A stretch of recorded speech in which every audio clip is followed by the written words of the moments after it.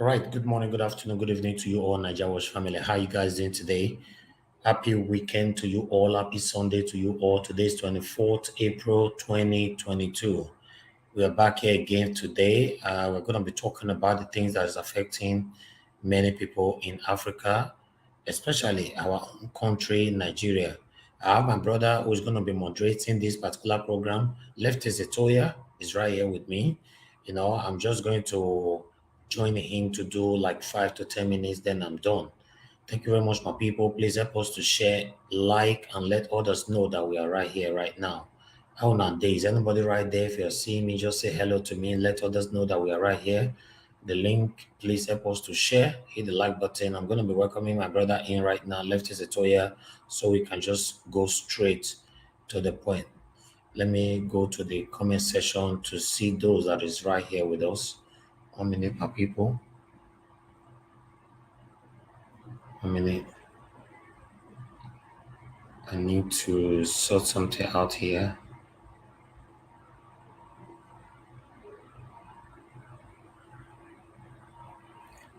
I'm trying to correct something. Please help us to share while we are doing this. Help us to share, help us to share. Let others know that we are right here, right now, and let's do this together. Okay. On the comment section, I can see Mother of All is already there with us. Mommy Diaspora, good afternoon to you, Mommy. Thanks for joining us. Happy Sunday to you. Bennett Obede, I can see you right there. Good morning to you. Happy Sunday to you. Uzaze Imariagbe, thank you very much. Good afternoon to you. Thanks for joining us. Appreciate every one of you. Let's do this together. Social Media TV is right there with us as well. I appreciate you. Thank you, thank you, thank you, thank you. We are going to be talking about the things that's affecting us. Especially in Nigeria. Let me put the link on the comment section so that others can use it to join this domestic violence that is currently going on in Nigeria. The link is going to be on the comment section right now. Everyone, please use the link to join us right here.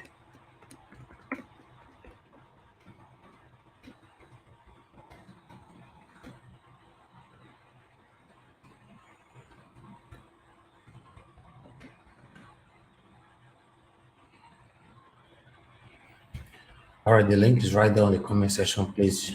I just pinned it. All right, my people, thank you very much once again for joining us. I appreciate every one of you. Yes, I have my brother right here. Let me welcome him in with us. My brother, good afternoon to you. Happy Sunday to you. Leftist Etoya, thanks for joining us. You are the moderator of today. I'm only overtaking you for a few minutes. It's okay. We are both moderators. There's nothing like overtake. It's just the same thing. I greet everybody. Happy Sunday. Today is another weekend and a good Sunday. I want to quickly appreciate people on the comment section and for those viewers viewing us and for our panelists that are yet to join us. We're already here waiting. We really want to talk about this problem. We shouldn't be talking about our politics every time. This also some problems that affect us as a people.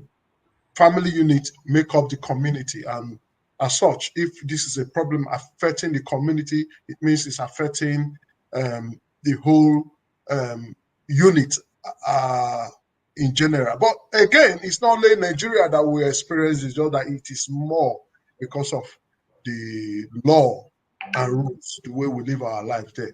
Thank you very much. Let me go back. Elvis, you can have the floor. Thank you. Thank you so much, my brother, for the opportunity given to me to express myself on this because I never wanted to join this, but the topic is very, very attractive. It was contributing on. I have our brother here, brother Nice. Thanks very much for joining us. Good afternoon to you. Happy Sunday to you. How are you doing today? Yeah, I'm fine. Good evening, everyone. Happy Sunday. I greet you, brother Lefties. Happy Sunday, sir. Nice. Good evening. I greet you. You did enjoy, Mr. Lefties. You did enjoy. Not look body, not look what they write for motor. Enter inside motor first. Eh? Yes. So shaky. Yeah, well done, Niger Wash. Thanks Thank you very much. for inviting me. Yeah. God bless you, my brother. All right, Yeah. my people, we are going to be talking about, we are starting from here. As you can see the picture right there on your screen, that one is another pathetic domestic violence which happened not long, just on the 14th here. A lot of domestic violence have happened this for the past couple of weeks, especially in Nigeria. So we've decided to talk about this. This one happened 14th of April, although that was the day it was posted. I'm not actually sure when it happens.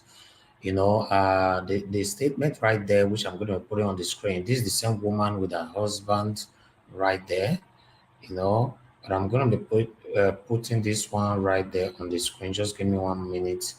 Let me put this on the screen so that uh, all of us can read along as I'm going to read some couple of articles right here because I don't want it to look like we are just talking. We have some couple of articles here. I think it's starting from this. Okay, no, I think it starts from here. All right, as you can see that one on the screen, which I'm going to be reading from here. The lady stated, I don't want to die like Sister Sinashi in the hands of my husband by Ade Oboro. Ade Oboro is the lady, the same lady that I showcased earlier on. This lady here, that's the lady. That's her and her husband. So she stated that I don't want to die like the way Sinashi died. Many of you know Sinashi, the popular gospel singer. Let me put a picture right there so you know the person I'm talking about. You know how that's the lady right there. You know how she died, but a lot of people blame or claimed that her husband allegedly killed her. So yeah, but we are gonna continue by this particular one right here. I'm gonna read. Please help us to share. You might think that you're doing me a favor by sharing. Trust me, you sharing, you might save another person from not dying in the hands of a violent husband or a wife. You don't know. So please help us to share for others to know that we are right here. I'm going to read. Let me put that on the screen. Yeah, you can see that right there on the screen. He said, my husband is even worse. I never wanted to bring this matter here, but I have to. I'm a type of person who likes to keep my relationship away from social media, but this is for clarification purposes. This was my secondary school classmate who I thought I knew to an extent. On December 28, 2020, he did the first and second stage in my family marriage list, which bride price happened to be on the second stage, which he paid. After he paid my bride price, he started maltreating me. 2021 was hell for me that at some point I left home for everything we settled around November 2021, which he promised he would never beat me again. But still nothing changed. This is my reason why I'm calling off the traditional marriage Igba Igu and white wedding ceremony between me and David Okike off. Between me was not part of the agreement in our beating me was not part of the agreement in our marriage. This Saturday should have been my traditional and white wedding ceremony day. I'm supposed to be happy, but I'm not. For a couple of months now, I have been going through a lot. I've been in a toxic relationship for over a year now. I'm aware that this may be a shock to many people, especially people from my hometown. My supposed husband hit and abused me in any slightest provocation. Just small misunderstanding without minding what condition I am into because I have chosen me and I will not live my entire life facing domestic violence. My supposed husband is full of range beating me with his belt, stick, broom in his daily routine. Many times he had lifted his hammer on me and his mother is and this Monday last week, just because of little misunderstanding, he beat me mercilessly, and on the process of it, he rushed into his mother's kitchen for a cutlass. When I noticed he's going for a weapon, I locked the door behind him, which he forcefully opened. Both this both both his mother and his sisters and some neighbors were begging him not to cut me with the cutlass. With all these things and more. I am fed up. I'm calling off the wedding and traditional marriage Igba Igu between me and David Okeke that supposed hold on this Saturday, 16th April 2022. Please, to my family and friends, I'm so sorry for any conveniences this may have cost you, but I will not end up with a man who always promised that if I didn't kill him, that he will kill me. I'm still suffering from unstoppable headache I sustained from the head injury he gave me 3 weeks ago. The bride price paid will be returned in due time. Please respect my choices. Thank God, and God bless you all. That was Ada Oburu. Ada Oburu, who cried out to let people know what she had been passing through in her marriage. She wrote on the social media, she said she's not a social media person. She wrote on her social media that she's calling off her wedding and all that because she don't want to die young.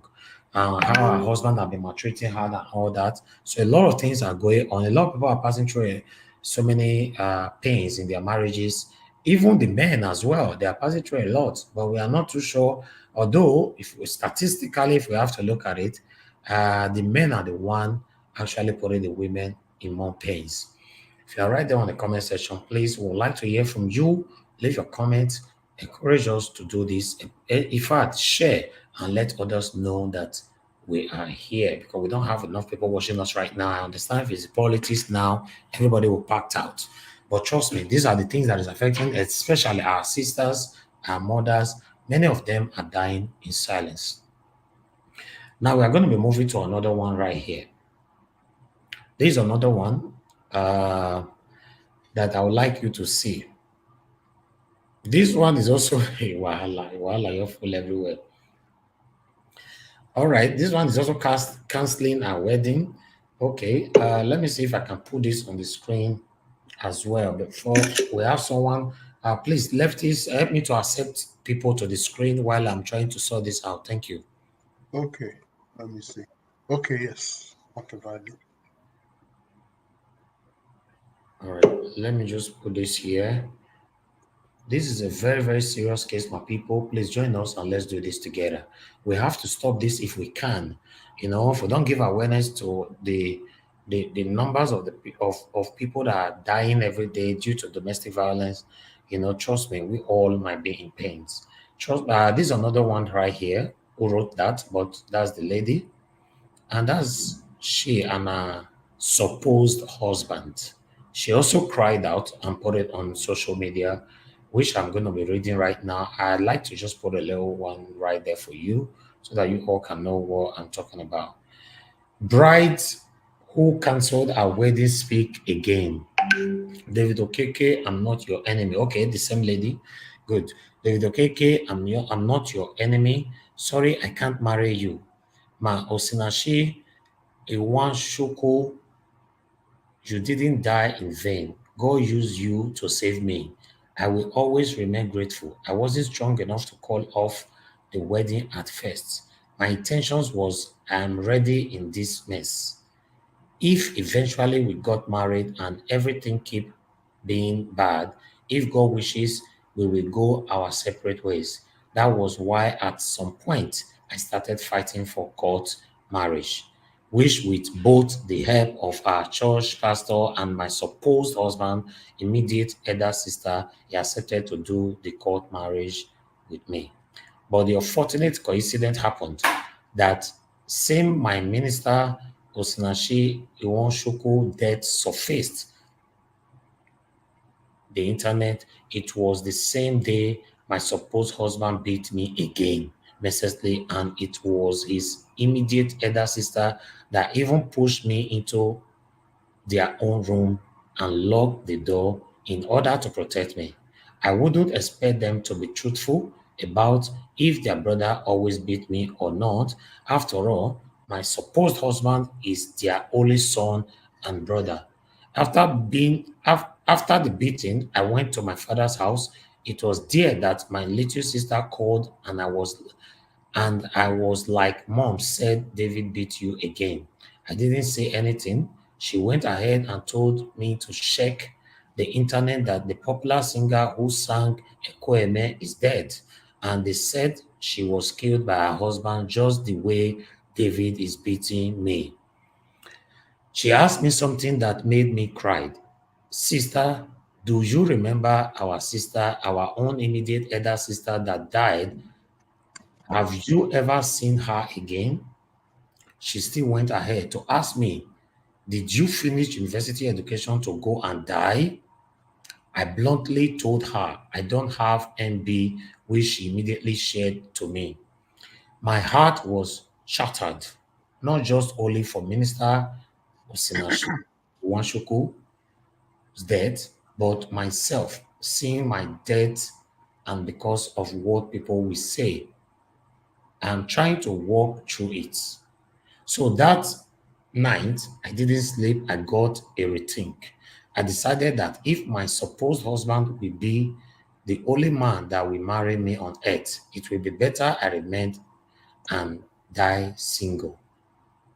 I already went to Obiazora police station to seek for advice. I told them I'm not here to arrest anyone, but I'm so confused and need an advice. After narrating my story and showing my wedding IV to about three top police officers, and they advised me to leave the village if at all no longer interested to marry the said guy.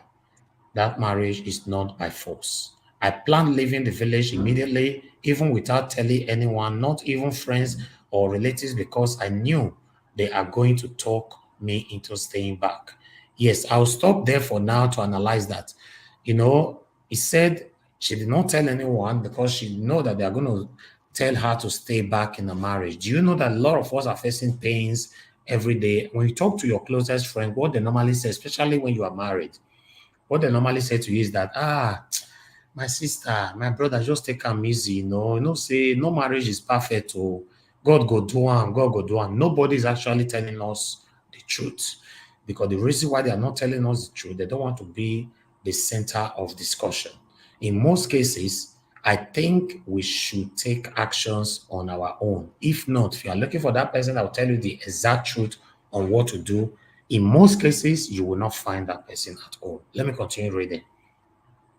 She said, and I quote, on my supposed husband's post yesterday, he said I had scattered his marriage plans severally, but that is laughable because it was never my fault. In Igbo land, there is what they call freeborn and not freeborn. I don't know what that means.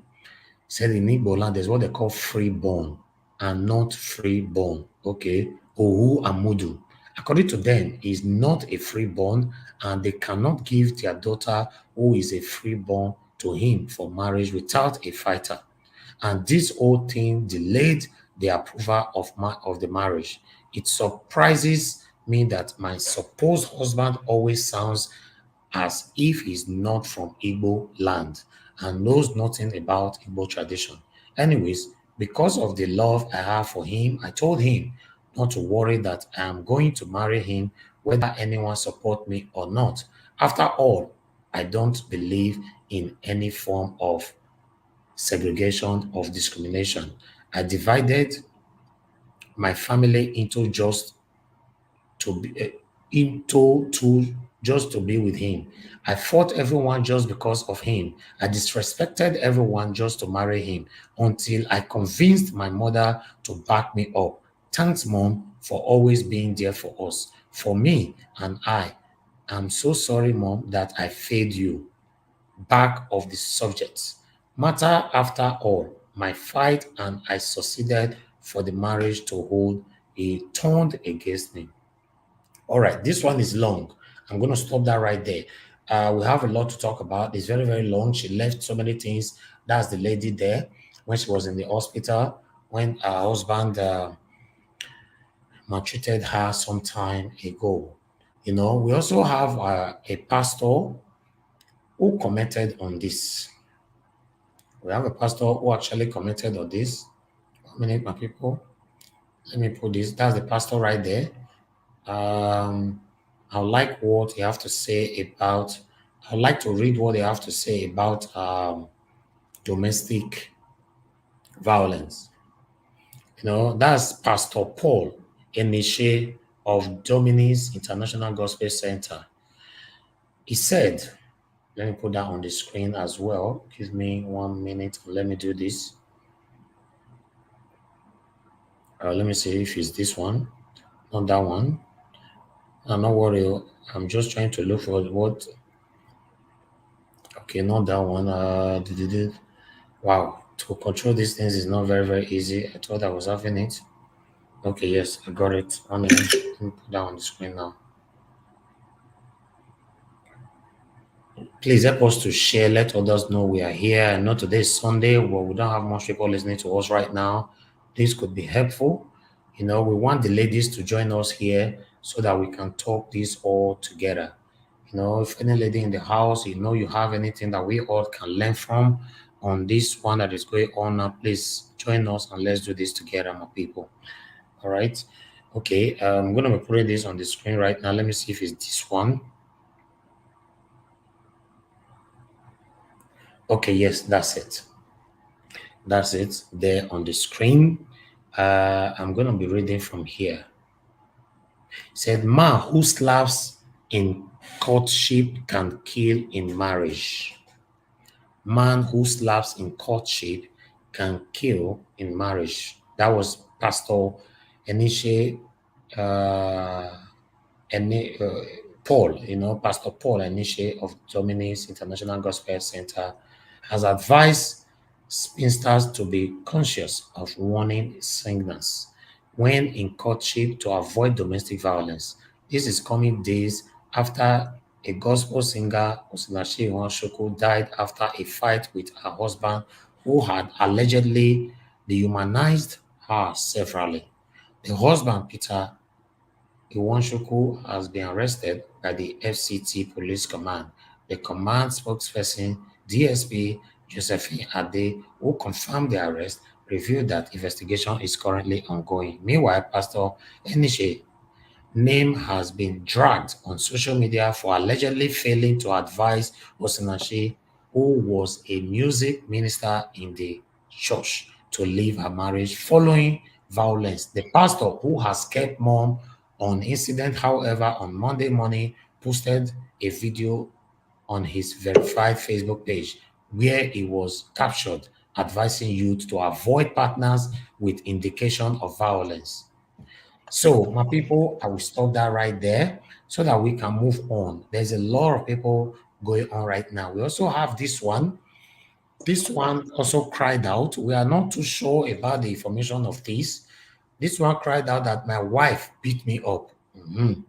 Now, wife beat this one, the wife. And so, a lot of things are going on right now. We are not too sure the one that is truth or whatever.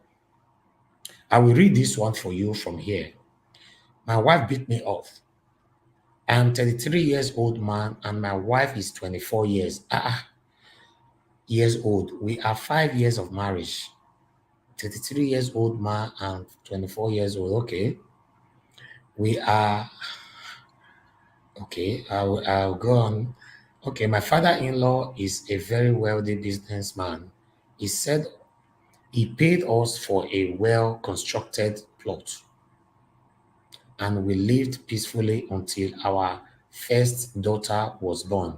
When I come home from work, my wife forces me to take care of the child. Each time it is me who cleans the child, changes his diapers, gives him the bottle. I also have to prepare food, tidying up the house. I can't even watch game on TV or go out to see my friends. She makes me watch novels with her all night, yet she won't go to work like me. She's the one who decides everything in the house, even when we have to eat, when we have to make love. I accept all this without resentment because I love her with all my heart. I don't want to lose her, but what I can't bear since her father gave her a car, my life has become a hell. She makes me wash her car. She blames me. She hits me regularly. She once sent me to the hospital. I have the wounds all over my back. My wife terrifies me. When I see her, I panic. What can I do to change my situation?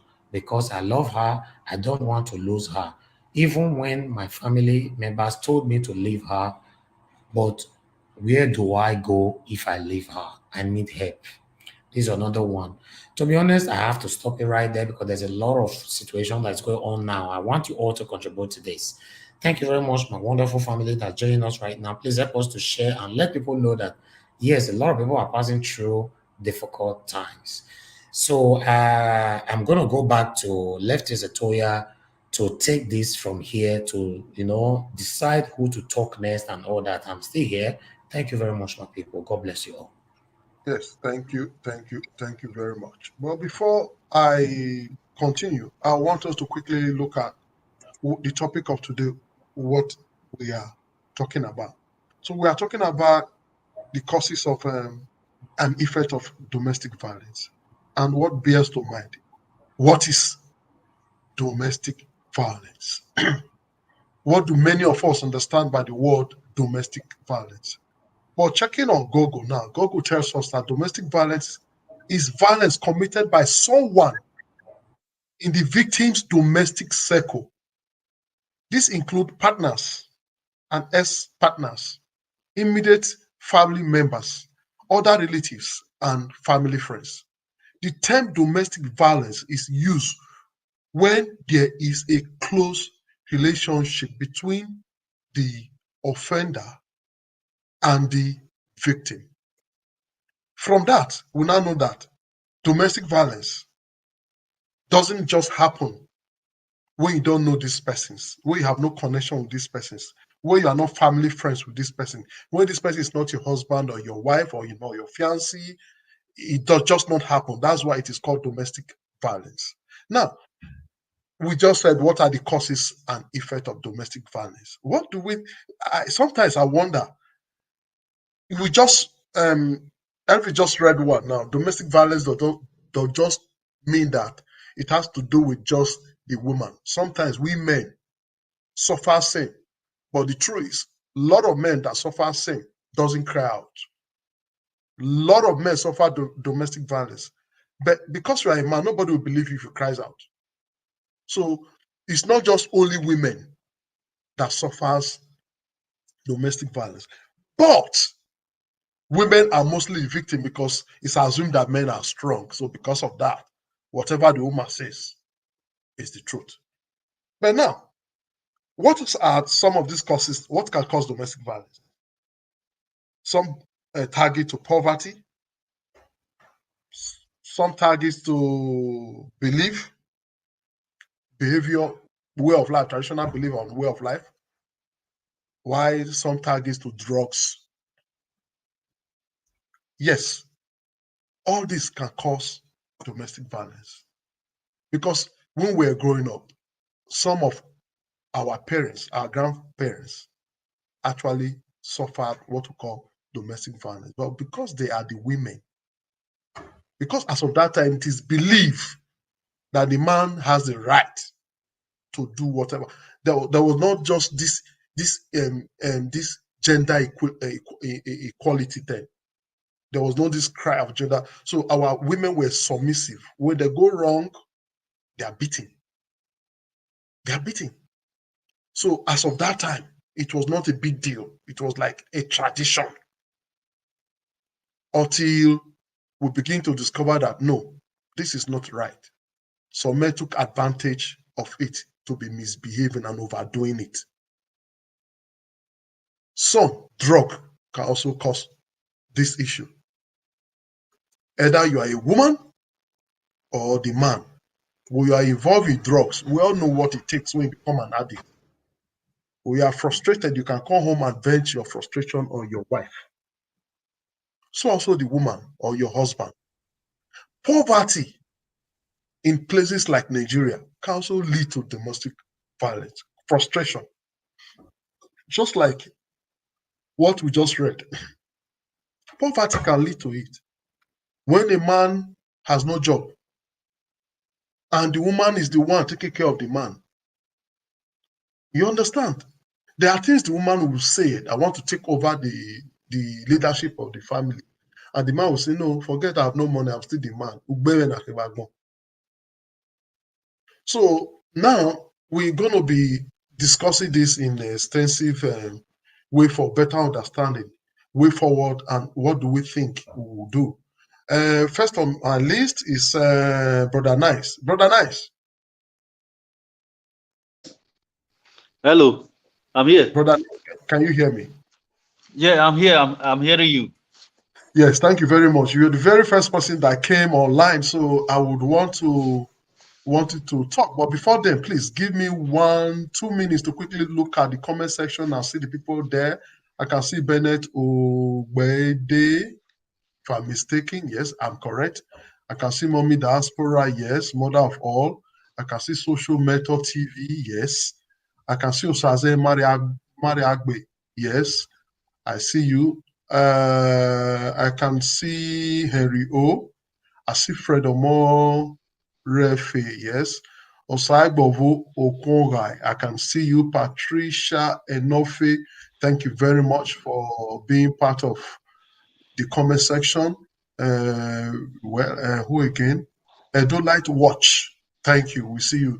June Obaseki, Wese Koyo, Wese. Osaige, or dare I say, I feel you. Mami C. Osundoria. I don't know if my pronunciation is good. I see you. Ekwase, I see you too. Angela Amufwa, I see you. Rena Watson, you are welcome. Mary Daniel, yes, I see you. Rita Adams, you are there. Emma Aigbedion, thank you. So far, that is the people we have so far. So, Brother Knight, Yeah. tell us something. Okay. Okay. About the domestic violence issue, I would say the domestic violence issue problem is a universal problem. It does not partake to Africa alone.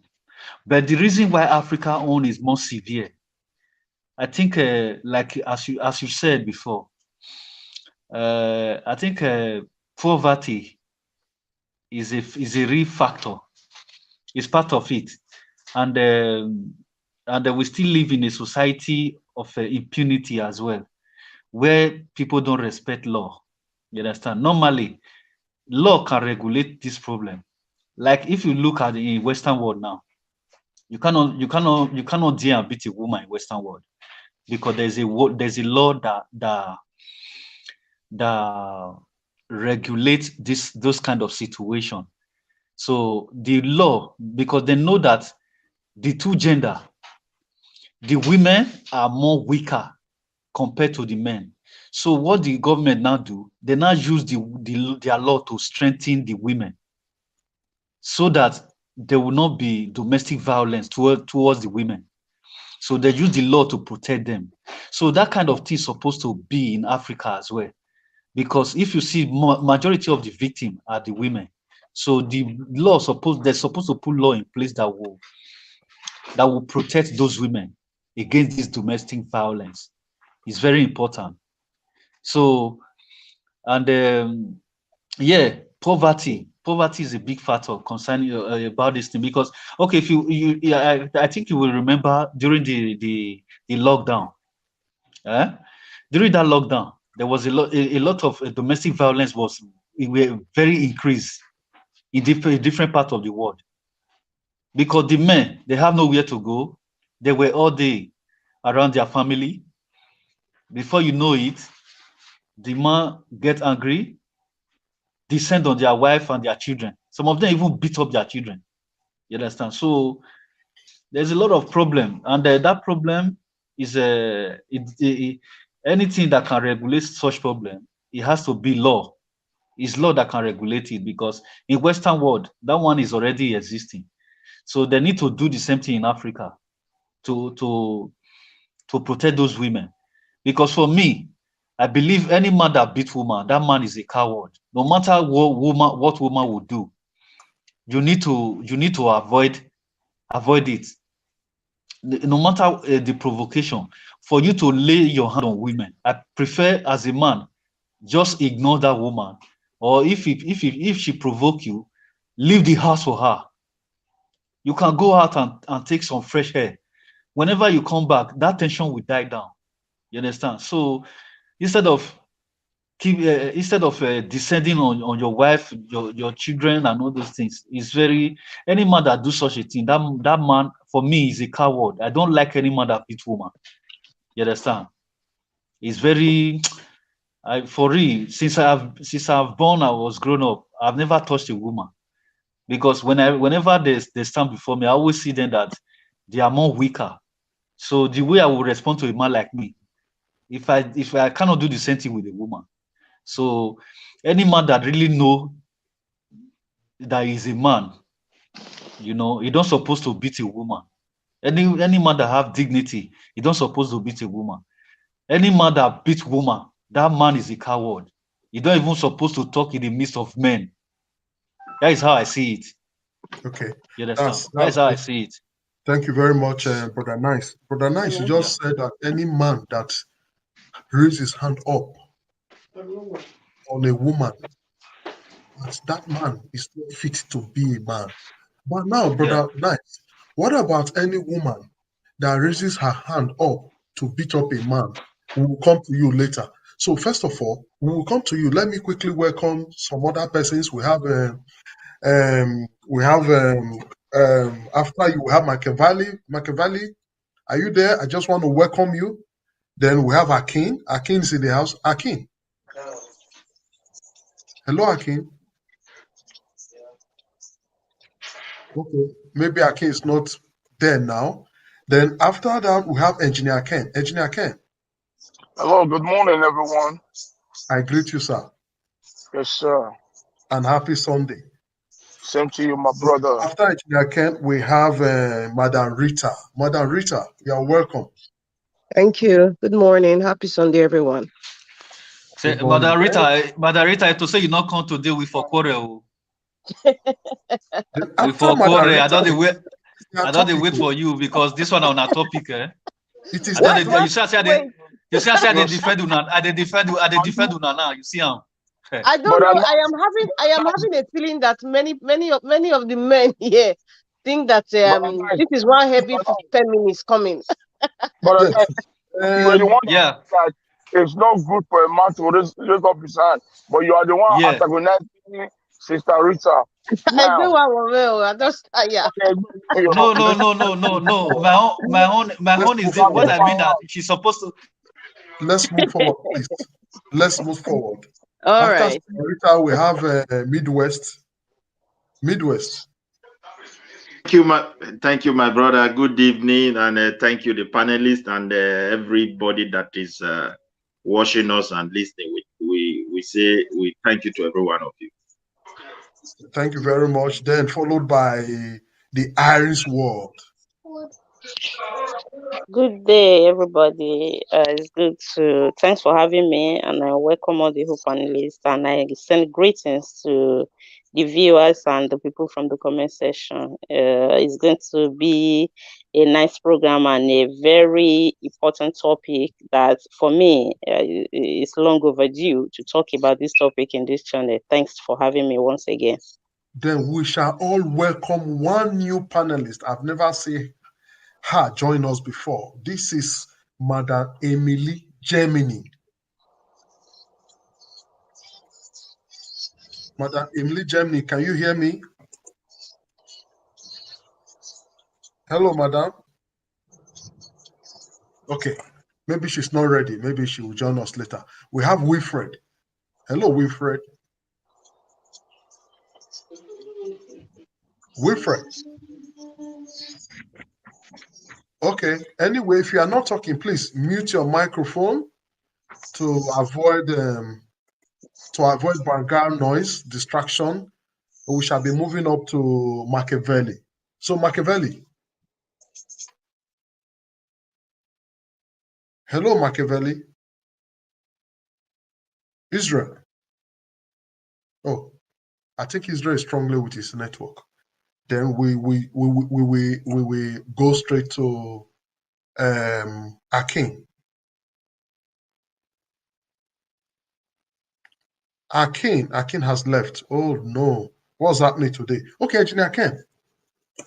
Okay, Israel is back. Israel. Yeah.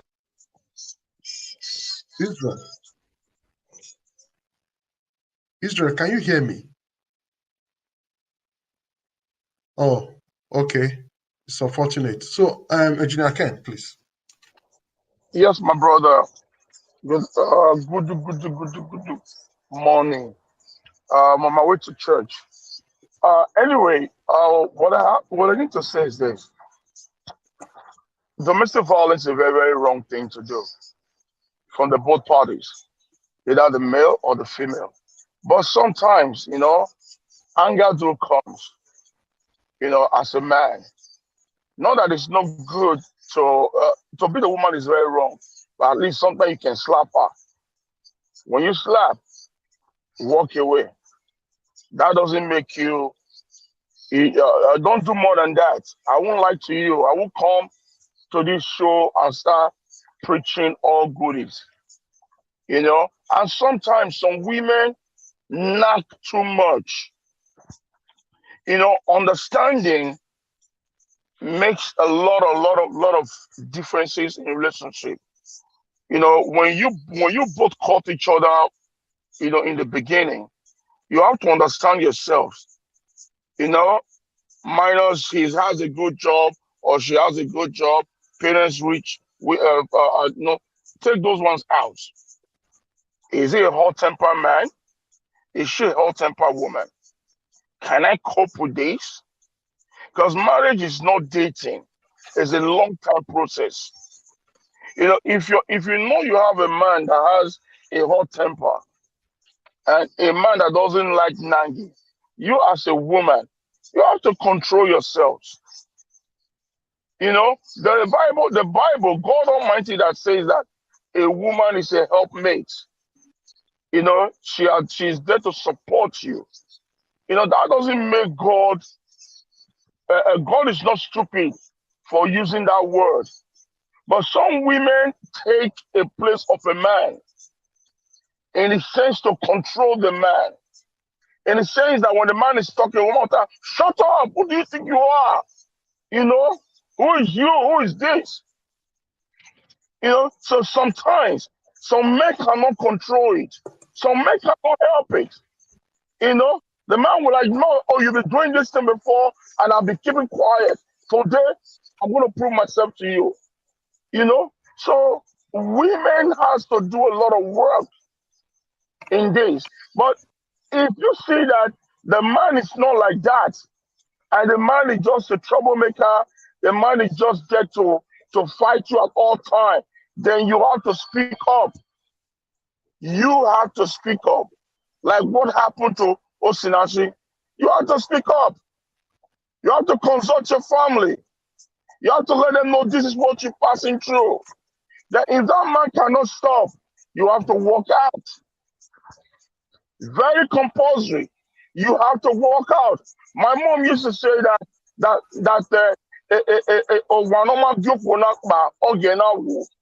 a house that a woman refused to walk out, she would die there. So every woman has to understand their position, and likewise to a man. If your man has no job, and you know this man is a hardworking man, he loses job. All you have to do is to support him, encourage him, encourage him, pray for him, bless him, let him know that without the job, he's still your king. He's still there for you. He's the man of the house. Let him know that when you do this, that woman, that man will cherish you throughout his lifetime. I remember early 80s when my own father, when my father left his company, things shake a little bit. Nobody knows. Sometimes I will see my mom give my dad money. I said, Mommy, what is going on? She said, shut up. you know. So nobody knows, but that man cherished my mom.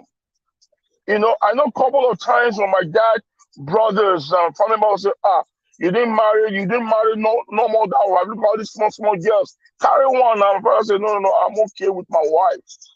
She loved me and I love her. At his age, my dad is about 87 years old. At his age, he's the only man in his family that has one wife. That has one wife.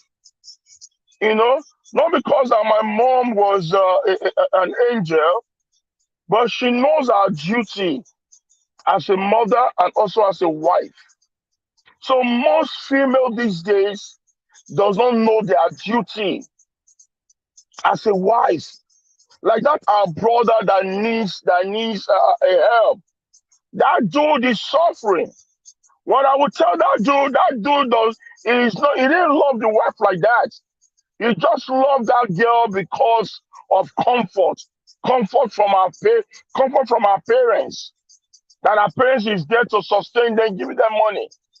So now the girl, his wife is now using that as an advantage, you know, to molest the man and to treat the man bad.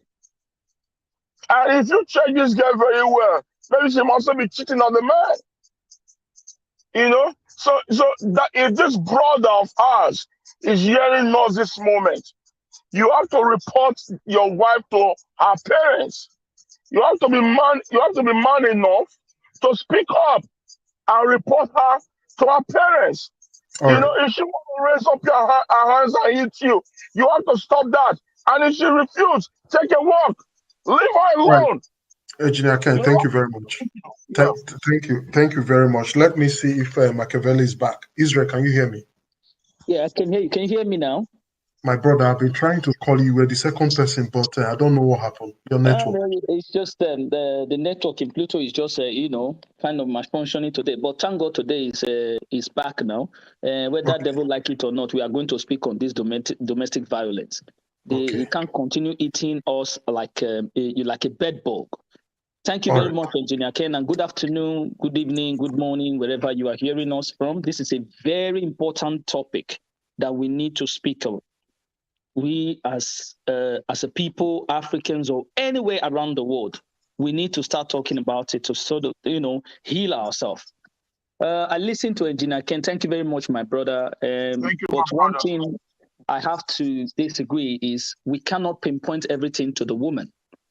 We as a man, a man is supposed to have tolerance, self-control in anything we are doing in our lives. So also the woman. A lot of this, domestic violence has been, like I said, a bed bug. A lot of factors contributed to it because our environment where we come from, social, cultural backgrounds as well, and also our families, economic situation, disabilities, a lot of things contributed to this whole domestic violence. One thing I must say, we all know women are supposed to be our helper. That is what God gave us. That is how God gave it to us. But we men, we shouldn't use it as an advantage to suppress these people, to tell them they have no power. Because most of us use that because we want to do certain things. We want to always prove that we are the men. We all know when we're coming back, when we went to school, how we grew up, they taught us how a family tree works.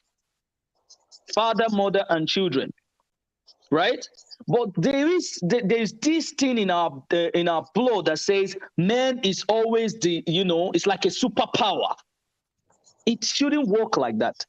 But some people might disagree and said, okay, if you give it to the women that we are going to speak on it. It's not just because of men. It's not just only men. It's also for the women as well. It's on both sides. So we got to look at it on the men's side, and we also have to look at it on the women's side. On the men's side, we want to act. We want to tell the world that we are too superior. Anytime we want to say anything, we want to speak, it is either with anger or, we want to use that boldness. And our society is also part of it. And also our culture, the way it is. Why is it an effect? I'll tell you. Example is this: when a man is married to the wife and is trying to be cool, sometimes the family will say, he's too quiet. That is, you see, this woman will start talking above him now. He's too quiet, he's not acting well. And when there's a problem in the house, maybe a minor issue, and you take it back to your family and say, Mama and Papa, look at what is happening to my house. Instead of them to give you guidance, they start telling you, I tell you, you too quiet. You too quiet. This one, you are adding flame to it. You are not making that home. You are trying to destroy it. And this is a problem.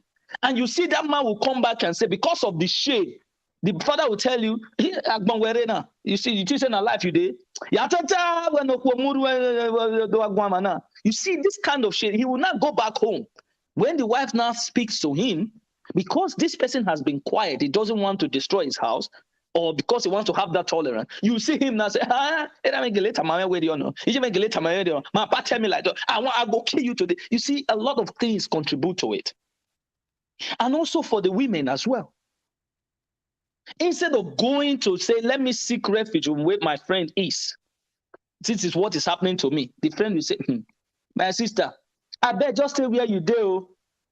If you're not fit, do one like this, do one like that. But not me tell you, you are supposed to give advice, give that person a therapy so that, okay, this is how you do it. If your husband is there, you calm down, let him calm down first. Maybe later, give him good food, go dress the bed where, go back to him, pet him. My husband, this is not the way to do things. Let's do it away. Dialogue. They will not give that kind of a therapy. You see them, how don't you try? Who it be? I go do one like this, especially those who live in diaspora, who now think that the law of this land that favors the women, they want to use that as an advantage over these men. So it has to deal with both sides. But for women, we have to have tolerance and also the ability to, to have that kind of a dialogue, the ability to assimilate things. When the woman is talking, allow her to talk. If you want to go get fresh air, go outside, go get the fresh air, come back again, speak to them. And when you are doing things like that, do not allow your children to be there, because these things are going to pass on to these children and it's going to have an effect on them. And if you can't do it, seek other advice. Talk to your friends who you think that are reasonable. My brother, how do I deal with this situation? Because everything does not base on anger, especially the financial aspects of it. When the woman is working, maybe the man is not working. The woman will take advantage. Hey, let me want to do. What you fit do for this school fees you not fit pay. This one you not fit pay. Maybe the man is trying to say, don't worry now, mama, baby, don't worry. Things are going to get better. No. My friend, I said that they buy handbag. Now, so this one, what you fit do? Useless man. This. You are making this, and these are going to cause a trauma for this person. It might lead to suicide because it cannot, hang out. It cannot shoulder with the rest. People like him who are also family, who also have family. So you see him be like an outcast. So we must have to put all these things into consideration, because this domestic violence has killed a lot of people. People die in silence because they don't want to speak. And also the government has to come in. We have to have a body that can, whereby these people can also go for therapy. They teach them. You go and see a psychologist or anybody so that they can speak to you. If there's anything wrong with it, it's an anger problem, is this, they will talk to you on how to, move your family. I'll leave that for now, give the rest panelists so that they can contribute. Thank you very much, everyone. Yes, Israel, thank you very much. But before I go to the women, which is Madam Rita's turn, I want to quickly welcome the few persons I just saw on the comment section, like Idemudia Edo Boy, Obokeao. For you to be a Edo Boy, not easy, because that is the place where we have the king of the whole world. I think I saw now, who again? Naomi Bella, who say, thank you very much, Naomi Bella. I can see you, Clarence Bells. I see you, and who again is new that I just saw? J. Nede, I see you. Don't know if you are a female, Jade Nedel, but I see you. You are welcome. Grace Imafidon Maberewe, welcome, ma. Who again that just came in on the comment section that I've not seen? Also Godwin, JSTV, we appreciate you. Faith Wilfred, we appreciate you. Who again? Emma Aigbedion, we appreciate you. For now, I think that's all. So I will want a woman to talk about, to also talk on this. And the next person now is Madam Rita. Madam Rita, please. Yeah, lefties. I think it was Hakim before Israel. I don't know if he's available. If we are going chronologically, so I don't want it to seem like I'm truncating Hakim. I don't know. Hello. You can go ahead. You cannot truncate Hakim. It's your time. Oh, it's my time. Okay, thank you very much. Thank you so much. This topic is overdue, and I think today should not be the only day we speak about it. I would advise that maybe we should bring it to the next Saturday. Anyway, first of all, I don't know. I find it something irks me when I hear the woman is a weaker vessel. I don't know where we got that from. I don't know if it's scriptural, cultural, or I don't know. I don't know where we got that from because me, I'm not a weak woman. My mother is not a weak woman. My grandmother was not a weak woman. And I know my ancestors, the female ancestors, they were not weak women. So that mentality of saying women are the weaker vessel, I think is absolutely wrong to even say that because what you say might be what you eventually believe when you keep repeating it. Women are the weaker vessel. We are not weak. We are not the weaker vessel. Please. Anyway, that aside, I just wanted to clear that part. You see this domestic violence issue. Violence is violence, either way you call it. Domestic or in the workplace or in your house, violence is violence. And one thing that I think is the fundamental thing that every human being should have, and those who are Christians, would understand where I'm coming from. Even if you're not a Christian, you've heard this biblical, one of the 10 commandments. God said, love your neighbor as thyself. God already has that. God has made us to know that we need to love ourselves. So as much as we love ourselves, we should love others the same way. God understands everybody loves himself. So if you love yourself, I too love myself. If you love yourself, I repeat, if you love yourself, you will not allow anybody to hurt you and still stay there and accept that hurt. If you love yourself, many people, men and women, do not love themselves. And it starts from the foundation, and that is the family.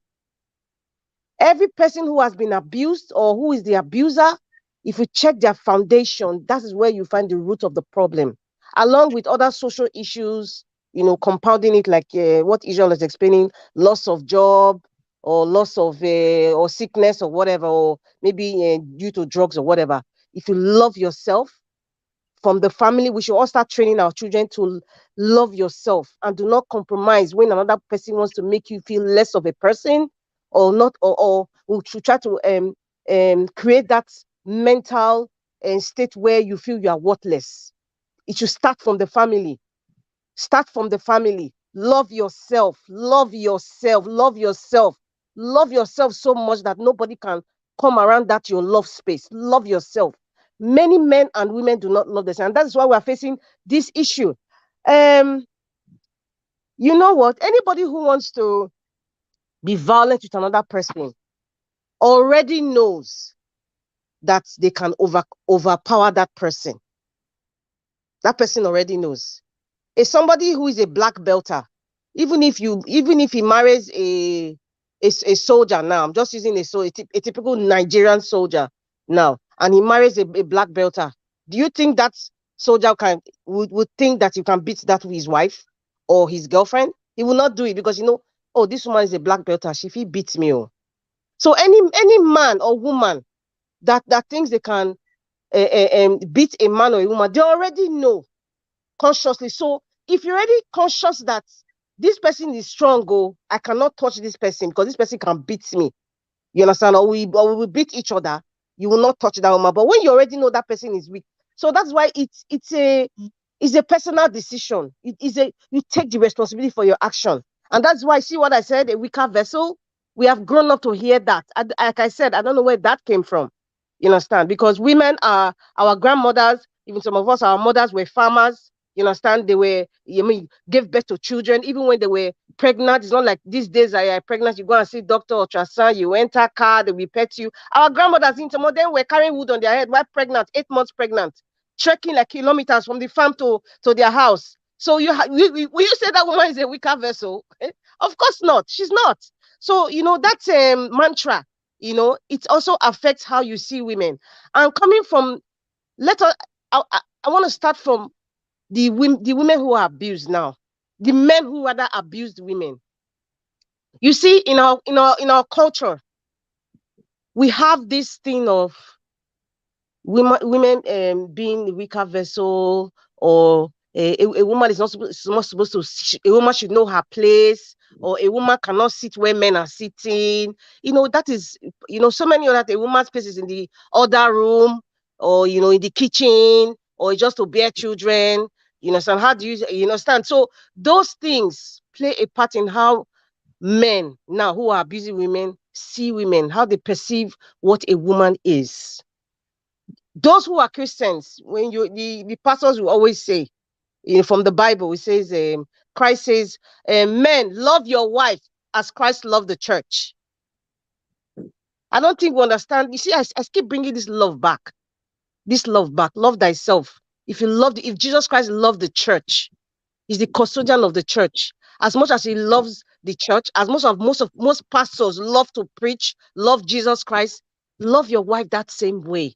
You wouldn't think of hurting your wife. Nobody is perfect. People have disagreements. They say, my grandfather used to say, people get married to quarrel. That's the essence of it.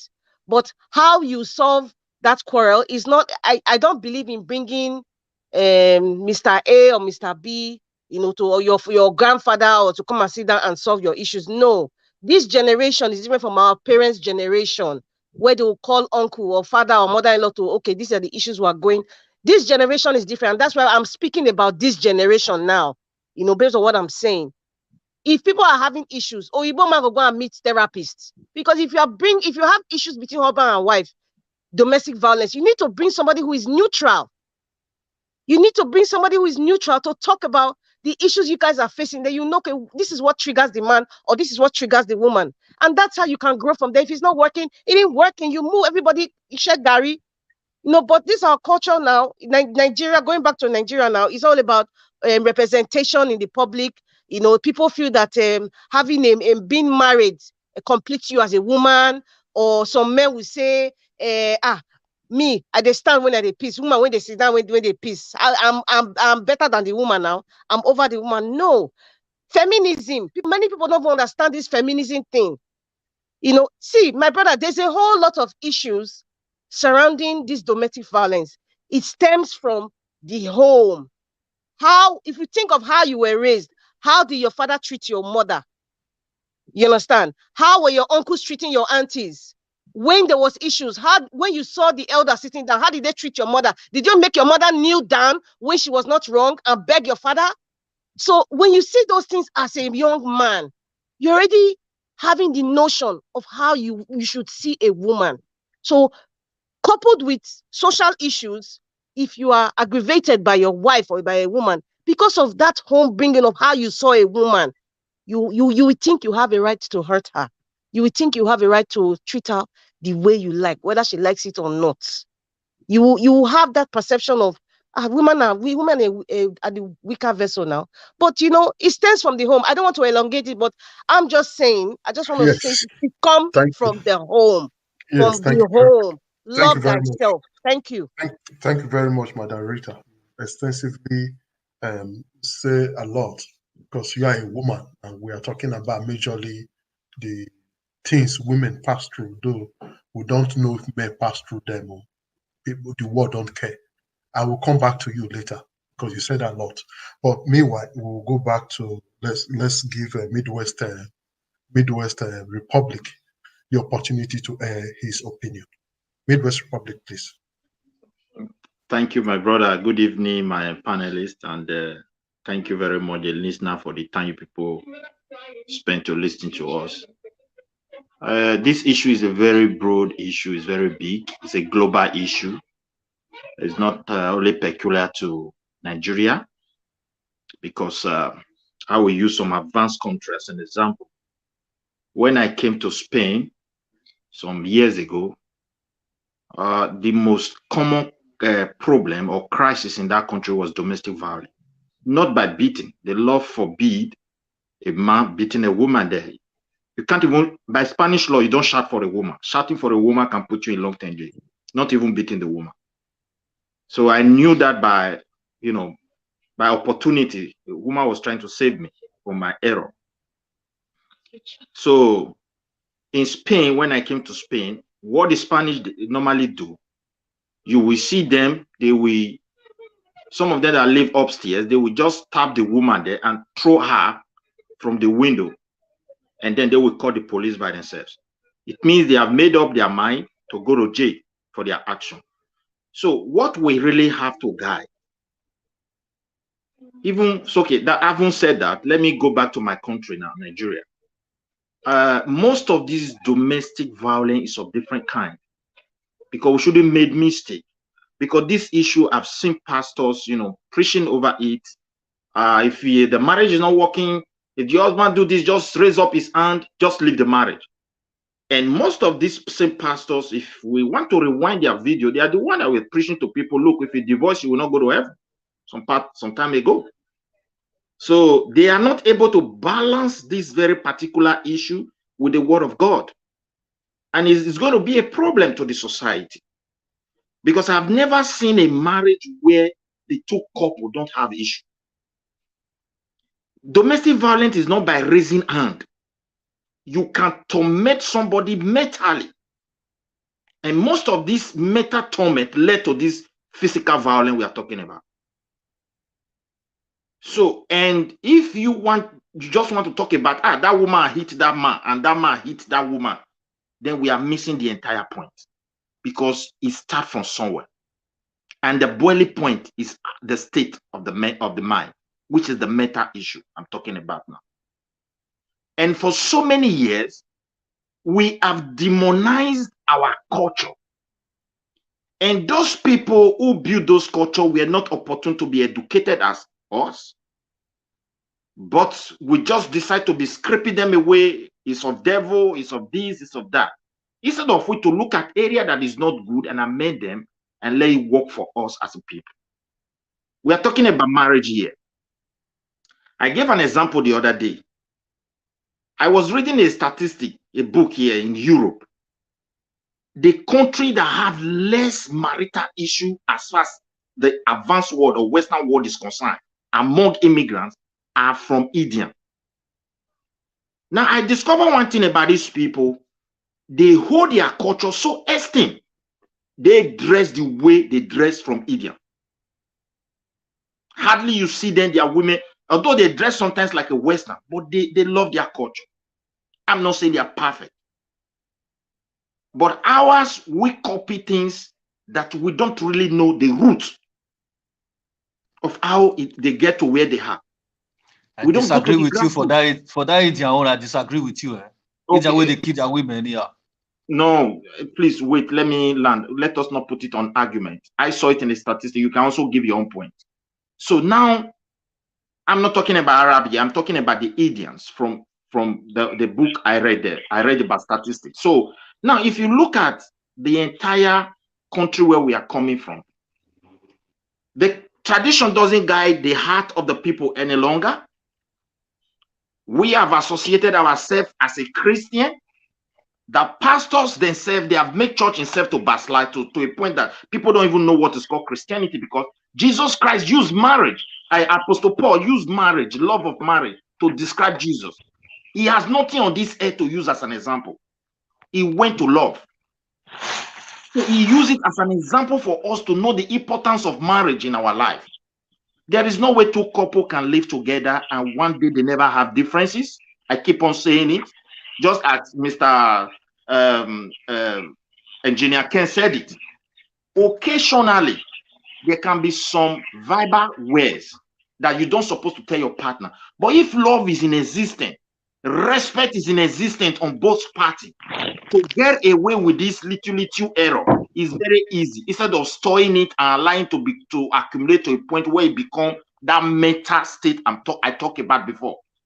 For a man to raise up his hand and start fighting, mentally, something has went into him. For a woman to start fighting, something went into her. So we must try to also cultivate the love, like the love of marriage. A marriage is not a place where people strive. God put the man as the head. He did not put the man as a ruler who will be beating his wife on daily basis without even knowing that he's offending God that created him.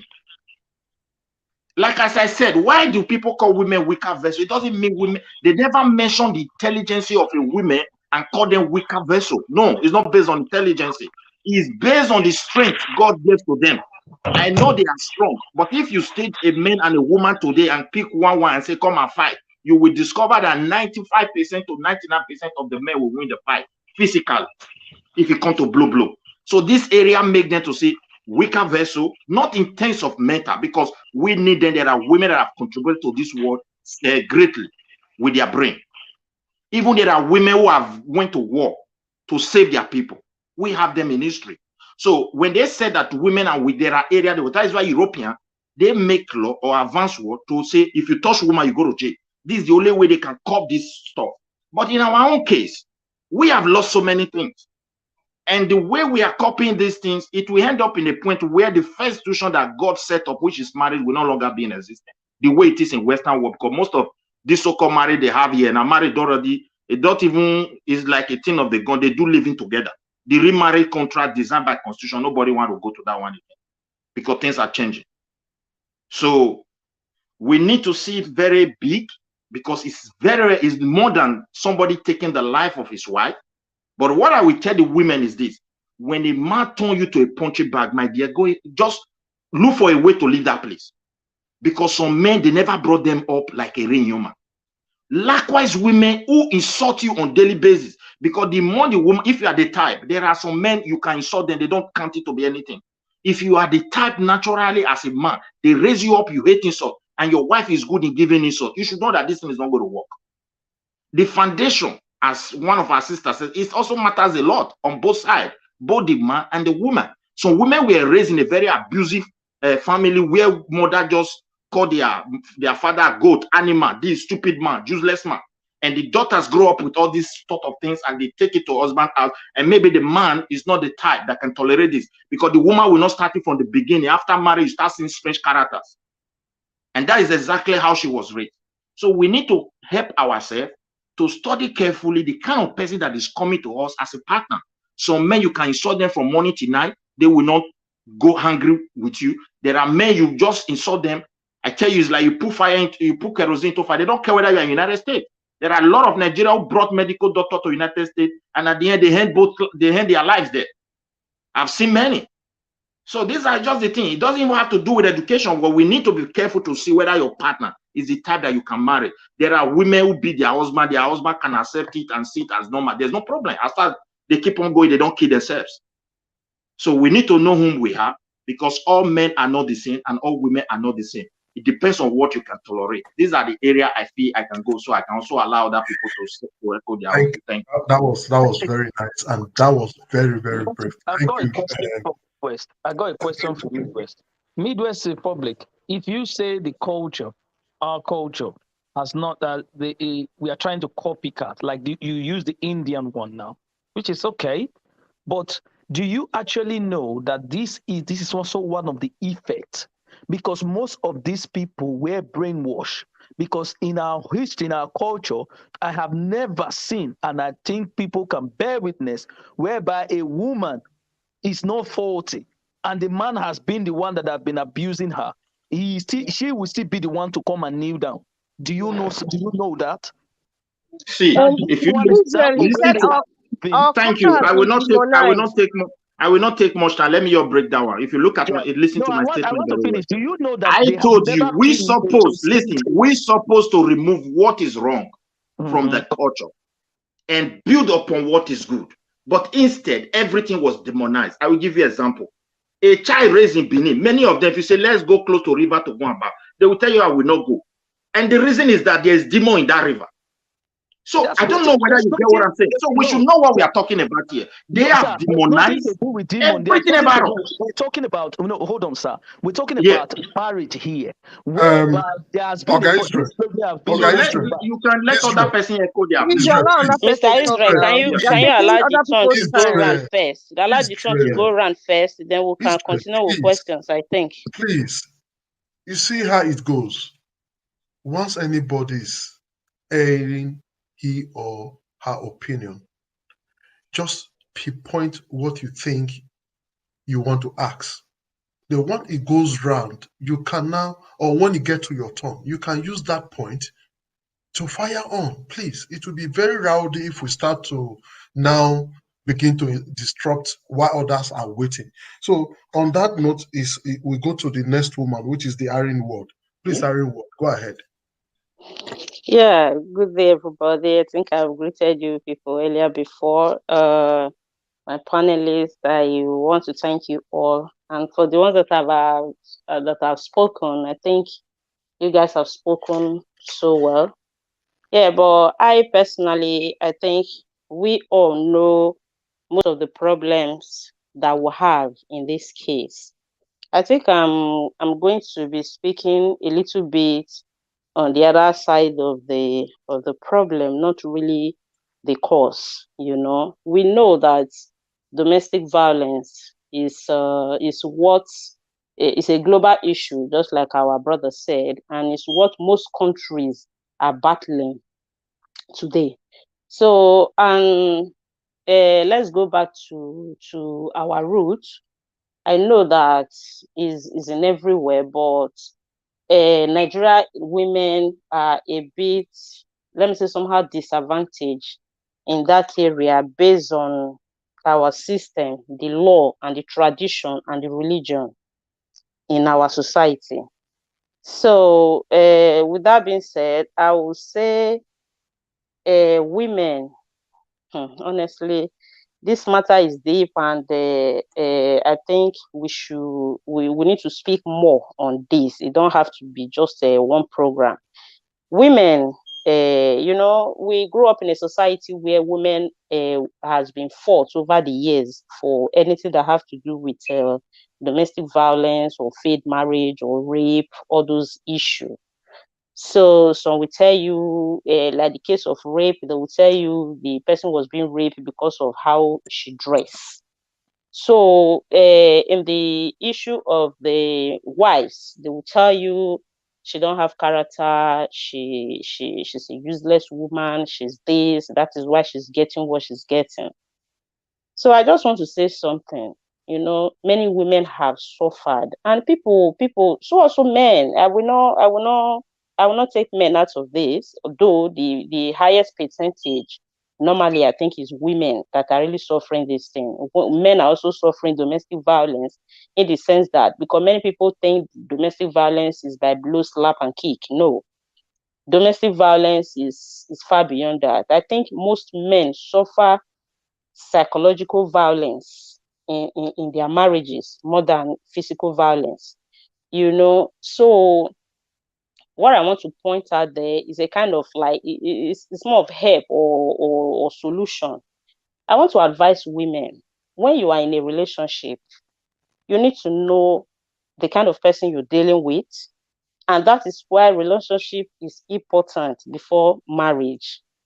Even though some religion, Christian religion mainly, some of them don't normally accept that. But for me, I think it's very, very important, because that is a process. You will know the kind of person you're dealing with. You need to know the kind of person the person is, just the same way the person will study you and know the kind of person you are. When it comes to issue of violence, if he starts maltreating you, violence is coming in while you people are in relationship. Honestly, I want to advise the women, remove the idea of maybe when we marry, it will change. You cannot bend a dry fish. When you try to bend a dry fish, it got broken. So if the person is like that, it's like that. And if you are going into marriage with that person, just know that that is the person you are going into marriage with. And if it's something that you cannot handle, which I don't advise anybody to handle a case of domestic violence, don't go into it. Advise the person to go for therapy. If you are leaving the relationship, tell the person, this is why I am leaving you. This is why we cannot be together. If you need to get a help, you can get a help. And there are some people as well, when you see men, their attitude differs to women as well. That is what some people also don't know. You see some women saying that man, very bad man, very this, very that. You see another woman that have dated the person will come and tell you another part of that same man that you know the other part of the man. So if you think maybe your character and or your attitude with the person is not in line, it's not by force. Leave. Let the person look for a character or attitude that will match his or her own.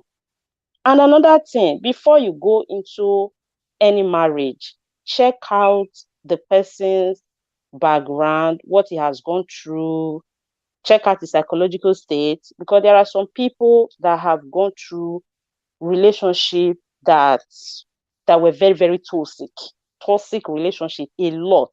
So there are some they don't let go. They carry that in and transfer it over to the next relationship. That is where you see some women are saying all men are the same. And I can boldly say all men are not same. So toxic relationship lead to so many women that have that mentality of all men are same. So for that reason, the way you used to treat the person that you were into a toxic and abusive relationship with, you carry it over to maybe another gentleman that you have come across with that barely talk, that is not violent, and all that. You say, maybe it's just pretend it's not that. No, that might just be the person. But because you're hot, you refuse now to see the difference between men. You now conclude that all men are same. And some women need to heal. When you're coming out of relationship, get healed before going into another one. So avoid all those issues of everybody is same, because everybody can never be the same. So, and I believe in this marriage of a teen, respect and dialogue should be the principal thing. When you both have respect for each other, you people dialogue and let secrets away from your marriage. I think it will go a long way, because there is no man or woman that will discover maybe a man that you have known for a decade or more or 2 decades. All of a sudden, you discover a very big secret in that marriage. Honestly, the problem might blow off to the extent that maybe it might go out of control from both of you. You end up in a violent state.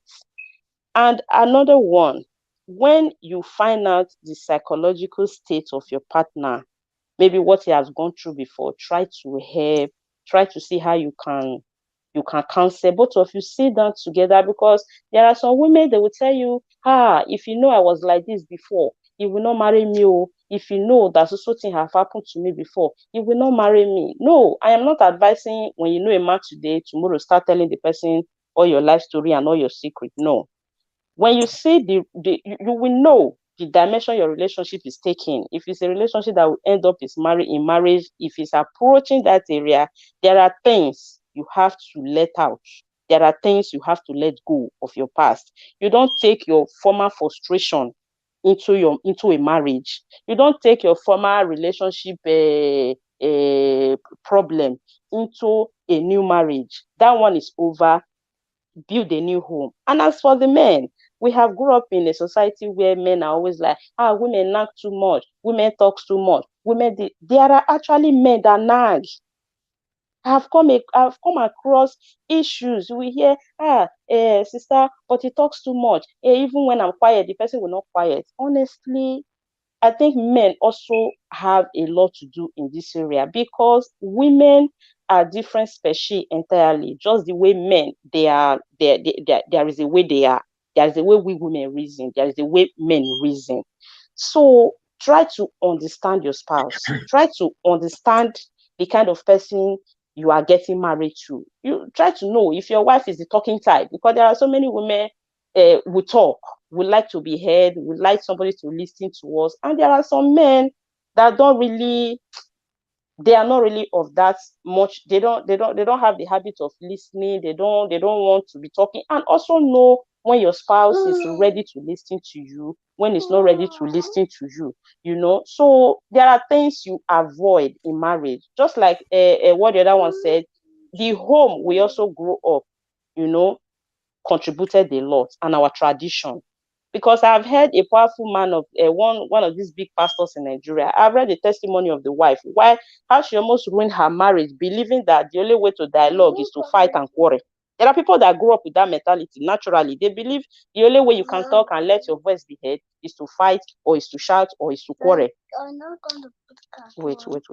So in that case, we just need to understand ourselves, study ourselves, and our government also need to do better, because those things are happening in Western world today, because they have the law backing the women, saying that probably they are the most affected sex in this area, physically.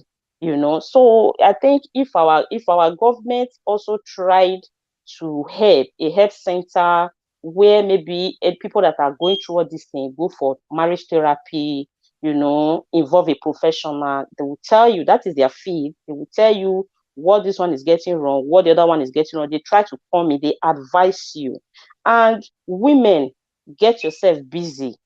It doesn't mean because you're having children, you cannot do something, you cannot work, or you cannot, you know, do something. Because sometimes an idleness cause a lot of open room to a lot of things. You think things you are not supposed to think, you reason things you are not supposed to reason, I mean, and for example, like in the platform yesterday, I heard a voice note there, somebody saying some of our women that are doing business back home, they end up dating cultists in such a way for them to protect their business. I mean, you are already using your hand going into a domestic, a violent relationship, because when you're dating somebody just because you know that this person is into this, and you are dating the person to protect your business, from protecting your business, tomorrow he might also end up protecting himself from you, just for ordinary talking. Because we grew up in society, they say women don't talk. You don't have to talk back on your husband. You don't have to look his face. You don't have to say anything. Anything he say, just kneel down and say. I mean, we need to look into our tradition and do away with the one that we know is not helping this generation right now. And we also have to look into things that we know is not obviously working for us, and we try to make amendments. Like we that are also in diaspora, we see how the white people do it. Most things that they do that work for them, we should try and bring these things in. I'm not saying that we should copy them completely, just like our brother said.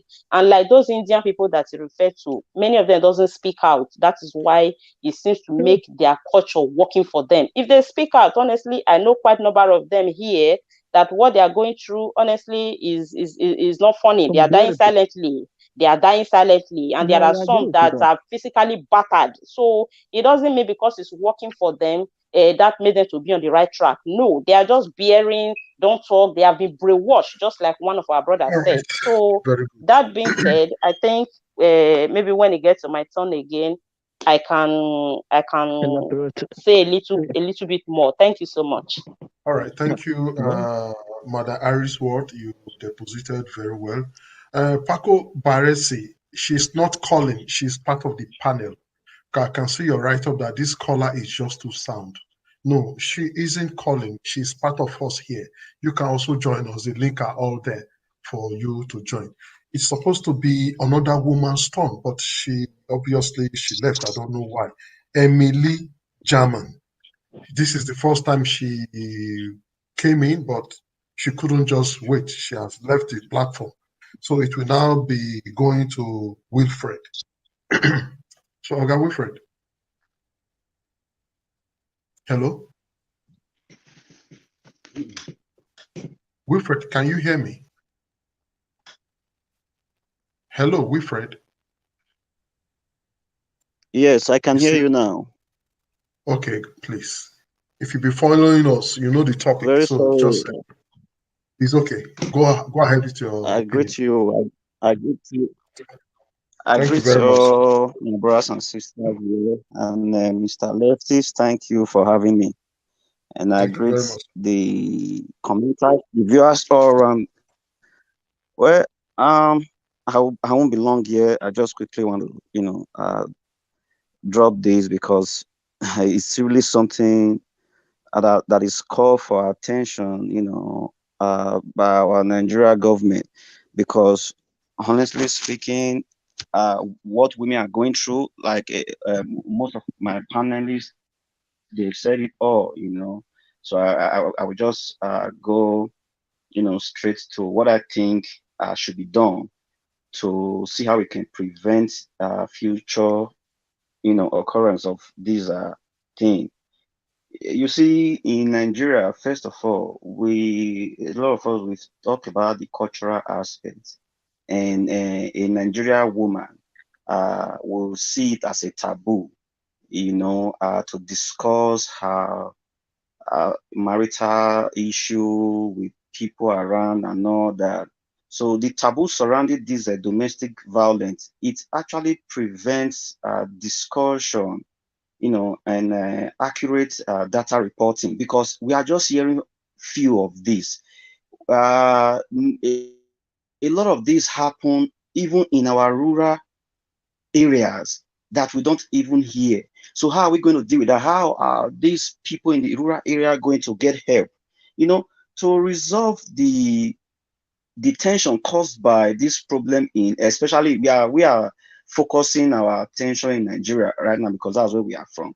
To resolve the tension caused by this problem in Nigeria society, it will be necessary to remove the stigma around the domestic violence in women, because you hit a woman first, you have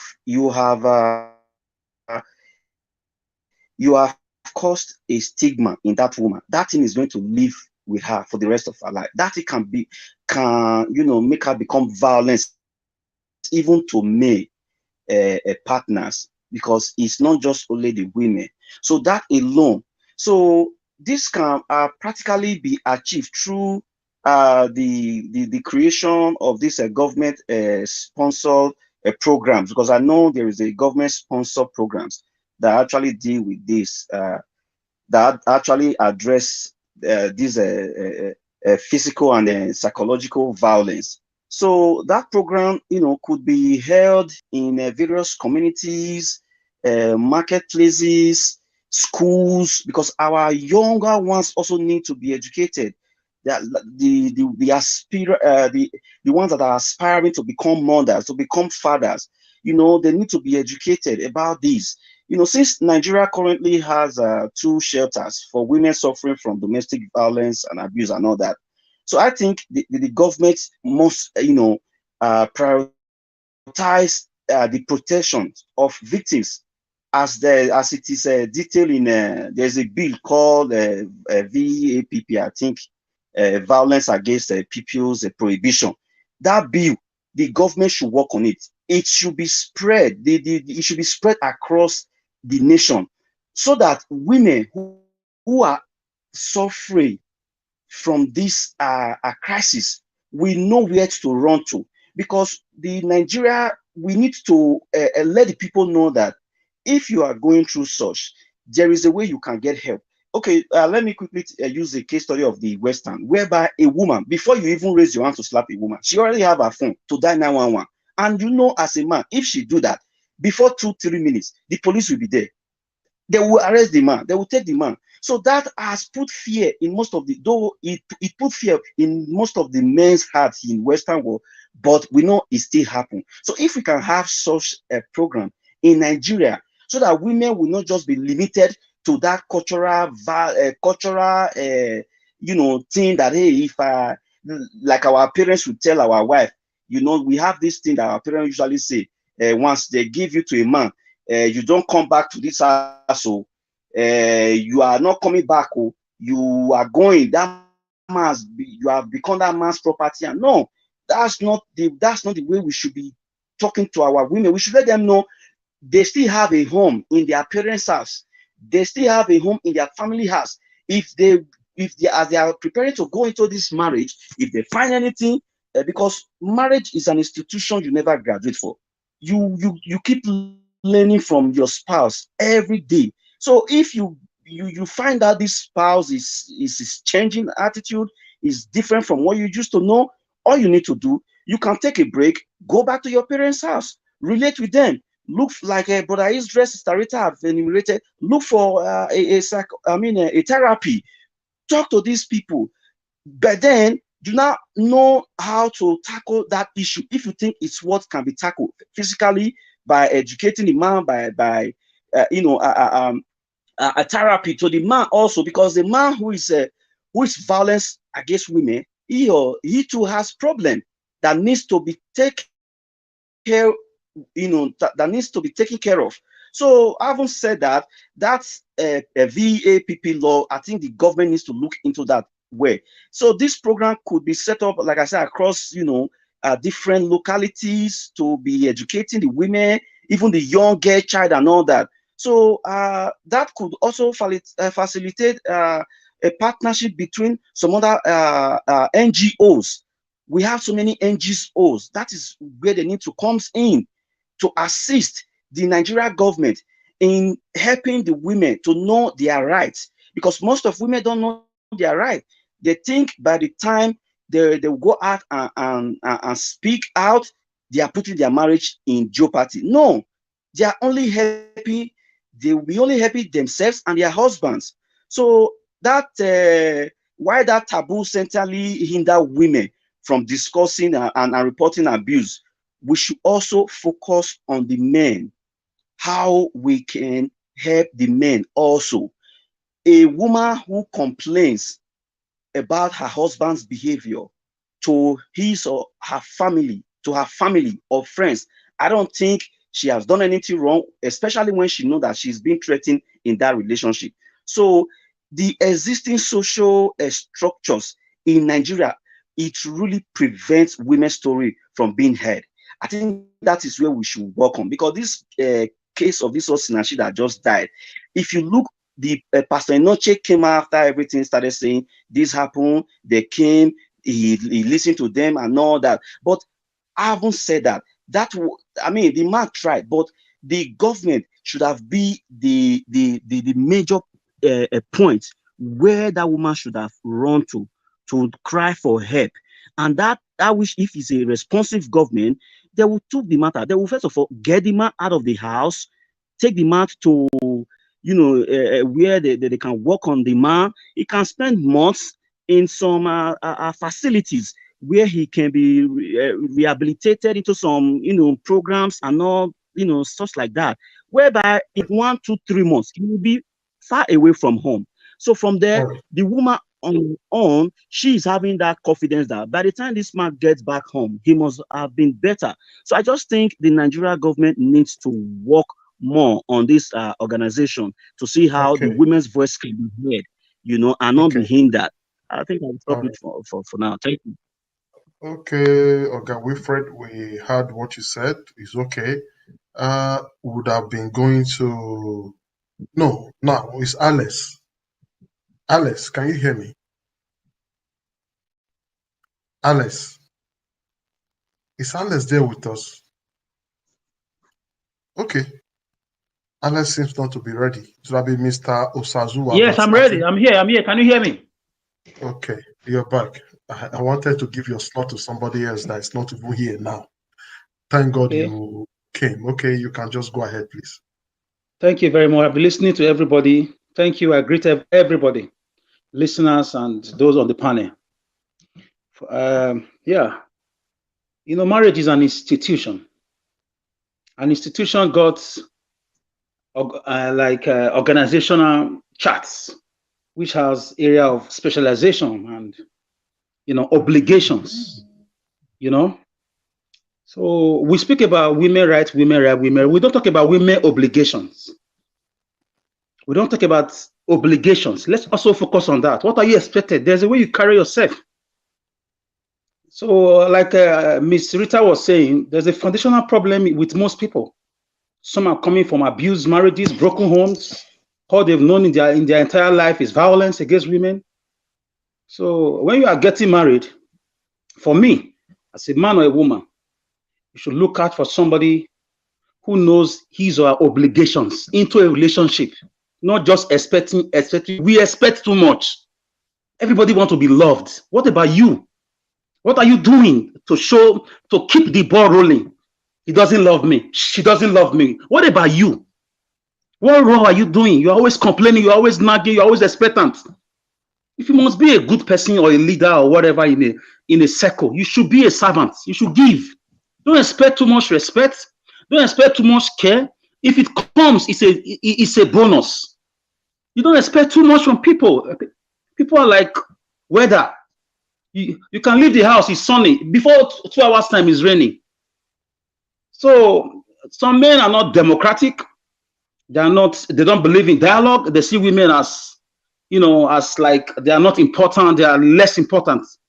So marriage, it comes with a lot of baggages. We cannot over stress this. So what I usually tell people from my own little knowledge, if you are dating somebody, look out for the democratic side. She ready to dialogue? And after the dialogue, is he ready to compromise? Everybody will say, I'm like this, I'm like this. Who wants to not bend for you? People keep saying, I'm like this. I was brought up like this. I can't change. Take me or leave it like that. That's a problem. No, everybody said, I'm like that, I'm like that. Who's going to make it work? You have to compromise. Nobody came with sense. You learn. If you really want to work, you also impute your own. So if everybody knows their area of, like a department, you know your obligation as a man or woman, things are going to be easy. There are going to be clashes here and there. Even parties, they clash. Political parties clash. Couples clash. You must find out why you are dating. How does he or she resolve crisis? Like argument, little things, you will just know who this person is. It's not left for you to walk away and say, sorry, you are a good person, but I cannot cope with your way of handling things like this. Our ladies, they don't go for these things. They go for materialism. It's another big problem. You know this man insult your generation. He buys you iPhone 10. He gives you money for everything, but he will insult your father, insult your mother. You know he's abusive, he's aggressive, but you care about his latest car that he's driving. You care about his wealth. You will say he will change. I'll put him in prayer. I can't let him go. He takes care of me. A man cares for you and beats you and insults you. So women sometimes cause these things for themselves. They want to show off. They marry the best man. The man that has house in Jari, that has house in Amagba, or that has house in Lekki, or that goes abroad and come back. And he's an abusive person, and you know it. So why are you crying out after 5 years of marriage? For who? So for me, most women, they don't look out for certain things. Nobody is perfect, but certain qualities. You look out, check the background, like someone said. You will never find a perfect person, but certain little things. If you know you can't cope with this guy, let him go and find his type. There are some women that can cope. Somebody's rejected person can be somebody's darling. There are some women that are used to abusiveness. If you curse one, they will curse you 10. And everybody laugh about it, and they go that.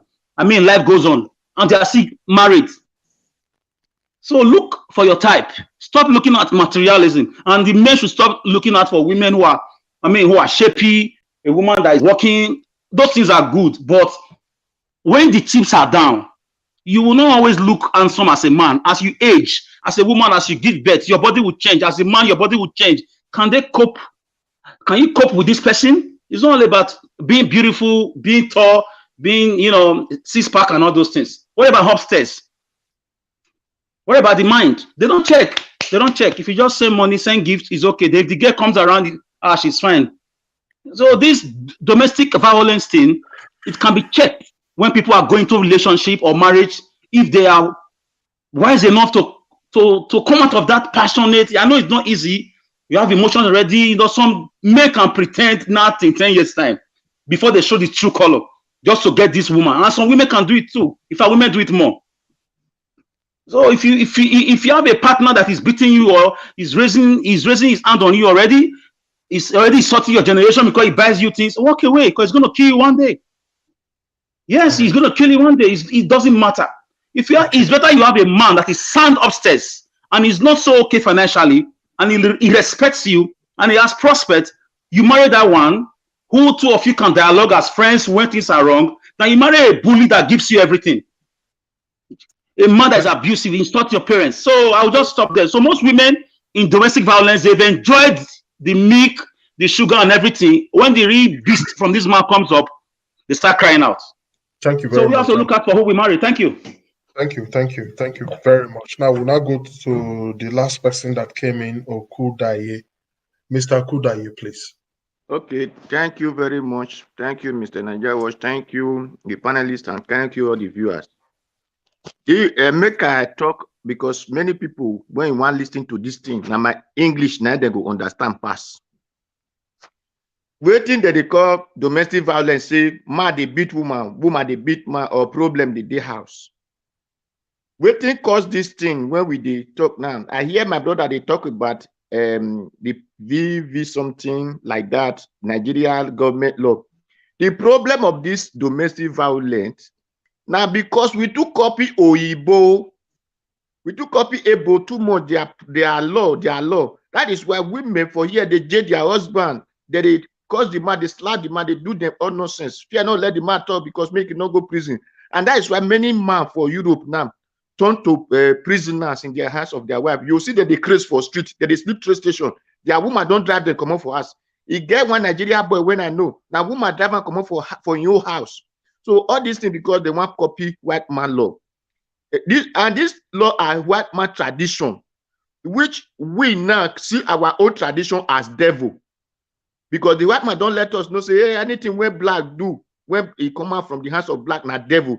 And we believe him because we they follow Jesus Christ when we don't know whether not truth or not lie. Because we want to go heaven when nobody don't ever come tell us, say, now so heaven be, now so heaven not be. But they put on for books, say, heaven are like this. And nobody don't ever enter there. Because where person don't go, how you go confident they describe them? So now all these things, if you they look for our women now, you go tell you, say, are you a Christian? Or you know this one, you not go heaven, you not care. So because he want to follow a man, when man see woman when he really like, you cause now heaven now, he pretend himself because you want to enter heaven. Then by the time when you enjoy the pains of heaven, you come to cry, say, this man they beat me. The problem where we get for all this marriage be saved, it's still their parents when you train people, and because if they have before you see white people, they pray for God, can't give me wife or can't give me husband. Because that time when you want to marry your real husband, your parents go to say the person not get money.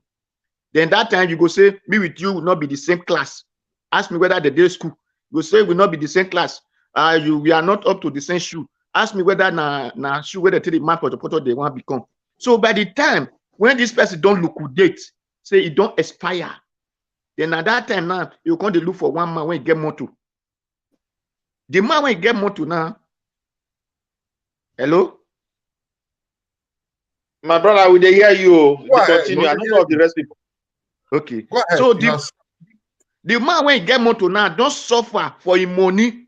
When the woman now come, the one come the direct time, waiting to do, waiting not to do. And when he say the woman not join and suffer for the money, then what do you expect? Not to tell and shut up. So now that one mostly they cause all this domestic violence where we they get now at this. Because that time when our papa, they feel marry 5 women, they feel marry 7 women, all these things not too much they happen. Although still they happen small, but it's not too much day. But now, if you they talk to one woman when be say not be even meet time for us, it go want take control over your life. So how you expect you when be say another man don't aspire put for grant, you want come they rule me. So all these things they lead to waiting they cause domestic violence. And 2, from just as brother Israel talking just now, our people too like material things. That man when get her for lucky, you don't want to follow and suffer. Man, you don't want to follow the one where they do farm. Suffer me on can't build her for lucky. Then all these things now they involve women. No, they talk and they say, if me want marry, ask women say why be say all the boys when don't date your area. Now let me you can see. May if it tell you the reason. If that reason come on for that marriage, the marriage don't finish. Ask the woman, what it cost because I say now me be this girl when you want marry for among everybody when you run. If that thing tells you, now this thing I like for your body, now this thing I don't like for your body, make sure say now that thing married to, because a day that thing they come up for your body, that marriage, it don't spoil. So now all these things, many people know they know, they're not the one know before they jump enter into any marriage. If you don't enter finish, that you don't come on. The marriage don't spoil. That you now want to force the person to marry you, whereas the thing when that person married to don't come on. So it lead to all this violence. When we say we see for marriage today. It's good person they slap you when they play they come. Automatically you they slap when he marry you finish. Not be only slap, he go give you, he go add kick joiner. So right from time on a day together, tell them say this is the kind of thing I go feel beer. Tell this one I no go feel beer. They make it tell you waiting go feel beer, waiting no feel beer. Una work that thing together. A moment you know say now this thing you feel beer and you can't do opposite, you go expect the opposite side of it. So by the time we they do all these things, domestic violence go reduce. Okay, for Nigeria now, a woman go say you dey talk to another person, you don't know whether na your sister, you don't know, you don't start to the suspect, don't start to the misbehave. Those things they lead to meeting the cause all this domestic violence. So by the time when our people fit change this their behavior, for Somalia, woman go tell man say come friend my girlfriend, come marry my girlfriend, join me, may we be wife. This time woman go tell you say carry me go court, so that he go carry all your property. He go say the one we don't fair for you, say you not marry that one for court, that one not belongs to you. So now all these things, it cause mental problem for men body, and when they lead to all this domestic violence. So may we thank you all. Okay. So far you have spoken, and then let me quickly start from Engineer Ken. Very unfortunately, Engineer Ken is no more here with us. He has left. But if he's watching, or if he's going to watch us again later, I would advise that he shouldn't. That word sometimes if we slap woman, if they do make it, they do a hide though. Not be waiting that they talk for outside though. See, sometimes we know. Sometimes most women there are some women that if you don't touch them, they will be begging you, beat me. They will tell you, the day when my husband beat me or my guy beat me, and that day now they happy pass. Now they love and pass. Lefties, that is a sexual preference. Hold Please, on. it's not that's They're not all love. abuse. They are all abuse. They are abuse. Because if you are pushing a man that can, you call it sexual preference, it could still be a physically preference. Physically, You are in what making, sense? If a woman loves it, it means you are feeling, you are enjoying. It means there's something that makes you feel you good are about breaking, that, and that you is are breaking sexual. out the, you are That is not breaking out right. the beast in him. That is what we are talking about. Okay, that's it. Any woman that wants to bring out the beast in a man, that is a mental issue completely different from domestic violence. I don't want us to mix it together. They're completely two different things, Mr. Leftist. Seriously, Yes, it's different. I want us to educate everybody correctly. My sister, I am still saying the same thing. Engineer Ken, I say yes, sometimes it's good to slap a woman. I am still saying it that isn't right. Maybe we should allow him to explain better instead of assuming what he means. So if Engineer Ken has the opportunity to come thank you, to my tell sister. us That's what I what wanted he to say. means by it's good to, maybe he's talking in a sexual part, we don't know, or maybe he's talking about something different. No, it was not sexual part. But we don't know, sir. We don't know. I was here listening. Sister Rita, with what he explained, he said that we should not come and paint something all white here. That sometimes it's a normal thing that you slap a woman even if you don't continue beating. That is what he said. So I don't think he's saying it on any preference, because there are some people, they can't hold it. Maybe when a woman talk, they can no longer meet up with what the woman is saying. They just go ahead and slap the person, or maybe trying to calm the person down. But what the essence of what we're discussing here today is to avoid all those things. Even if it's one or half or two, is uncalled for. You can dialogue. So Madam Rita, you can listen now. So you just listen, please. I have been listening to everybody. I never interrupted. I'm sorry. I understood everything everybody was saying. I allowed everybody to finish because I understood what Engineer Ken was saying.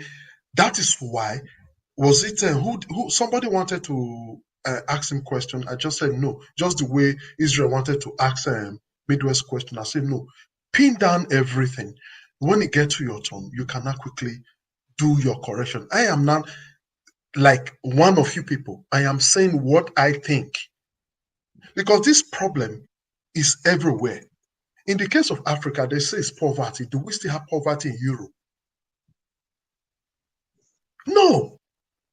So a lot of factors are leading to it. This domestic violence, personally, I think, one, lack of communication. Lack of communication. If you ask me, I'll tell you, by the time you agree to marry each other, it was good. You liked each other. Whatever that made you agree, it was okay. The man said okay, you said okay. I don't want to know if you are rich or poor, whatever that make you accept the man, but both of you agreed and you went into the marriage. And we all know what marriage is. Marriage is just you and me, nobody else. For some that is saying that we should go and be confiding, no. If you have a good communication, you don't expect only the man to be the communication. But I would say the man is the head of the house. It is the duty of the man to likewise understand the kind of woman he's accepting as a wife. Nobody is perfect. What is the maturity rate of the man? What is the stature of the man? How does he understand? These all come to play when it comes to marriage. Maturity. Maturity does not mean age. You could be 16. You are more mature by 17 years old man because of what you have upstairs. Understanding. So when you have this break in communication, there will be a problem. That is one side. Somebody made mention of government factors. Yes, in Nigeria, the government is not helping because of the government policy compared to the Europe. But the one in Europe, how are the women using it? Are they not using it to put men into trouble? Most innocent men get into trouble because of the same government factors. So what do we say about that? It still boils down to what the woman wants and what the man wants. This thing, this violence is on both sides. Most cases, men, just like some people have written, mentally suffer this violence thing, but they don't know how to speak out. But as a man, I'm putting the bulk on the men. This is where I want to come to Mother Rita. Because you say you are not a weaker vessel. I will tell you, you are a weaker vessel. I'm not. You are a weaker vessel. A woman, you cannot compare you and me together now. We are not the same. We are not talking of intelligence. I think the word weaker, it should be Hold on. changed. Okay. It is true. That is why the European made a law to protect the women because they are not physically strong, they are weak. You are not stronger than me. Oh You are my not God. stronger. Hey, Madam, if you think lefty. sir, No. sir, women are weaker vessels. That is why their men are supposed to protect them. That is, you see, hold on, Akin, I'll come to you. I want to ask you a question, please. Akin, I'll come to Akin, you. just wait so we can enjoy it. We come to your turn. You can help the situation, please. Women have their place. We must not forget. We must not miss it. A man has his place as the head of the house. You cannot take it away. No matter the gender equality, you cannot take it away from the man. It's a man's world. But that does not make a man stupid because you are supposed to protect your family. You are supposed to protect your wife. That is the war. That is why you are a man. That is why it is not everything a woman does as a real man that you need to, retaliate. That is why I say maturity comes in. You see why I say women are weaker vessels? Women, naturally, they are very emotional. You cannot compare the emotion of a woman to that of a man. They are never equal. You see why I say they are weaker vessel? They like to be pet. Which man they like me, you better. And when you don't pet them, there's a problem. Are they not weak? They are weaker vessel. They need to be protected by men. And if you don't protect them, that's why they are crying out. Why do we call domestic violence? You touch woman, I don't run, go outside. You hear man, they cry, go outside, say they beat up. We are not weak to that extent. I want to come to you. Leftist now. Hold on. I want to come. Leftist, in the fair trouble. Man, the crack come out for my street. One man crack come out one day around 5 o'clock in the morning, say, "You wife want kill him." Now we go help him. I'm a weak. Please, can I respond? When I finish, I will allow you to respond. I'm just because I jotted some of these things down, some of the weak points. Yeah, Mr. Leftist, but I think the turn is not over. I don't think Mr. Hakim has spoken. No, Mr. Hakim just came in. We'll give it to Mr. Hakim. Then Okay. I made mention of something I think I would like to touch on. And that is the issue of the Christians do not encourage relationship. No, it's not true. It is not true. You spoke very well, but you miss it on when you said Christianity does not encourage relationship. It is even Christianity that encourages. No, Mr. Leftist, I didn't say Christian. I don't say Christianity per se. There are some, you know, right now in Nigeria, you cannot interpret Christianity as per Christianity. Right now, every God of men or men of God, they preach it as it suits them. There are some, because many churches now have their doctrines, not as it is in the Bible.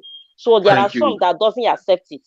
Let me make you. There's no church that does not encourage relationship, but they did not encourage carnal knowledge. You can say you have not come across it. There's no church that does not encourage relationship. They encourages relationship, but the way they say is no sex before marriage. That's what they avoid. No church that will say they don't encourage relationship, coming together, boy and girl coming together, but they will tell you what is a sin against God. And that sex before marriage has put many of us in trouble. If you want me to expatiate, I will expatiate. Because whereby you meet me, I be 4 plug. You leave me, you go meet man will be 8 plug. You come out there, you go meet another man will be 24 plug. And who's gonna be plug again? No, please, I'm lost, sir. What is plug? The plug is the strength. The strength. You're talking about strength. No, I don't know. I just want to learn. Okay, you will learn that one another day. Okay, go buy motor. Go where they sell it. But I have 4 plug in car. Okay, but how does that relate to this? Alice, we talk adult matter. So not everything. Using a figure of speech, using plug as a figure of speech, like figure of speech, energy. Energy. Where they go one. I go sleep. You woof one. Now so you. Now me and you take start to now one you can't leave me. You can't go. They go for who they go 10. At the end you can't go who they go 20. Then you say make that man come marry me. Make the woman come later marry me. Which her strength now over 20 now. She don't meet 20. Me and you come marry. Voila. Why violence not go to the house? Sexual satisfaction is not there. So there are a lot of things.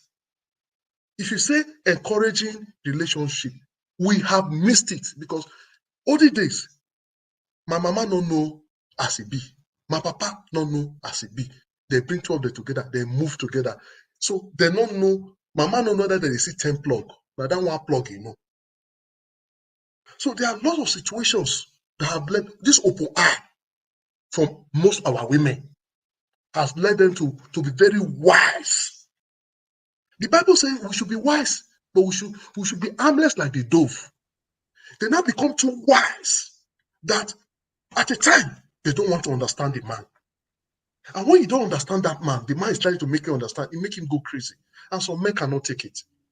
It's not all men, just like we have said. So way forward on this, for me, on this matter, before you get into relationship or get into marriage, no matter what you must have learned, you people must be able to understand yourselves. Don't pretend. We should not pretend. Sometimes the lady pretend because the man, just like Alex said, because the man has house in Lekki. I never forget. Now me be love, But I really love the woman. I want to marry her. I never get the money. I plan, I set my mind. Why would just come boom with jeep? Give the papa money. You go buy things for the woman. The woman go run, leave me. Go send her, God send her. And that animal, you don't know as they making money. An animal, you not get respect because you know they when they make my money, you want to tell me you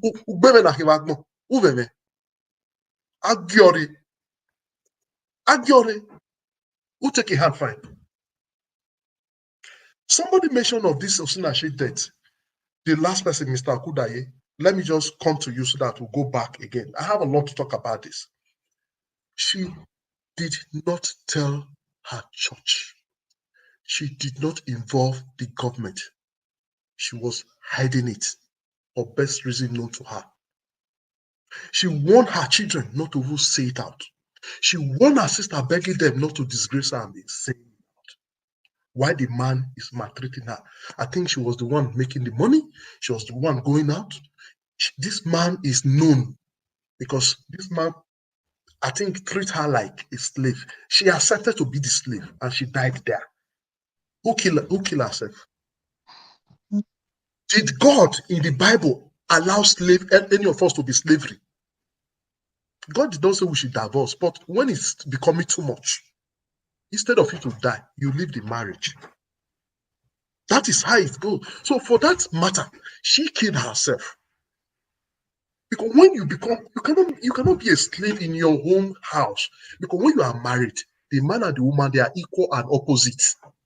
I'm sorry, I like to interrupt. I'm sorry. This I don't know. Sorry, leftists. I really don't like interrupting, but the way you're going about it, I think we should be very careful because there's a lot of people listening to us, and I'm hearing a whole lot of things that you're saying that yes, I know what I'm saying. I don't think it's right. I don't know, but I'm just going to wait. But please, there's a lot of things. Okay, you want me to correct you now? I'm just going to be very brief. There's something that I noticed that you've been saying so far. Oh, women too open eye. Statements like that. What Engineer Ken said, women need to work. It seems like the burden again is on the shoulder of the woman in terms of her character. Why is nobody? I haven't heard any man castigating men about their character. I haven't heard anybody, all the men in this panel. I haven't heard. I did, though. But I did. Okay,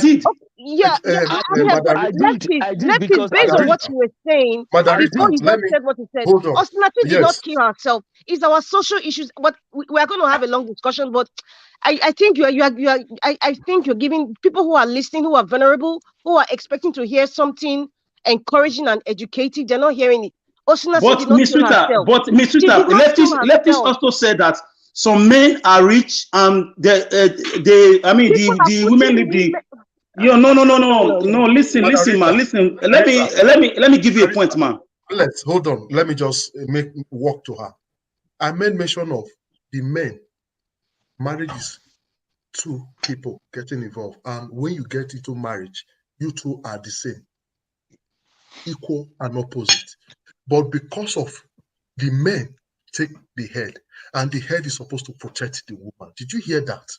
I heard that, but we're not talking about domestic violence. Hold on. When the head has no head, how can it protect? I've used several examples. Oh you just want me to hit it. See, the way it happens to man, that's why it happens to woman. Most women, Mr. Leftis, the men of today have a lot of issues. Mr. Leftis, I wanted to quickly say something because I'm about to leave. Can you permit me? Go ahead, please. So that before I leave, this issue is very broad. Like as my sister said, and I said it before, it's a very wide issue. If you look at the society, as far as Nigeria is concerned, I don't see any mechanism on ground when it comes to the government to help people who are in this situation. But any woman that is already in this kind of situation, your husband is a fighter because we need to balance, disagreement in marriage with this kind of beating a woman or a woman trying to beat her husband because it's a very complex issue. Why do I say so? Love endureth, and it is true. For every marriage, people are celebrating 20 years, 30 years. By the grace of God, my own is 20-something years now. And I always thank God for it. I see it as a years of patience and tolerance. If not, it wouldn't have worked. I don't fight. I don't beat. And my wife don't beat me. Yet we still have issue. But because the love is there, we know how to treat this issue. For a woman, if you see your husband beating you as a punching bag, and you see him threatening your existence as a person, get out of that place. What are you waiting for? What are you waiting for? Just go out of that place. And that is your reason. If the man repented and come to you and he said, I will not do it again, then you may give him second chance. But if he decide to be misbehaving, call it off and call it off and stop it, because it's not going to work. Let me and the other one, sir, let me quickly meet you here. Even our parents of old, when they give their daughter out, know what they do? They tell you, you can, whatever difference you have with they don't, no problem. They don't even give their daughter to the man. They don't give their daughter to the man that is coming to marry. They place the man, my brother, in our culture, they place the woman in the hand of the father of the man. The reason is that they understand that there are challenges. The father have a responsibility. In other words, this young man may end up beating our daughter, but because we put it in your hand, we know our daughter is secure. They all symbolize something. Yes. This is how it is. So why I said I want to meet you up. Even if it becomes too much, the daughter leaves and go to his father's house. Do you know what it takes? And again, I want to talk to the men after balancing the woman because of time. Let me just quickly do you know let me quickly talk to our young men. Our young men back to his house. Yeah, make I talk to our young men. Certain process. For I want to talk to woman back. He has to go through certain process. So I'm not backing the men.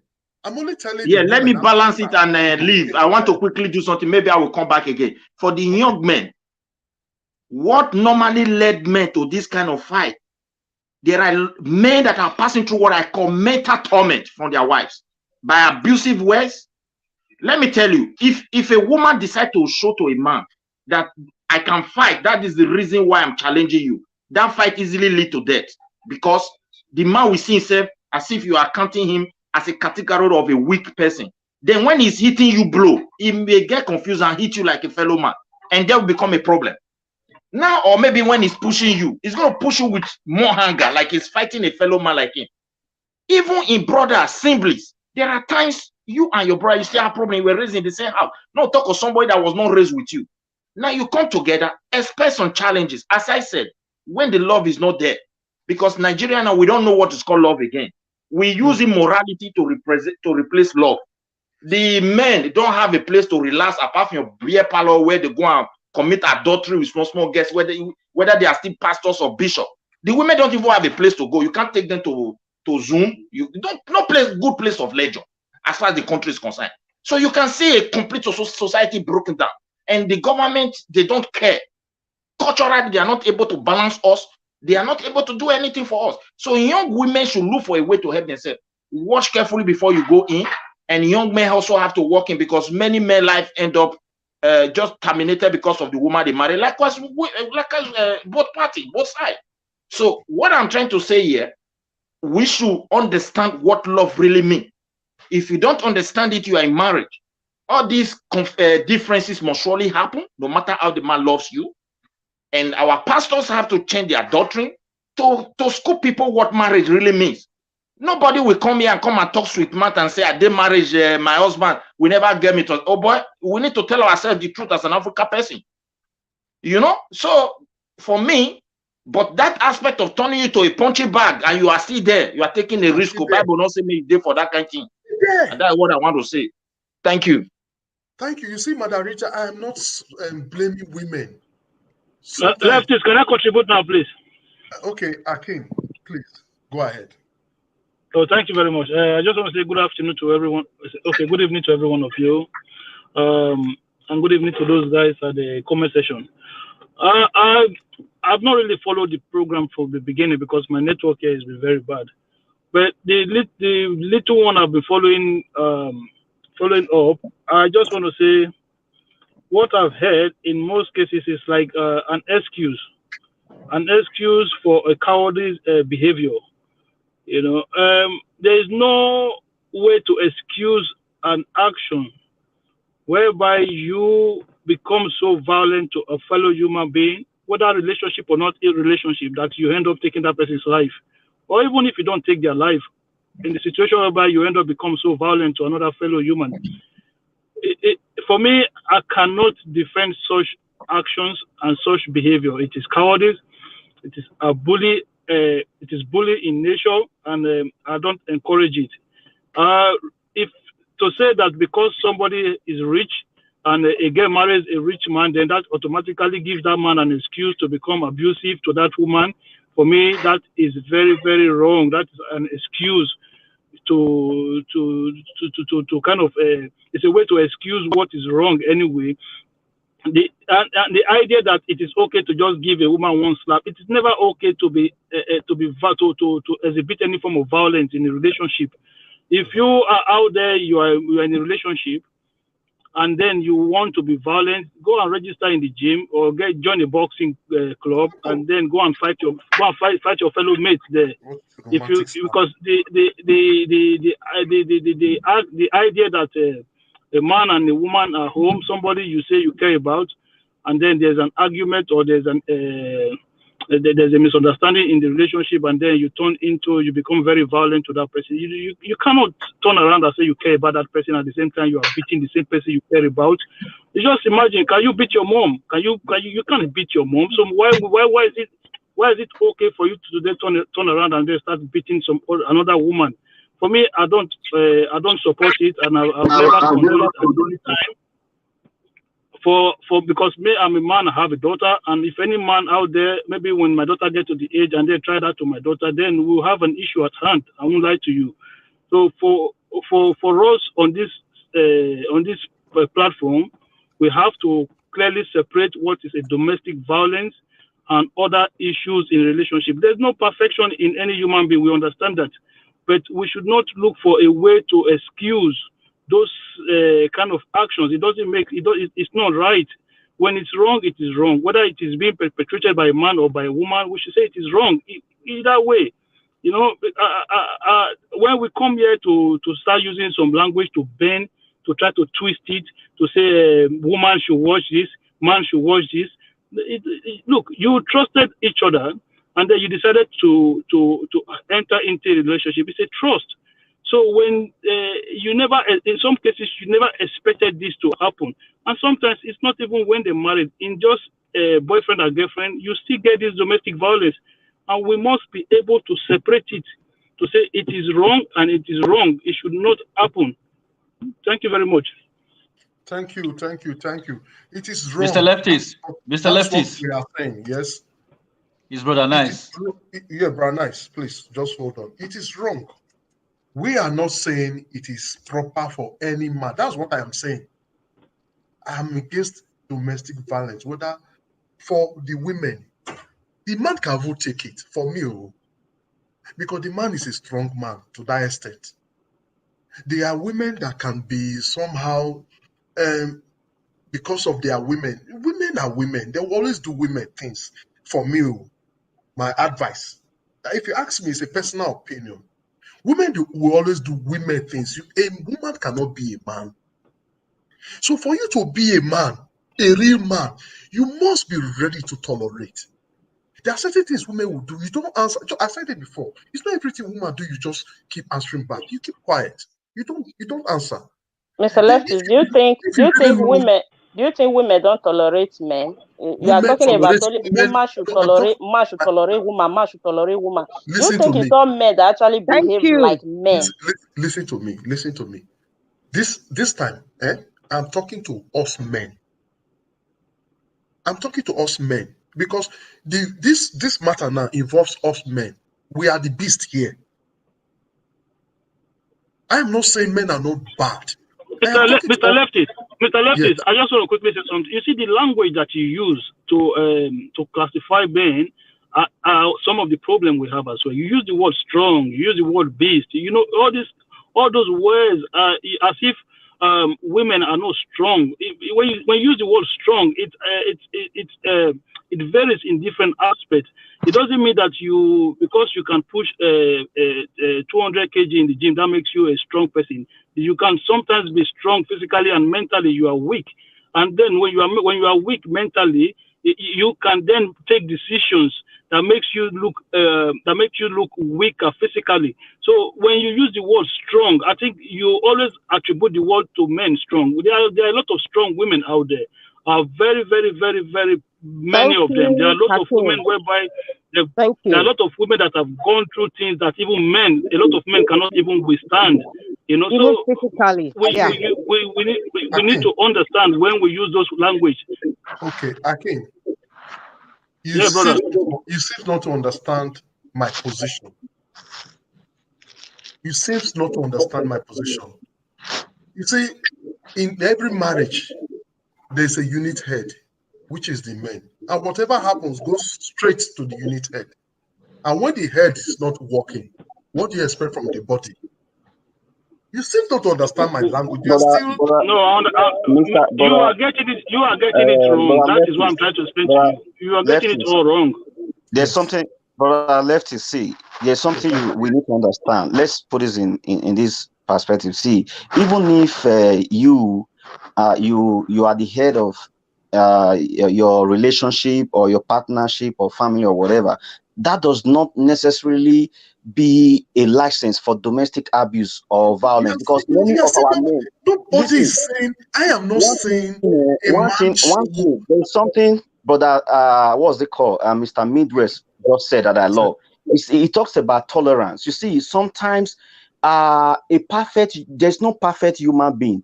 A perfect human being does not exist. So to keep a relationship going, both parties must exhibit maturity and learn to tolerate each other. Tolerance can be one of the best domestic violence prevention strategies. If some of we the African men, we are most quick to say I'm the head of the house. Because of that, a woman should have no say. So when there is tolerance, violence really result in a home. Tolerance should also extend to children, domestic servants, even some of us here. Let's check the way we treat our servants and other members of our household, our gate man. So this will also extend. So I think as men, we should be educating our men the more. Like some men, okay, look at what some men, real men, when they are so angry, what leads to domestic violence? We've already highlighted what actually leads to this violence in men. If a man is really angry, is it too hard for a man to just leave the house? I do that most times. My wife and if we have issue, I just walk out. I go Yeah, somewhere, of just course, of for course, you do one that. hour. Of course, you do that. And my wife, by the time she's calm, she'll be calling me. She will even be the one to say, I'm sorry. And all that. Even sometimes when I raise my voice wrongly, I know I did wrong. But because, men, we have that ego in us. Ego to kind of like feel we are always right. At the end of it, I feel, the way I spoke to my wife, my actions, that could have led to something so serious. Then she will still be the one to say, I'm sorry. That will make me feel more humble enough to tolerate her. So it is not easy, I know, but I think we need to educate the both sex. Now, the women needs to also understand when to leave. That is also another big issue the women are not getting in our country, there in Nigeria. Because here in the Western world, it's easy. If a police is being called into a domestic violence and abuse and all that, it's the man that usually goes out of the house for the woman. But back there, it's hard for the woman to understand that they can, try the same. So I think what especially the Nigeria women now, is education. They need to know that there are resources for them to always say no or to always prevent it before it leads to their death. I wish this us in My brother, sorry, I'm going to quickly jump in while you are talking here. You see this word you used just now, that our women need to be educated. I don't agree with that language. I think our society as a whole need to be educated. Okay, the reason why I'm saying this is this: a lot of these people stays in this relationship because of fear of stigmatization. Then recently, a lady just got married. All the tape, look at what they were saying about her. Oh, a divorcee, 40 years old. Now she's getting married. Our society as a whole needs this reorientation when it comes to relationship, when it comes to marriage and all of these things. Because we as a whole, you cannot say just educate the women or educate the women. This is not about the No, woman. Akim, This is about the I make society mention of itself. even the girl child before now. I mean, before King, I make mention of some other area before. I was you just are a woman lawyer. Me, no. You now lawyer for women. I was just Listen pointing to him. the key issue of No, it's why not. It's not. because it's I'm the not. women. I'm not a woman lawyer. I Listen don't to support him. violence of And any kind. yes, the studio is full. Akim, Efrata. Akim, Catfish, the studio is full. You Yeah. can call me. Sir, excuse Akim. me. Sorry. Yeah. Go Let ahead. us Okay, let us get everybody, please, let's take it. Hold let on. us hear from the outsiders. Let them Yes, point Uh, so that we Colin, we need speak on calls this now. matter. We need calls. You can Please, call we me. should give space to the women to talk. Then we call outsider. The women should talk. They are here to also help Honestly, us. thank Thank you, you. my Me, brother, I thought because that they they've have just forgotten us. silenced us. They No, don't no, want okay, no. us what to. is We are about fighting for No, you guys, so the We women we are fighting left for you guys. Eh? Yeah, even if you are lefties? fighting for us, our mentality Lefties. and you people's mentality Sir, is not the same. We should be able What to about me? I've not express spoken for a long time, man. women. I've We not as a spoken. women, we I express just our wanted own, us to take the call, side of then the issue. come again from the beginning to the end. But calls Me, are I not not coming. even talk again. I don't even forget myself. Nobody forget anybody. I mean, as we finish the first round, I took over the stage. Now we did so. So let me just start again. While we wait for calls, women, please. We did not forget any of you. Somebody just made mention of it. I was the one like taking all the points and trying to deliberate on the points. But along the All right. line, some of you I did misunderstood. reply so I don't forget.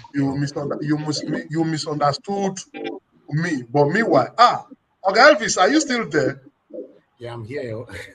Oga Elvis, oh yeah, now start. Now you first start. All right. My people, I've been listening to everyone since. Good morning, good afternoon, good evening to every one of you right there.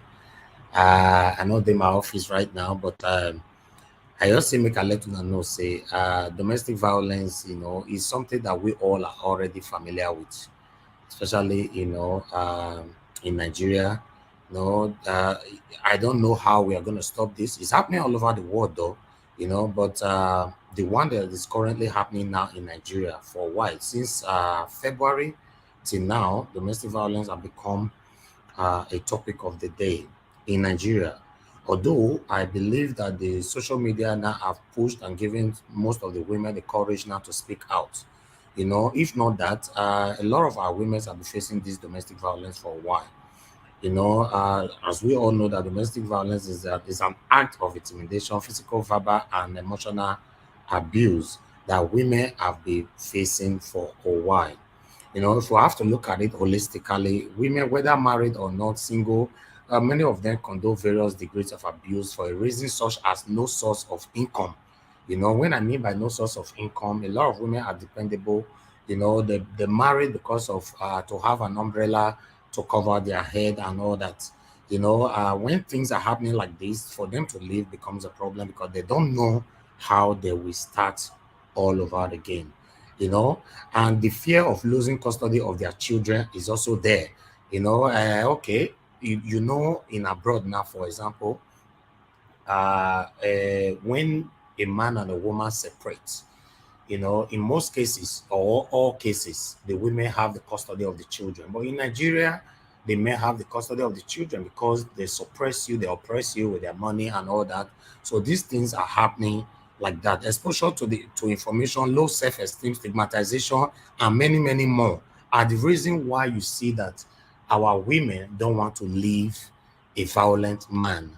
Although I don't want me to attack me, say not be only women they face domestic violence. I know men are also facing it as well. But I just want you guys to understand that in Nigeria, the reason why many of us don't want to leave, many women, many of our sisters, our mothers, don't want to leave their marriages is because, one, they don't want another woman to look after their children for them, because obviously the man is going to force fully take the children from them. Two, many of them don't have security. When you mean by security, financial security, they cannot look after themselves after the marriage have ended. So my advice here, what I know, the little experience that I have is that most of these women, or rather women, should be working hard to be financial independent. Because if not, you are going to continue to be oppressed, and intimidated by these animals called some men.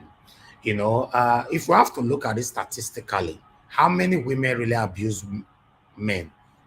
Statistically, I'm not saying they're not they abuse. It's just like 10 out of 100%. But Maybe let's 20. no, let's say 10, because it's not much, because most men will not allow themselves to be intimidated, to be maltreated by women. In most cases, you want to decide either to end the marriage and move on.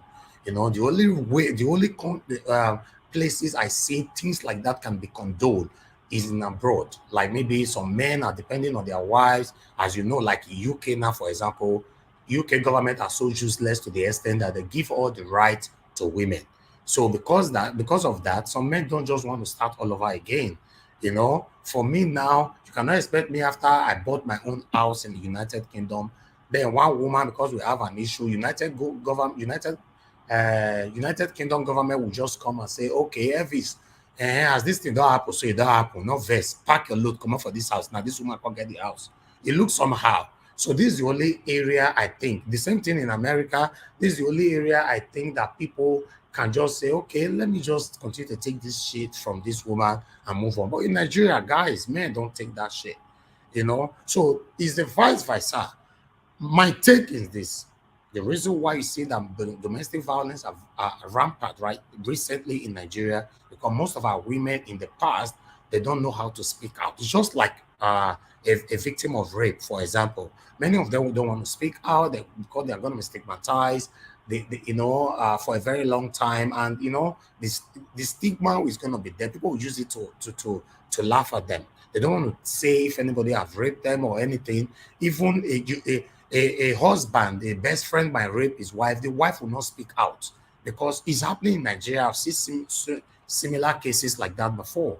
But my take is this: many women are dependable in Nigeria. They don't want to work.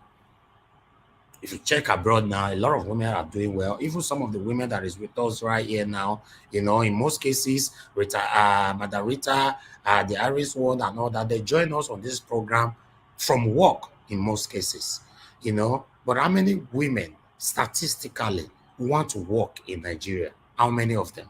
Many of them don't want to work. They are there. A man will provide for salt, provide for pepper, provide for Maggi, provide for every single thing. So in most cases, when this man is abusing them, they don't want to leave because they don't have anywhere to go. So my advice is for women to do well, try to be doing well for themselves, have at least a second address. You know what I mean by second address? If not, this domestic violence of a thing is going to continue to be going on like this. For me, I'm not happy about it. Many of us have daughters, we have sisters and all that. But most Nigerian men are animals. Yes, I live in Nigeria. I see how they treat their women. It's only in Nigeria you see men order their wife, give me water, make I drink. There's nothing like, please, can I have a cup of water? And after the water is brought to him, there's nothing like, thank you. Many of them behave like animals. Trust me. Don't tell me because men like that, they are not educated. Yes, I've seen doctors who don't have sense in Nigeria. I've seen lawyers who don't have sense in Nigeria. Many men don't have values for their wives in Nigeria. Do you know the best they are good at? They buy car for their wife, they buy jewelries for their wives, but they don't have single value respect for their wife. So I think women need to grow up.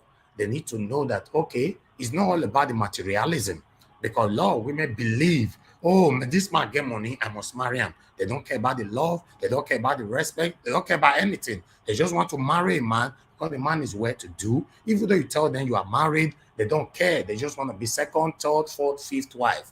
How long are we going to continue like this? A man who can foresee or see any kind of desperation in you will use you anyhow they like. That's my take.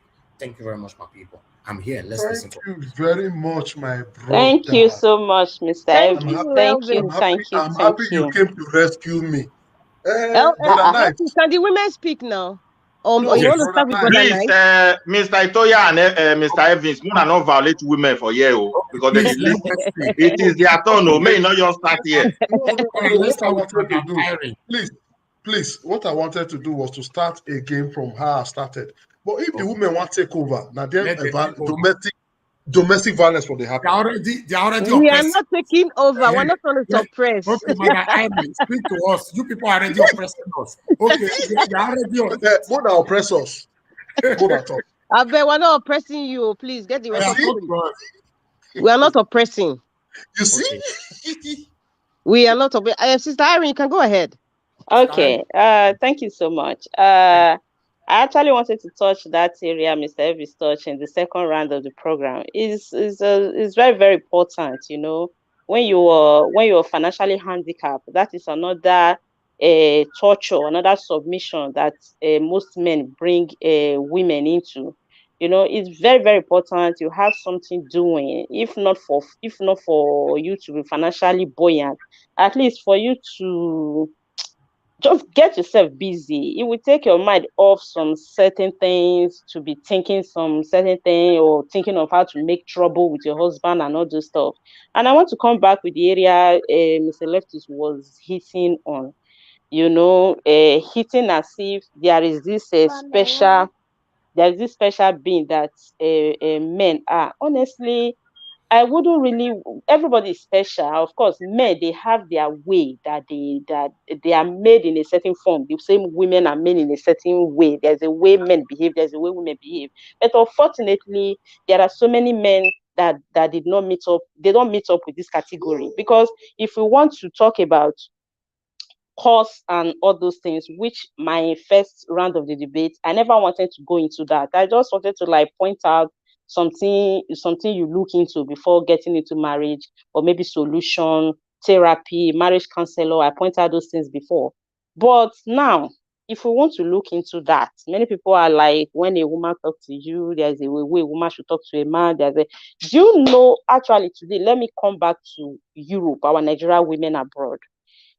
There is, I don't know, we live in different countries, but for let me talk down to the other parts of a Europe, not UK, US, and Canada. Other parts of Europe, maybe Spain, Italy, Germany, Holland, and those places. Do you know today, so many women find themselves in the situation they are today because of the way they were being handled by our men in the past? Because we know how life in abroad is. So many women have been victim of so many things that they have completely lacked that trust on men, that anyone they end up getting married to, either maybe by pregnancy lead to the marriage, or they sit down to agree to marry. Now they have transferred the frustration to the one they are with at home. So what am I driving at here? Our men should know how to treat women. I am not saying that men don't go through domestic violence. I said it earlier before. Men go through psychological violence than physical, because there are some men, some women, they don't cook for their husband. Any little thing, when they go to bed, they will deny themselves. You know, so many those things are psychological torture to men. They don't allow them to talk. You know, any little thing, they started insulting them. We know that those things, in fact, in most cases, it might be more disturbing than physical violence. You know, but then what are our men really doing to help in this situation, especially in Europe? Because I have heard so many people hitting on they call police, they jail some men, they are taking advantage of the law. Yes, there are women that are doing it, but most of our men are not helping issue. They come in, maltreat women, suppress women, backing it up with our tradition. They go and tell you, I am a traditional man, I will not take this from a woman. Okay, you stay at home. A woman will go out there and work everything that he can work and do whatever she's doing. You will collect the money, you eat the money, you do everything. In most cases, some of them end up dumping these women.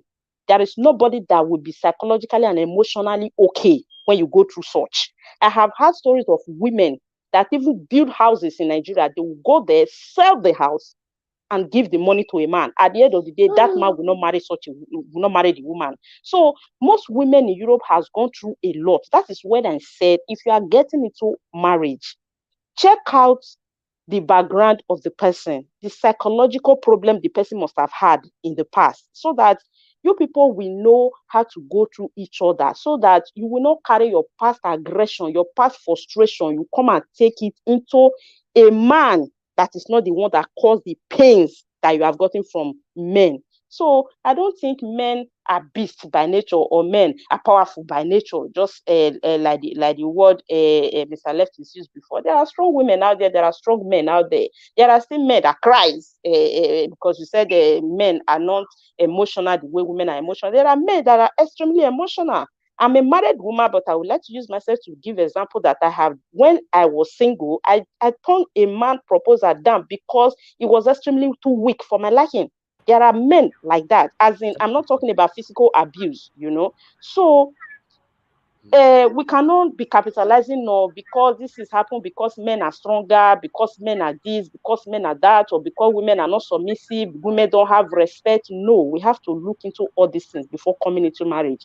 Let me give chance to You. somebody Let's else to let Mother speak. Rita also Thank talk you. to us before we move to the men. Okay, Well, I say, please, go ahead. what is the definition of? I don't know. Everybody has a different definition of what do you understand by a weak person and a strong person, and that's why I guess we get the word convoluted in our statements.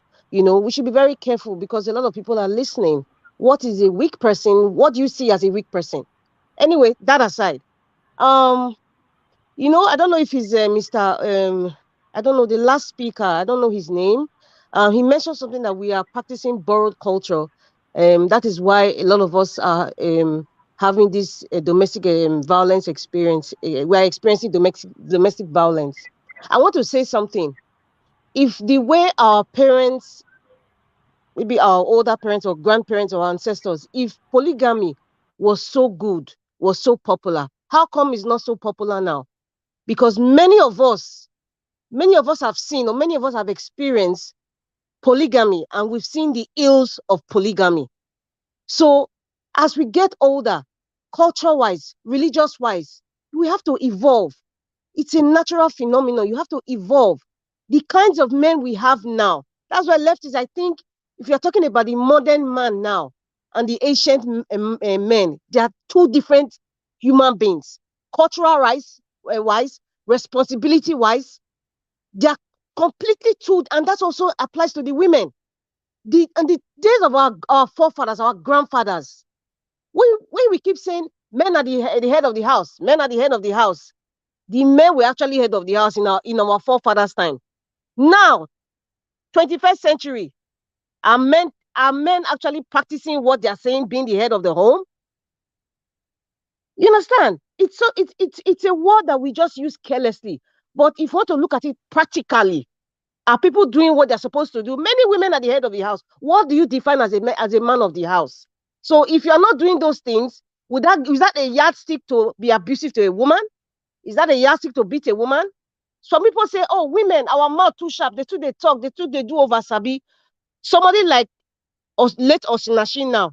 I mean, we're not living with her. We don't know her character, but looking at her disposition, looking at the stories of what her children, who lived with her, even her family, no, we will know that she was a subservient wife. Was she an open air woman? You would say no.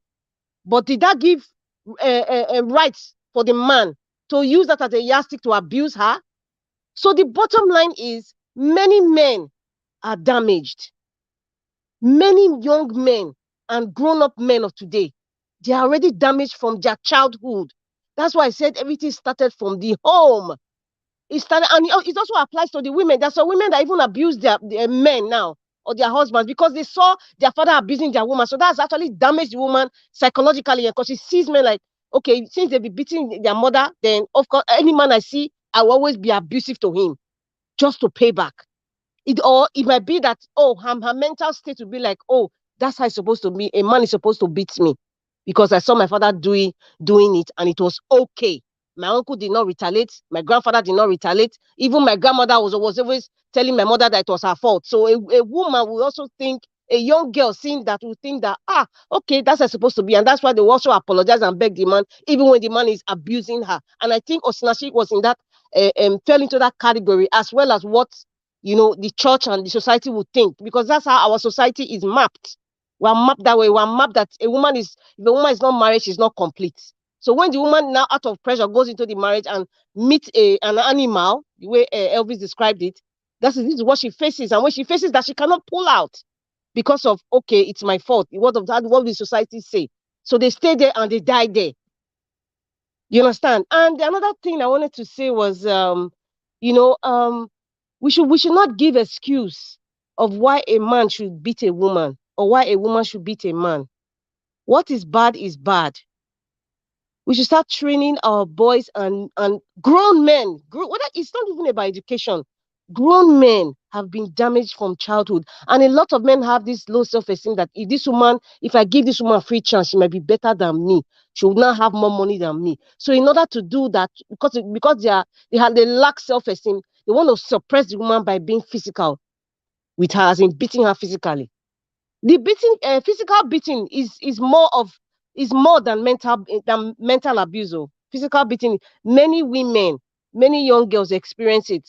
And let us not confuse sexual satisfaction by way of beating as, if the man not beats me, I will not be happy, or he will seem weak. You can imagine the mental state of such a woman that thinks that. If it's sexual, that's different. So we should not intertwine it. They are completely two different topics.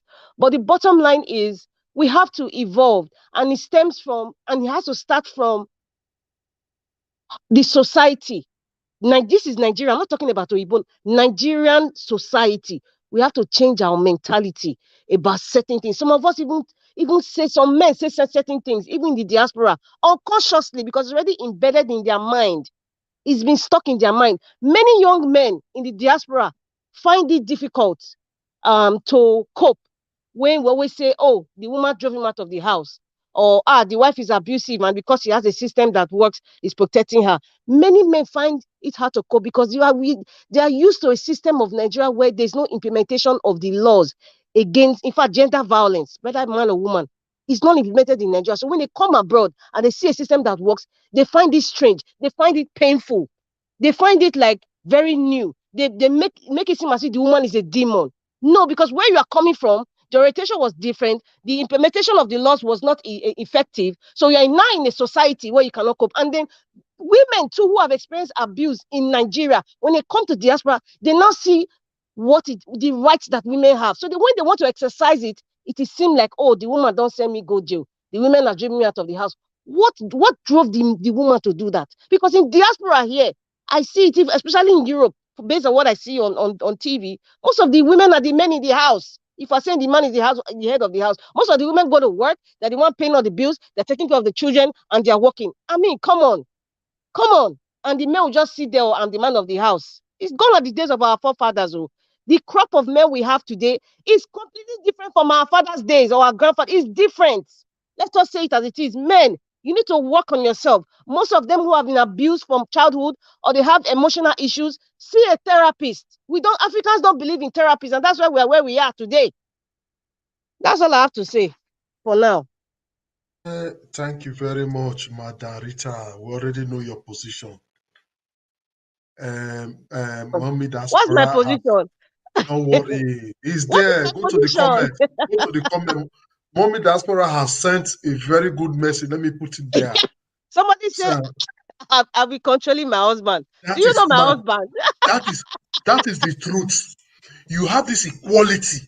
You want to tell us that a woman and man, they are equal. Look, Madam Rita. I have never said that. You see? Madam Rita. Don't misquote. No. This is national TV. Lefty, you don't know me. At least Elvis knows me, and Elvis knows who I'm married to. So if my voice is raised or I sound like a strong woman, I'm a strong woman because I was raised by a strong man. And I'm very passionate when I'm expressing myself. It doesn't mean I'm not a subservient person. I'm a very soft person, in case you guys don't know. And for a man to marry me, For a man Thank to you. marry me and Thank love you, me, Madam he knows who he Rita. got married Madam to. Rita, thank you. Thank you. I don't want to take, I would have loved to answer No, very she's fun, but angry I will because not. of what is happening. What happened to Sena? Thank You know, you, many women are very sir. angry now. You So, don't. Mona, They are very continue. angry. Oh. Mona, But some people continue. are So, Brother interpreting it as Nice, I'm aggressive. I am Brother not. Nice, please, can you are there. We are starting all over again. They say we Yeah. should give women. Now make me over leave the women. Oh, you Yeah, don't no come to many problem. times. Go No ahead. problem. It's good. It's good for them to express themselves. I love it. What is it? The same topic? Are we going to continue on the same topic or what? Abi, you want change topic? Because Mr. Nas, you we want don't change topic for us? we don't do take for this topic now. Most this switch enter another one if it's possible. Anyway, if Okay. you not get you But want talk, no, Leave I have topic some, on ground If now. you I not have get something something where to you want to, may I help you? I have good. something Next to say, person, bro. please. Let me just say what I want to say. For me, that's what I said in the first place. Any man that raise his hand on a Brother Nice, woman, Brother Nice, eh? Brother Yeah, Nice, just hold on for 1 minute. It's still your turn, okay? Because of the okay. question you asked, if we can switch to another topic, I want, please, to everyone, if we can talk more now on the solution, on a solution advice, because some victim of domestic violence might be watching us right now. Let's emphasize more on the solution now, so that Thank after you. this we can round up. You Thank you, know, brother. as we all know that domestic violence is a global issue reaching across national boundaries, as well as socio-economic, cultural, racial, and class distinctions. We know that is happening in America, in the UK, in India, in Germany. Who is that? Please mute yourself. Who is that? Somebody unmuted themselves and the noise is coming from outside. That was Wilfred. All right. So please, we know that is affecting every one of us, but please, let's talk more now. If leftist Etoya doesn't mind, let's emphasize more now on the solution. Thank you. Go ahead, Brother Nice. Okay. So my solution to this domestic violence, I would like to advise the two partner, the two genders anyway. They should learn to tolerate each other, and the women should always try to provoke men, because women, they have their way of doing their things. Sometimes when man is trying to avoid some issues, they always try to push the man to the wall. So women should know when a man is trying to avoid some problems, some certain things. If you see that a man is, and it's just like issue of, let me say, tolerance. If you see that the man is getting provoked as a woman, you need to calm down. And the man as well, you still need to understand your woman. When your woman is trying to get provoked, when you are doing some certain things, the man, you still need to calm down and try to calm the tension. So if you have nothing to, if you see that it's going to go out of hand, you can just take your things and walk out of the house. That is the only way to live together, without problem. So that is my own advice, and that is the way forward. We need to tolerate each other. That's the most important thing in relationship. So that is what I also have to say. All right. Thank you very much, Brother Nice. So Machiavelli, are you still with us? Is Israel still with us? Hello, Machiavelli. Okay, it seems you are busy. Ejina Ken is not there. No. Akin. Yeah, I'm still here, brother. I'm here. Okay, go ahead. Go ahead, Akin.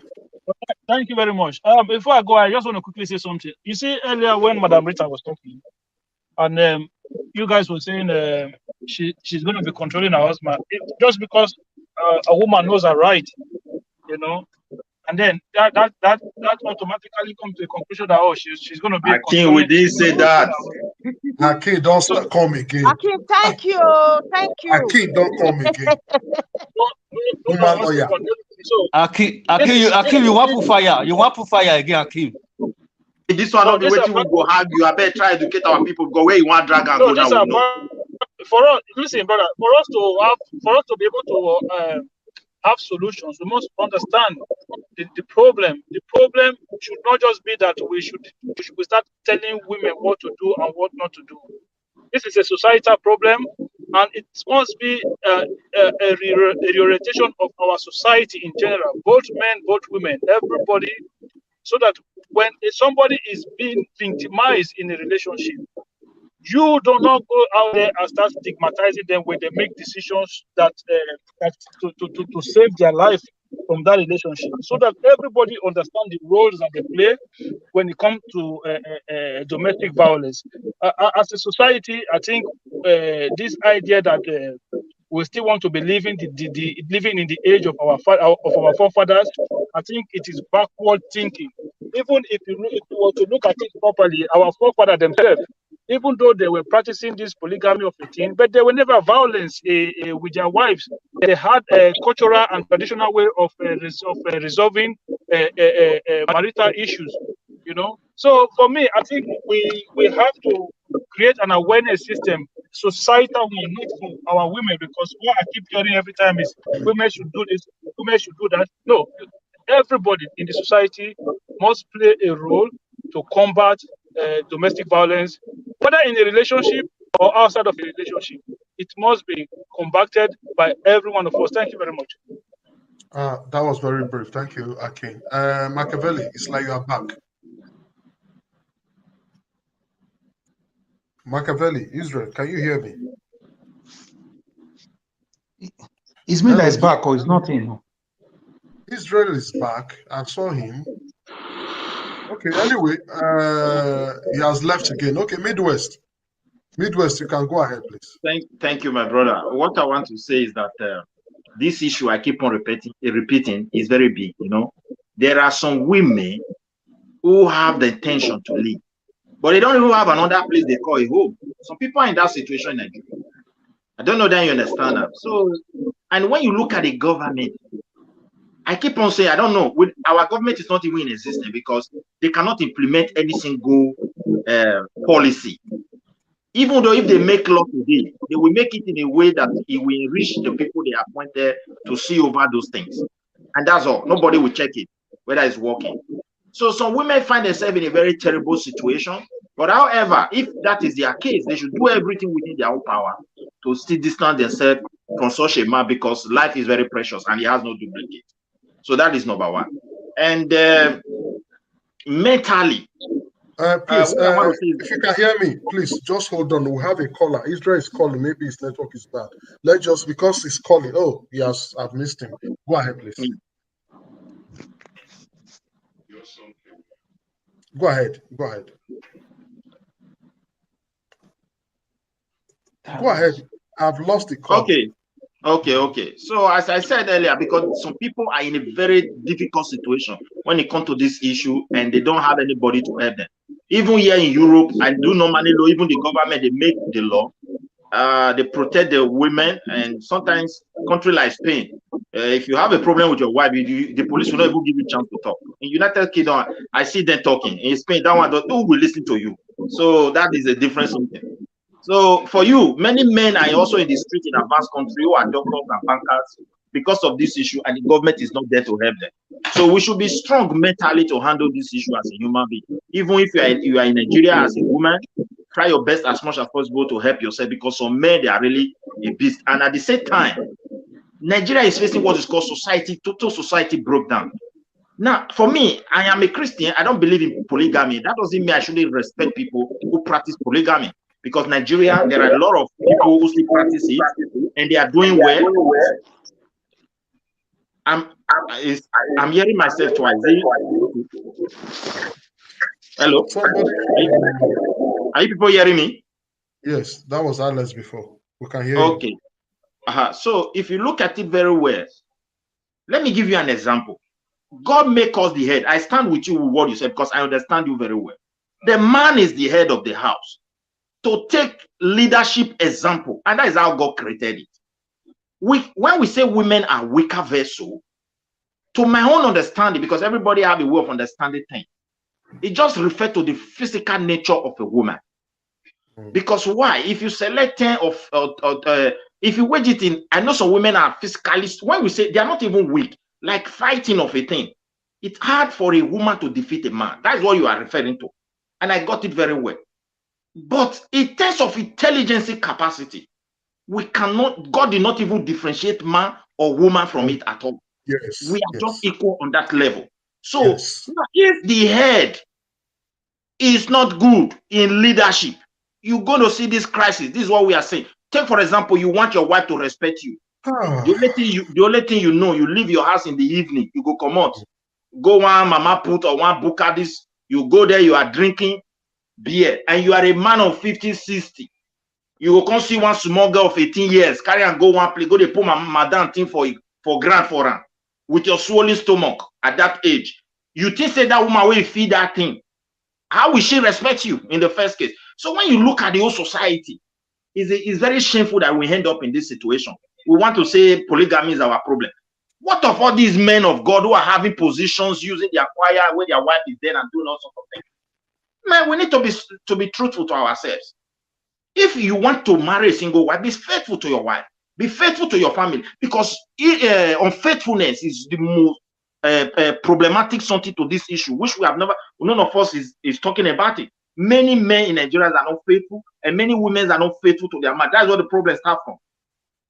And at the end, those things will not cultivate this violence we are talking about. I'm not saying this our lovely sister, a good Christian sister that died, that she was not faithful. Nobody should twist it to that level. But I'm just talking about the society, which is what is common in our society, and people decide to turn blind eyes to it.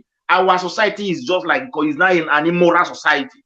And our forefather never lived like that. If they want to marry two wives, they go and marry. And they were very selective. They don't just see women put in their house, because they know that women are very difficult to manage. Home is very difficult to manage.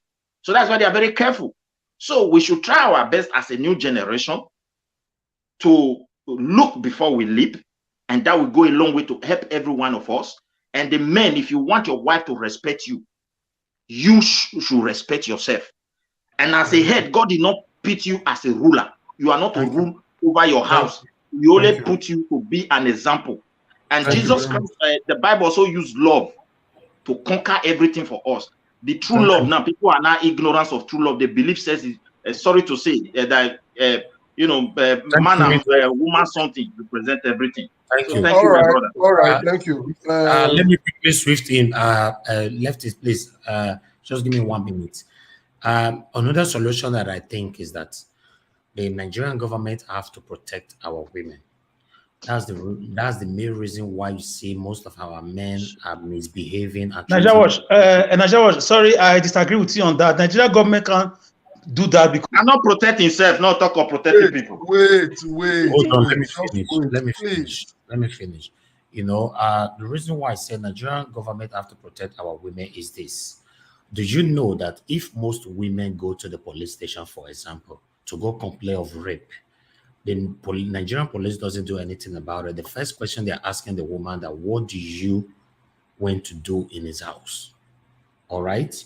So when a man is beating his wife all the time in Nigeria, when she goes to the police station, what the police officers normally say as well is to go home and sort your marriage out.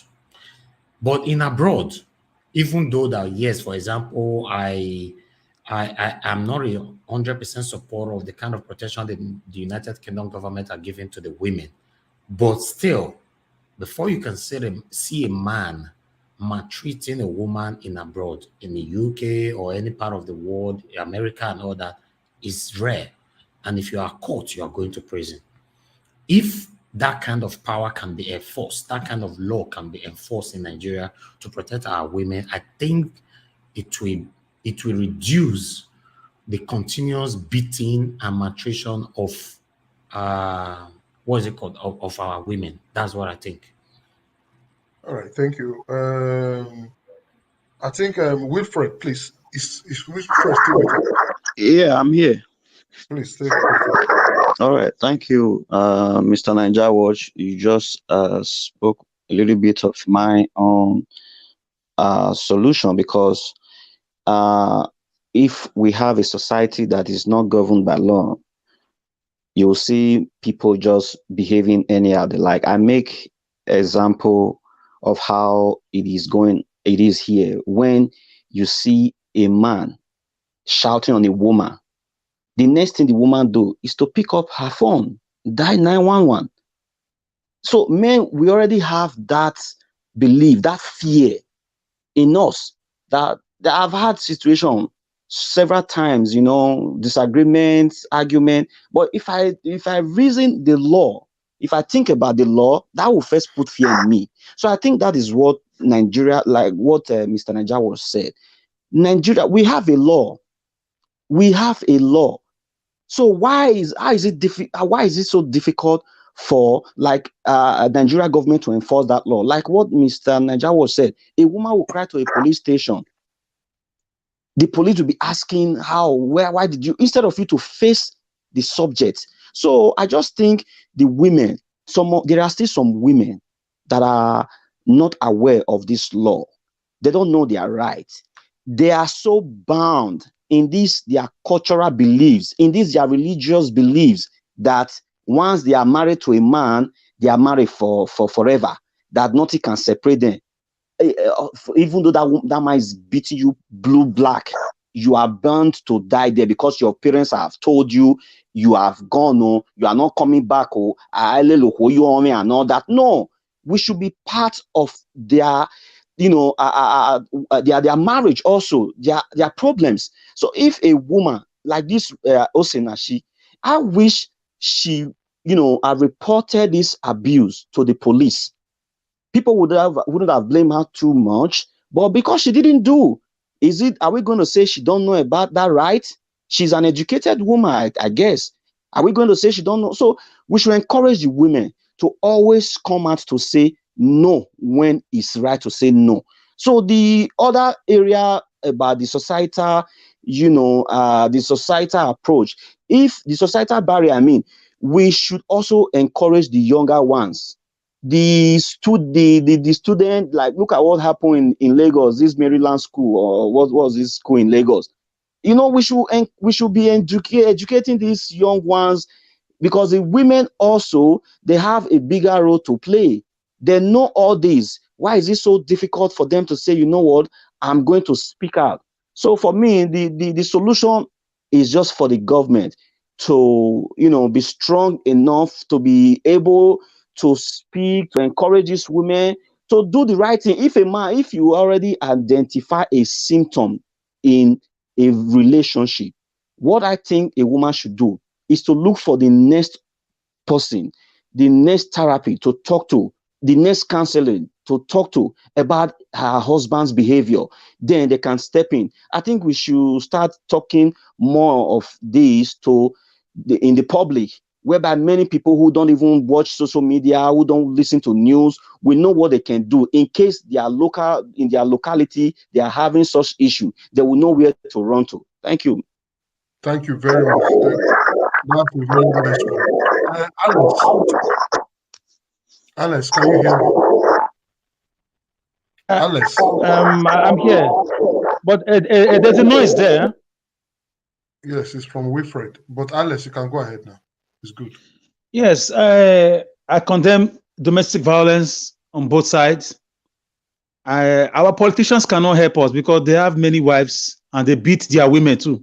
All these government leaders you are seeing, I have some of them in my own area here. They are very violent. Most of them are very abusive. You see a member of House of Rep beating his wife, carrying women everywhere. All these students is what they go out with. I'm not talking of ESA. This is not alleged. I drive, I see them a lot. So I'm not accusing anybody. I'm just telling you, you cannot give what you don't have. Telling us our leaders to protect the made to make law. They will not. They usually sweep all these things. Just throw them away. Last time, ladies in Nigeria or in some parts of the country made a protest to the government house or the National Assembly. They were listened to. Most of their recommendations were thrown out because our politicians, some of them are women beaters. They believe in marrying 20 wives. A member of the house brought 4 wives. to the government house, and he told them to all stand up, and he said he has 27 children. So I'm not against polygamy, but these guys don't believe in anything. They still live in the 20s. In those days where women are just seen as tools, they can't talk, and it's so bad. So me, I don't believe in domestic violence against women. I condemn it. I condemn the killer of the killing of that lady, a gospel singer. So I just want to let us know that we should look who we marry, because if the government cannot help you, if Nigeria is useless and the leaders are useless, you have to try to do your own research before you go into marriage, whether man or woman. It's not only about too many English. You will know when a woman is abusive or aggressive or physically challenging you, and you will know. When a man is doing the same thing, you will know. Don't look at weight. Don't look at beauty. Check out for some other things too. How does he handle conversations? Is she diplomatic? Does this person, is it decent?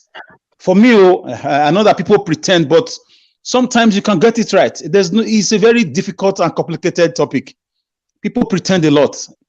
People are like snakes sometimes. They can pretend to be something else. The next day, they are something else. So I just hope that our women and our men also, should look before they leap in marriage.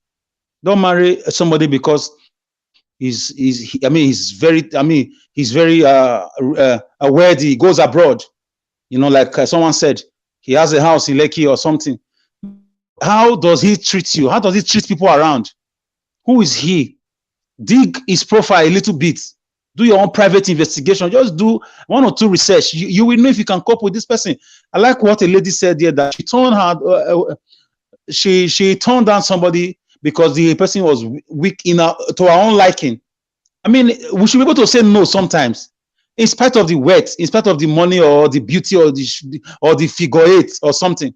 Because some men, once they see that figure 8, they can't think again. Even if the woman is an abuser, you can't think. Why some women, they've seen the houses, they've seen he goes to Canada, he goes to UK every 3 months and comes back. They are just carried away. This man will break your head, take you to the clinic and tell the doctor you fell. You will be there keeping quiet. Now you still marry the same man. You are dating now, broke your head with bottle inside the house. It's treating you. The doctor is asking you, how did it happen? You are lying. So who do you want to blame 5 years later when the man has killed you? So for me, all these ladies, they know what they are getting into sometimes. Let's not pretend. They know they're just enjoying the materialism, the razzmatazz, paparazzi of the moment. By the time the chips are down, after 2, 3 children, when the true man is out, they start crying out to the media space for help. When they were going to Dubai for trips, they didn't cry out. When they were getting those things from this man, they didn't cry out. So as much as I totally condemn violence against women, I also want the women to use your head. Use your head too. Don't be carried away with sweet words and gifts and materialism, because I know Nigeria is poor and the economic problem is against everybody. It's more against the women, because opportunity. There are no equal chances for women getting jobs here. Women have to go extra mile to get jobs. I know. So, but your life is more precious than one man somewhere who gives you temporary things. Okay, Alex, thank you. So, in a nutshell, as I conclude, the solution is this: open your eyes. Look before you leap.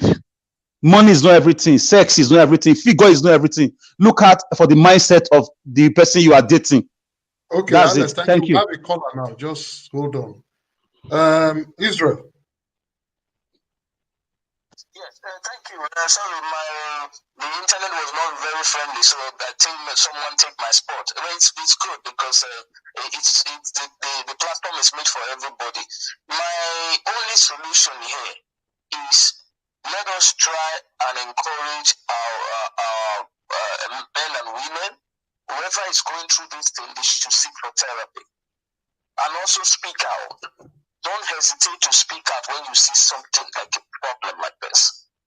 And also, we should tell most of our people here, especially in Europe, men or women, like I can hear some of us saying the laws here favors a lot of women. Some of these women took the advantage and say, yes, this is what you guys never did back where you come from, the society where it is one-sided. Now that we have seen a society that favors us, we're also going to use it. But another thing we also need to tell most of our men who don't want to work, once they sit down in their house and want to always use the women to make gains. This is what you see. So you must be hardworking. And if you want to become the head of the house, don't just say you are the man of the house because the society where you came from have put you there. And this is why I disagree with some people saying this cultural thing. They have one of the factors that made these women to feel like this. Some of these men, some of us that will get a little bit angry with ourselves, lashing it on the women, and when we go to our father to seek help, they will also tell the woman to kneel down. What sort of injustice is that? So we must work on ourselves as men. Don't just say because the women seem to be this, then we have to play on that because we claim to be intelligent. I disagree on that. So what we must do, our parents who gave birth to us and our forefathers, they should also help. They should not be the person saying, this one, those kind of things will never help. So we must encourage ourselves, learn to be tolerant, and we should seek help, speak out. And our men go and work. Also the women learn to, take care of the house. Don't say because this man is vulnerable, you want to also take advantage of it. You must work together in unity because this is what you told them when you were getting married or when you got into, this relationship. That you will be faithful to each other. Together, what do you call it? I'm going to respect whatever they say. So if you are doing that, you also have to check that factor as well. Don't take advantage of one weakness to the other. Or the man because of this, you have to take advantage of the women. We must learn to work together as one. And most of those who support polygamy, I myself, I don't support polygamy. Because this polygamy we have used it. Some of our men who back home, they never spend money or they take care of their family. All they know is to put wake up in the morning, call somebody who is selling rice and then just sit down there with 7 children with different wives, not taking care of them. Eat the whole food or the you come and tell me where stop nonsense, stop those nonsense. You need to work on your family. It is not by polygamy. I say I have many children. Like what Alex said, it's true. Somebody went to this National Assembly and saying that I have almost 8 children. And it's like, stand up. This one stand up, using them as what? They are not animals. They are human beings like you. If you want equality, you must respect yourself as a man. They will come here, especially those in Europe, you'll be carrying a bag here and there, looking for women to use as a scapegoat. You don't want to work. Thank you. We should not just blast it upon them and say because they Thank are you. this and that. Thank you, Israel. Thank you, Israel. Let's go to the next person, Okudaye. Mr. Okudaye, sir. Thank you, sir. Thank you, everybody. My brother Israel, taking care of family is not by polygamy.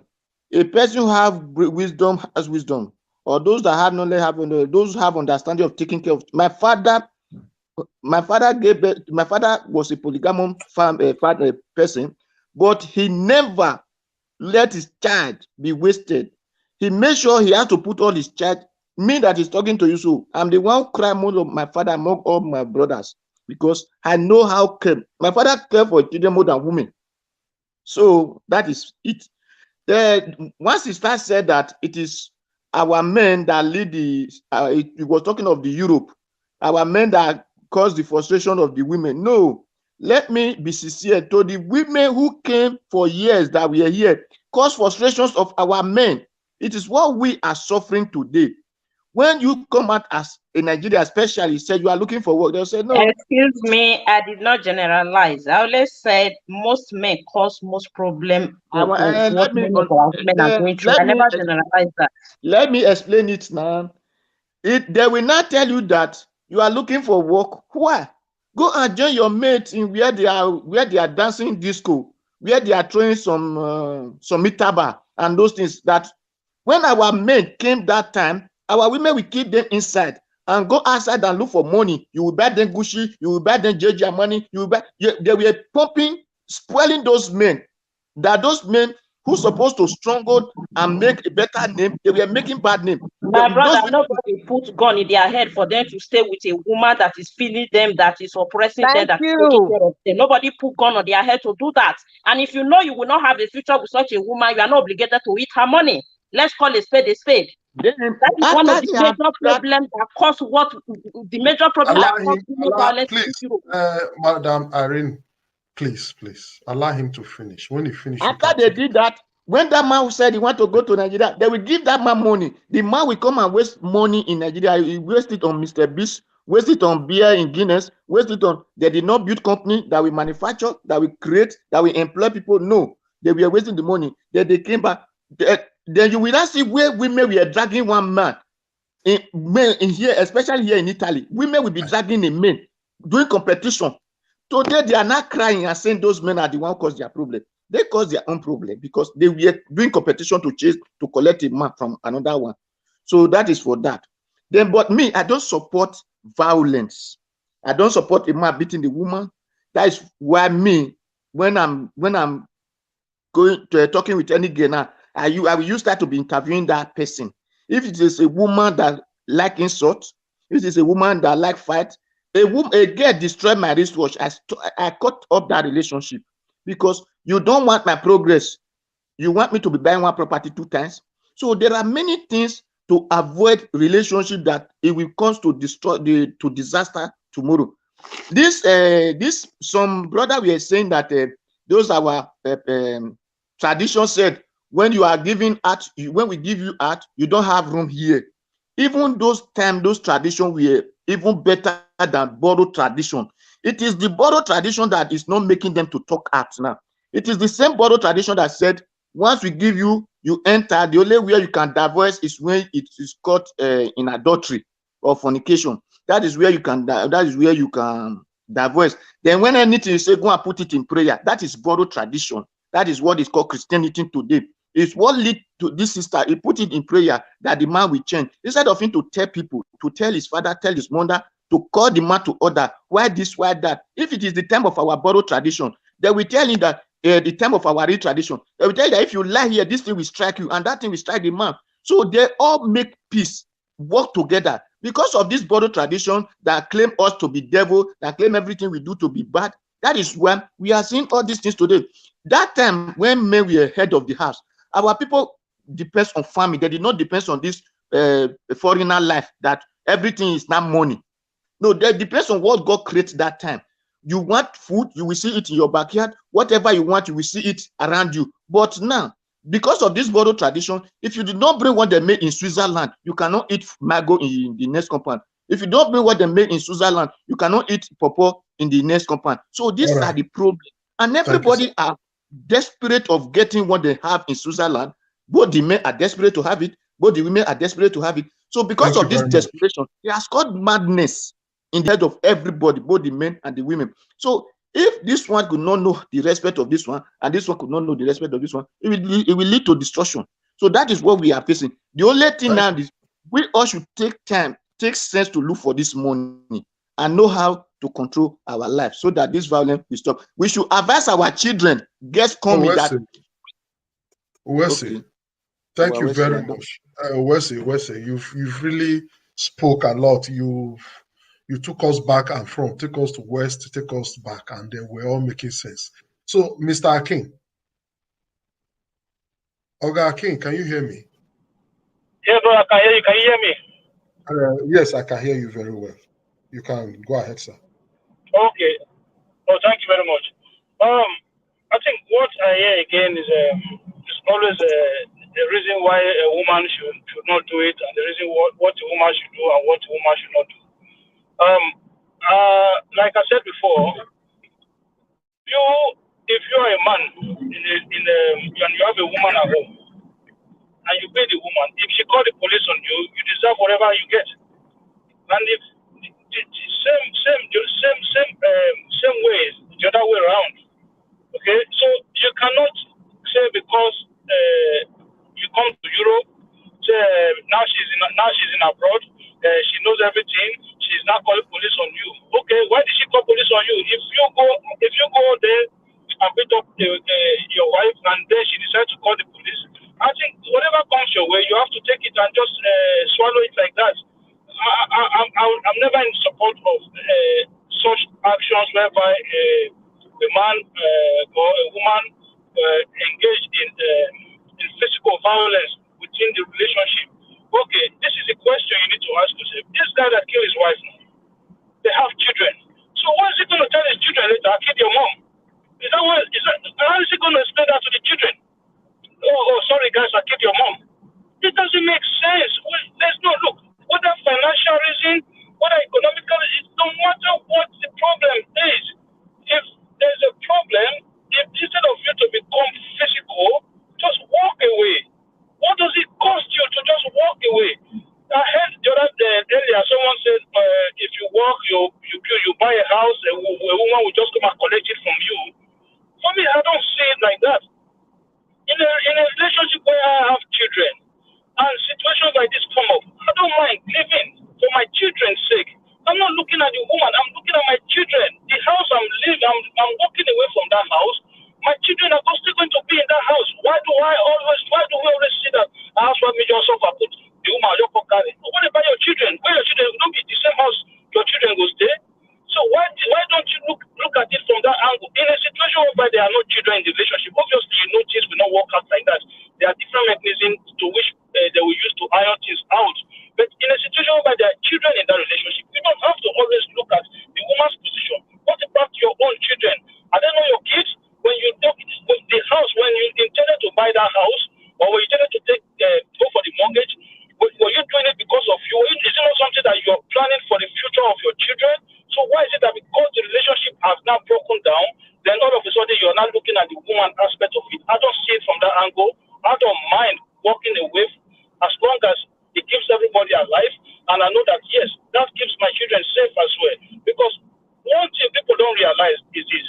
So in a relationship where you have kids, every domestic abuse that happens there, mentally those children are going to be affected. And a lot of people never take these things into consideration.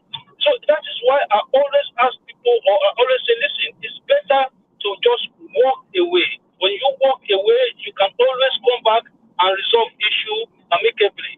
The idea that because a woman go to Nigeria and sell a house and give the man the money, that then give the man the right to start violently abusing her, I don't want to be giving all those kind of excuse. Because it's not going to help what we are. Okay. The problem that we are trying to solve. We have a caller now. Normal caller, Chris from Dublin, please. Dublin, sorry. Chris, if you be following us, you can go ahead, please. Can you hear me? I can hear you very well. And good evening, everybody. I'm coming from Dublin. And I think, to be honest, this is a very vital topic. Every time politics, but I think this topic is very important because it is from the home that we raise different monsters that will become our political leaders in future. So it is crucial that every child has a very good upbringing if we believe that these children will be the leaders and the politicians in the future.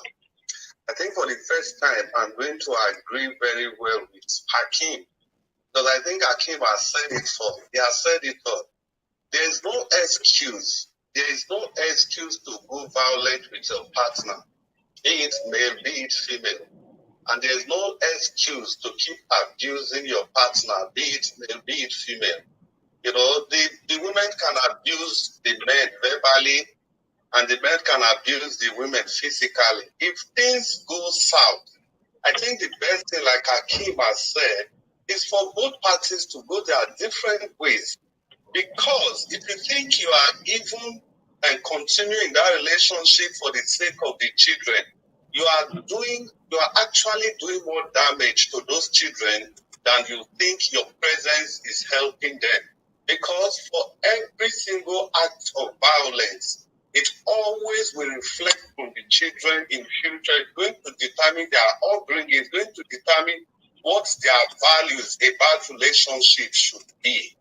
So that is why, even if you look at the people that go violent or people that are very abusive, irrespective of whether they are male or female, there's always something in their background, in their upbringing, that is not manifesting in their adult life. So if you don't really care for your children, the home front is not a place where we should display any form of violence for that matter. It should not be condoned. There should be no reason. There is no excuse that the woman has done this and so she talk. So she started you.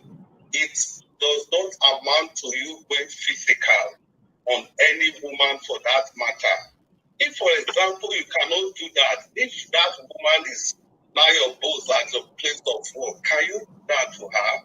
If she abuses you physically or she verbally abuses you in the place of work, can you go violent? Can you go physical on her?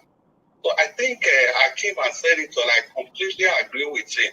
Because when all these problems, this domestic problem, when they start to arise in a family, what we should be looking at is the welfare of the children. Because for the husband and the wife, they've already determined their own life. They've already determined what they are going to do. They already have a family that they are raising. So whatever happens to them, it's not really the issue. The issue now is that what's going to be every action we take, how is it going to impact on the children that we have? So that is why it's crucial. If we are talking about all this, we have to pay attention to the welfare of the children. And you as the man, you are supposed to be the umbrella that covers everybody in the family. So you should be in a position to make the bigger sacrifice. Like Akin said, even if you are the one that bought the house or whatever, why were you buying the house before? Do you want to take it to if you are going to heaven? No. You are trying to do all these things to serve as a protection for your family. Now, if there is a problem or anything, you should not be afraid to leave that house. You should not be afraid to create an atmosphere where your children can continue growing in love and growing to become better people tomorrow, become better politicians tomorrow. So it's crucial before we marry, before we go into a relationship with any person, it's very crucial that we check the background of the people we are getting into relationship with. Love is never enough, and it can never be enough. Thank you. Understanding is everything. Thank you very much. I agree with Akin Thank you. his opinion on this matter. Thank you, Chris. For the very first time, you agree with Akin. That's very nice. Thank you very much. So, Akin, quickly round up. Yeah, thank you very much. Yeah, thank you, Mr. Chris. You know me, we're always on the opposite side when it comes to politics. But on this issue now, you see, you listen with me. So, like I was saying, my brother, we are here to try to pass information to people out there. And my own concern is that we are trying to look for a loophole, an excuse as to why this is happening. No, there should never be an excuse. It should not be happening at all. Like my brother said just now, the children as well. People are not even taking the children into consideration. I just asked that man, that Osinachi man, what is he going to tell his children that he killed their mother? Me, I will never forget. I will never forgive that kind of a father. Trust me. Thank you very much, brother. All right, Akin. Thank you very much. You are the last person. Is there another person that have not spoken second time? No. Yes, Mr. Alice. No, Alice, you've spoken now, second time. You've spoken now. Yeah. Mr. Lefty, I don't know if you permit me. There is an information I want to give. Please go ahead. Okay. There's a broadcast we make here some time ago about rape cases that is happening in Edo State. So I remember that day, I think, if I'm not mistaken, Sister Rita and Mr. Midwest was in that broadcast. So, okay. What I want to say is that, that day I said I'm going to call somebody and I'm going to make some investigation concerning that. I understand maybe some people might come for me saying that law doesn't work in Nigeria and those things doesn't work. But I just want to inform people that there is a center I come across that they have in Edo State that they can go to if they have such issues. Numbers are there, email address is there. The center is in GROA, I guess.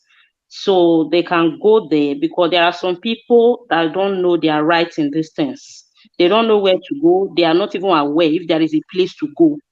So I come across that there is a place they launched last year, Edo State government, for that you can go there to seek for help. So maybe they can find therapists, get treatment. Though they also said that there's going to be a 14 years prison term for somebody that raped somebody. I don't want to emphasize much on the justice area. If it works, fine. That would be good. Madam Irene Ward. Yeah. They have been. It's not just now. The Women Affairs Commission has been there. No. This is not. Well, excuse me. This is not. I don't think it's coming from. I don't know the department actually opened it. But why I'm saying this is that in that debate that day, it seems that everybody is completely helpless. Nobody have where to go, or nobody know what to do. We've been treating. Okay, let me help you. We've been treating rape cases. We have taken some to jail. Actually, all of that. We have taken some to jail. Personally, I've been to court on cases like that. Hold on, Mr. Lefis. Why I am saying this is that you are just saying this now. Like that they were in that program, it's like everybody is unprotected. We don't, the women don't know what to do. They don't have where to go. So I am bringing up this for them to be aware that if they don't know there is a place that they can go, they should speak up. It's also like this domestic violence issue. Let me also help you. Let me finish, man. You are the moderator. You can say it when you are done. I just want to, because I promise in this program that I am going to call one of my sisters that work as a psychologist in Edo State, though she's on a private sector. I called her. She told me something. She gave me some website, and I make more investigation on this. So it's what I promised to do. I'm only delivering because Midwest Republic personally pick interest on me on this case that day. That the way I was talking about it, you think I can help. I'm only trying to say what I find out and what I think they should do. There are phone numbers there that they can call, they can go. They shouldn't keep quiet because now we are blaming Osinachi that he did not speak out when he was being abused, which she actually speak because most of what these people saying, she told me. It's not that nobody was able to help her. The government failed her, the society failed her, the religion failed her. So in this case, let it not be that tomorrow another case of they never know where to go, they never knew. There is an existing center there in GROA that they can go, the telephone numbers are there, the people involved are there that they can go. So Mr. Leftis, if you want to add the one you people has been doing, you can go ahead and do that. I'm just giving an information due to the investigation that I made. Thank you. Thank you for giving us and that. If they want I don't know if I should post the numbers and all that in the platform, not here, and the addresses so that people can reach out to people on ground that to know where to go and all that, because I have all the information with me. So thank you. Madam Mary, please, not everybody is on the platform. Can you just, if it's possible, could you give her the information on air so that people who are not part of the Nigerian family can have access to those information as well? Okay. The state, the place, they call it Vivian Center. They call it Ogbe Nursing Home, Reservation Road, GROA, Benin City. So they have email address, viviancenter@gmail.com, and they have somebody of a name, Dr. Egbe Enobahari, something like that. Then the phone number is there. They have 3 phone number here. Which one is free line? The one that is free line is 0800 200 2020. If they want to, if anybody is looking for the information back that can play this video, the phone number that is free line, I repeat, 080 020 020. Then there is another number, 070 460 55026. Then 080 544 61139. And direct email to this doctor is egberala at gmail.com. So they are there. So it will not be nice that something like this will be there. Nobody will take advantage of it. Then people are languishing in ignorance there, feeling that nobody's there to help. At least let them go. Then if nobody is helping them, they can really cry out that they went to somewhere, they did not receive help. But not knowing, I don't think it's a good idea. So I just say, let me bring the information to the house. Anybody that is going through that, should encourage them to speak or should encourage them to go there. Probably there are professionals there that can be of help. Thank you. Thank you, my Yes, sister. See, I want to quickly madam, put something here for Mr. The moderator. The issue we discussed that day is about these Fulani herdsmen going around in our villages, attacking women, raping them. So that case is very complex. Like this very one you're talking about. For example, any woman is a victim of rape, as far as the society is still concerned, and the woman is able to recognize the person or the people involved, there is a punishment for it. Now, Nigeria police still act on it to some extent, and there are some places, they still act. They don't tolerate. You can't complain that they will sit down. After all, they will still make money or they will work hard for that. But this one happening to our people in the various bushs is the real problem. Because if this center is inclusive to these people, we're supposed to see Commissioner of Women Affairs going into the bush, sympathizing with these people, give them strength to, bear this horrible pain, give them strength mentally to become strong so they can, go into many areas and been able to help themselves and places where they can help them and they will recover. So these are the area I was really talking about. I don't know whether the government is able to put things in place to assist people of this nature who fall victim of this nature, because their case is different. It happens to them in the bush and nobody is there to even visit them. Yes, And some of them Mr. are not. Amiga, this one is a general, is for every victim that is of a rape case. And with what I read on the, with everything, the information I gathered, with what I read there, I think they can also be of help to, even if you are under a domestic violence issue and all that. But specifically, it's a center that is created for rape, and it was created last year, 2021, in their offices in GRO, as I gave the address before, Ogbe Nursing Home, Vivian Center. Thank you very much. For rape people, so they can go there, because there are people that they don't know where to go, they don't know how to go about it, they don't carry the stigma to their husband's house and start maltreating men. It turned out to be the domestic violence we are speaking about right now, because they are nursing those things inside them. They need therapy. If it's above therapy, because everybody don't have that meta. Everybody don't have same mental capacity to digest some certain things inside you. There are some people, when they speak out, they will be healed of the wound. When you counsel them, they will be healed. There are some you counsel, it will not work. Then psychiatric have to take it off from there. They can place them on treatment, So that is why I took this thing so seriously. And my sister, that is a psychologist, like I said, she have her private consultant in the Edo Central area, that side. They are having people that are consulting them privately, paying for it. So that is why I'm making this in public. If you think maybe the public one is not working, there are so many private ones out there that are professional that can be of help, because it will definitely also help in this area of domestic violence. Because when you nurse a lot of anger for a long time and take it to marriage, any little thing the man do, you remember the one that hurt you before, you get explode. Because I was shocked the other day when a woman said he caught a man, the husband, because he having an affair. He drugged the man and used a knife and ripped out the manhood. Honestly, that crime, I don't think it warrant the killing of a man because you saw your husband with a mistress or with a girlfriend. I'm not saying that it's good for you to cheat on your wife, but it might be an accumulated anger on that woman, or maybe what he have experienced before, that warrant her to commit that crime of using a knife, ripping off a manhood. So all these things can lead to all those anger over the years. So that is why I tried, because I said it that day that I will investigate. That is why I come up with this thing. If there's anybody that you need to help, this thing is there. Thank you. Yes, we Madam, thank you appreciate very much. Thank you we greatly. appreciate You're your welcome. concern.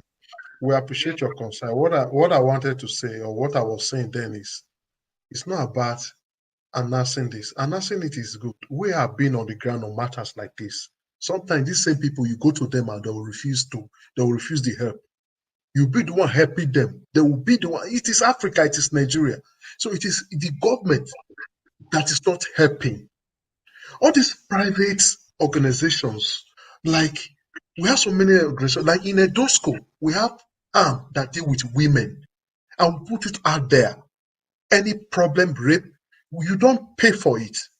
We make sure we follow it to the level of court and make sure that person is jailed. But do you know that at the time you see these people that are victim going back, and you that is pushing become the fool? The informations are there. Not that the informations are not there. They are not willing. The people themselves. They are But not yet, willing. Mr. Left, Most is of what them I'm trying are to not say. just What willing. I'm trying to say is that it's not everybody that are aware. That is why we need to make more of the awareness, because we're very many on that broadcast that day. I never see anybody, both from the comment section and the panel, that is aware Madam, that they have a place to go. That is madam, what I'm saying. I'm not saying that they are not there, but we there need are to make more most people, awareness so that they you will don't know. understand. The awareness anybody need to create now. The Ministry of Information, no matter Number one. what you, that is it. I've been on I ground. It's don't not say coming there's to talk nothing on like air. information. I know people don't know what is going on in their state. We don't have information. Even some It's of not them good. that knows what is going on are afraid to go forward. I know what you're talking about, Mr. Lefty. When Yes. government is giving you information, it's different from when maybe your close person or people or normal people like you in the They society need or just orientation. What I am saying is orientation. This one you are doing announcing. Mr. Check Lefty, now. you are not getting me. If I didn't listen to me, Ministry of if you are Orientation not should take it up by listen making to sure. me.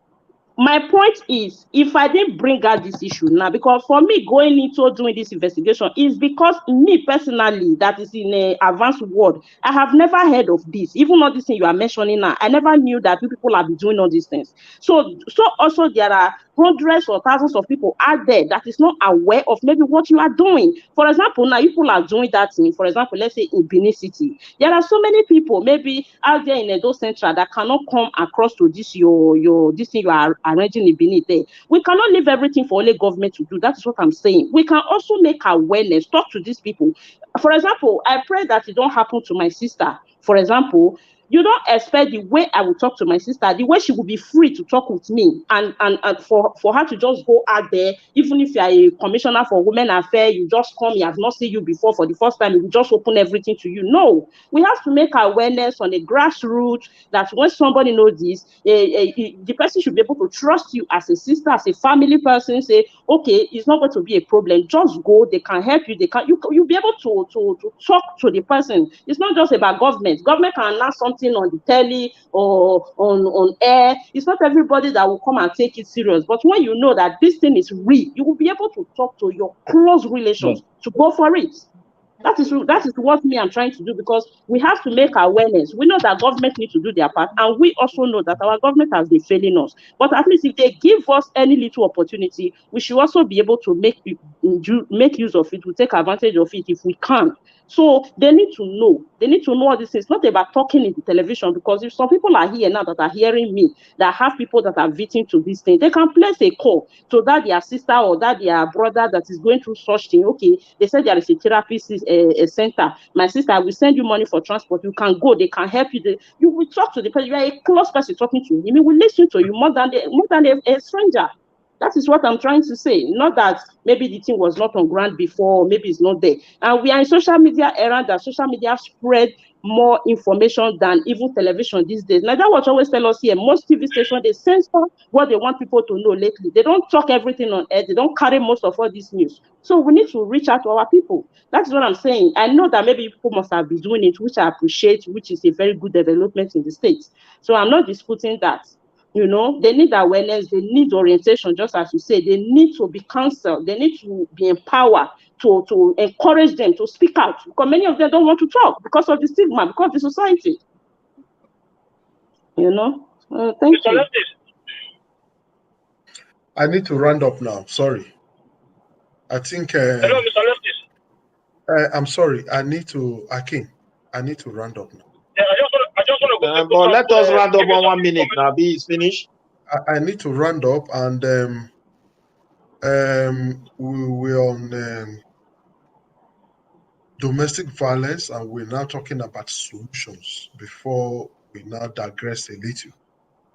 And we all spoken second times, and we will now round up. That's why I said I need to round up. I just wanted the Aaron's world to must finish what she wants, and I need to just get to round up. Yes, we will now have to round up, maybe 1 minute for everybody to round up. We have this is almost 4 hours, and we need to round up. So, Akin, go ahead, please. Just start the rounding up. Yeah, thank you very much. I just want to quickly say something. This topic today, this is not politics, okay? There's not one side or the other side on this topic. We are all on the same side on this topic. Okay, we all agree that this is a problem in our society. And what Madam Irene did just now, it should be very, very commended. She should be commended for what she did now. Because I was going to ask you before she came on, I was going to ask you that when you want to do a show like this, when you want to talk about a topic like this, you should have a system or information at hand that you are going to give to the people out there as a way to help those people who have suffered from any form of violence or sexual violence or domestic violence. But then you not say to us that you are part of a school and you deal with issues like this. So my main worry now is that you should be using your position as a member of the civil society organization to help create awareness around this issue. This is a very sensitive matter. I've said this thing before. Our people would like to talk, but we do not like to act. And until we start to act, because at the end of the day, we cannot continue to push everything on the side of government, because we understand the society that we come from. Our government is not going to do everything for us. We as a people, we must try to help our fellow people back home. Whatever we can do to inform people, even if it means to start erecting billboards on different issues, domestic violence, land grabbing, sexual violence, we need to start being proactive, because what I've seen in our people is that they like to come on the media and just talk and talk and talk and talk. When the time comes to act, we do not like to act. I think we need to change our orientation, even we in diaspora. We need to change our orientation and start to ask ourselves, what quota can we contribute to change narrative back home? Because at the end of the day, we too, we are government. We are government of our own. Those people that are just elected to represent everybody, but we too, we have our own power. We have it in us to enforce changes. We have it in us to try to enlighten our people back home, so that whenever anybody is suffering from this issue, even if they don't have the information, they could be driving past or walking past a billboard, and they will have those information in front of them. But we have never been this helpful when it comes to promoting issues like this. Thank you very much. All right, thank you very much, Brother Akin. Do we still have Brother Nice in the house? Yes, I'm here. Brother Nice, please, Yeah, I'm quickly. here. Please, quickly round up.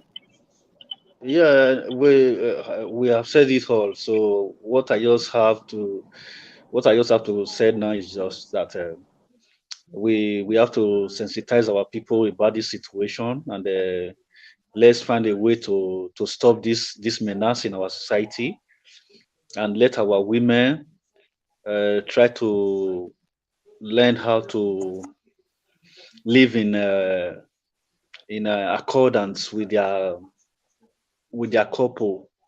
Tolerance is the most important thing in every relationship. So they should try to study who they move with, who they live with, and so to avoid all those domestic violence. That is just my message. All right. That's all. Thank you very much. Thank you very much, brother. Nice. Good to have you, and I hope we'll have you next week. Midwest Republic, please. Thank you very much, my brother.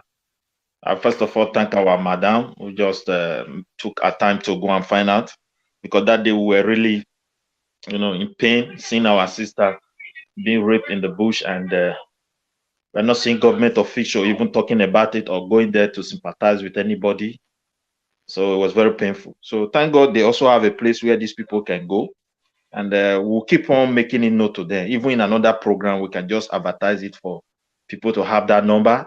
So maybe when they start giving us feedback, that will also enable us to know what exactly is going on there. Okay. That is number one. And concerning this issue, this main topic that we're talking about, I still want to say it. We shouldn't, made mistake of domestic violence with marital brokenness. Many marriage end up peacefully without nobody dying or anything. Why some marriage is in existence, one partner will end the life of the other. So it's a different thing entirely. For the men, it is hard time. That men that used to build their wife, they should understand that, look, if you follow the way your woman talk to you, you go and hit your woman, something can just happen. Like this man now, he didn't plan for suicide. Even people have been saying the man is violent, is this and that. If you look at what happened, we never planned for suicide, to go and kill someone. Perhaps it's just marital differences, and the manner, the way he used to speak to his wife is to eat. And that they maybe increase some force to that hitting, and you see what happened now. It has happened. So we should learn from it that nobody plan to, some of them don't plan to kill their wife. They just, out of the differences, they don't handle it carefully and consciously, and this is what happened. So that is what I would say here, because it's a very big topic. Thank you very much, my brother. Thank you. We'll still give the Irish word a rounding up chance. Please, Madam Harris Wow. Ward. Thank you, Mr. Leftist. All I just want to say, I've spoken a lot about the solution to this. Women should get themselves economically okay, but don't use your economical status to oppress your husband, please. I don't mean that area. You can support your husband if you're financially okay. And I also want to plead to our men, please allow your wife to explore, allow them to be free, because I believe if you don't trust a woman, there is no need of getting married, because marriage should be built on trust. Because I understand that many men suppress their wife. They don't want them to do anything, either fear of for the woman not to come and be more progressive than them, or maybe they are jealous, maybe will commit adultery out there, or maybe another person will look at her. Allow her to walk, allow her to go out for dinner with friends, allow her to explore. And aside that, I also want to encourage our people. We should not throw away romanticism out of all this. That is when be romantic, not romanticism as a sickness. Sorry. We need to be romantic, because there is something that woman and that man saw on each other before they agree to say I do. So many marriages today, by the time they end up in marriage, what you normally do, you don't do it. You now focus on a house problem, feeding children. Even woman that used to dress sexy before now started tying wrapper on her chest, walking around the house. The man will get pissed off. If you used to take your wife to dinner, still take her to dinner once in a while, once in a month or something. Get her flower if your wife is the type that like flower. Buy her gift. You, a woman, also buy your husband gift. They don't forbid that.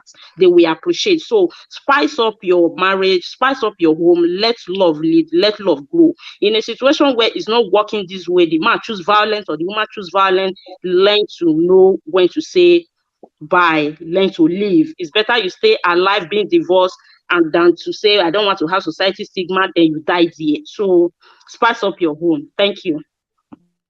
Yes, thank you very much. Then Alice.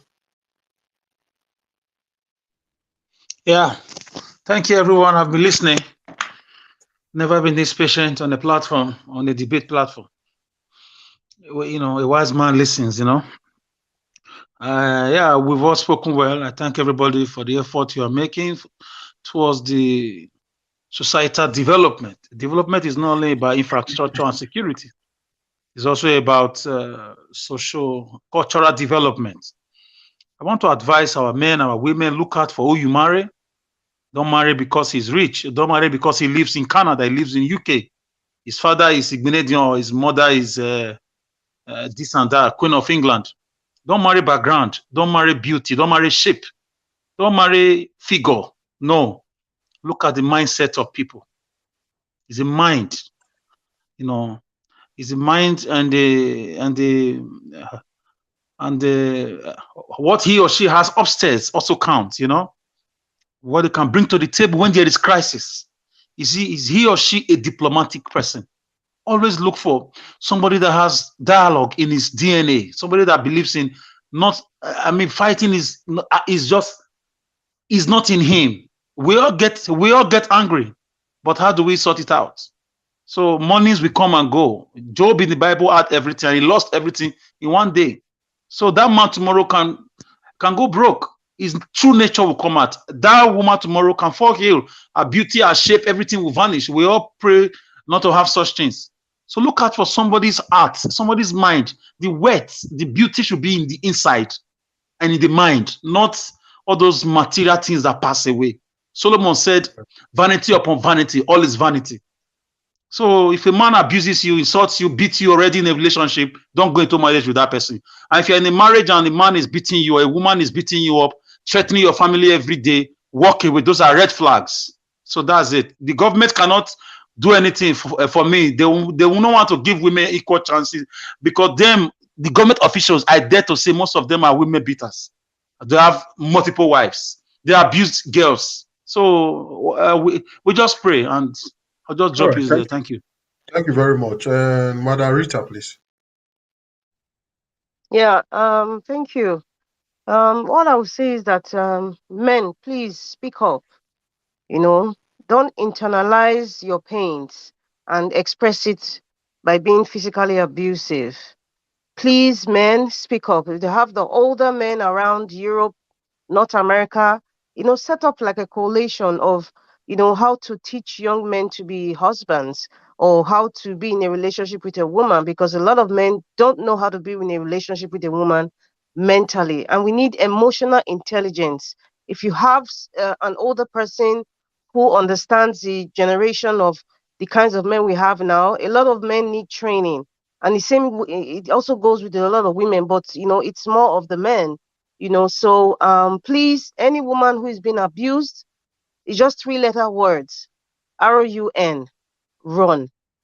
Run for your safety, run for your children, run for your life.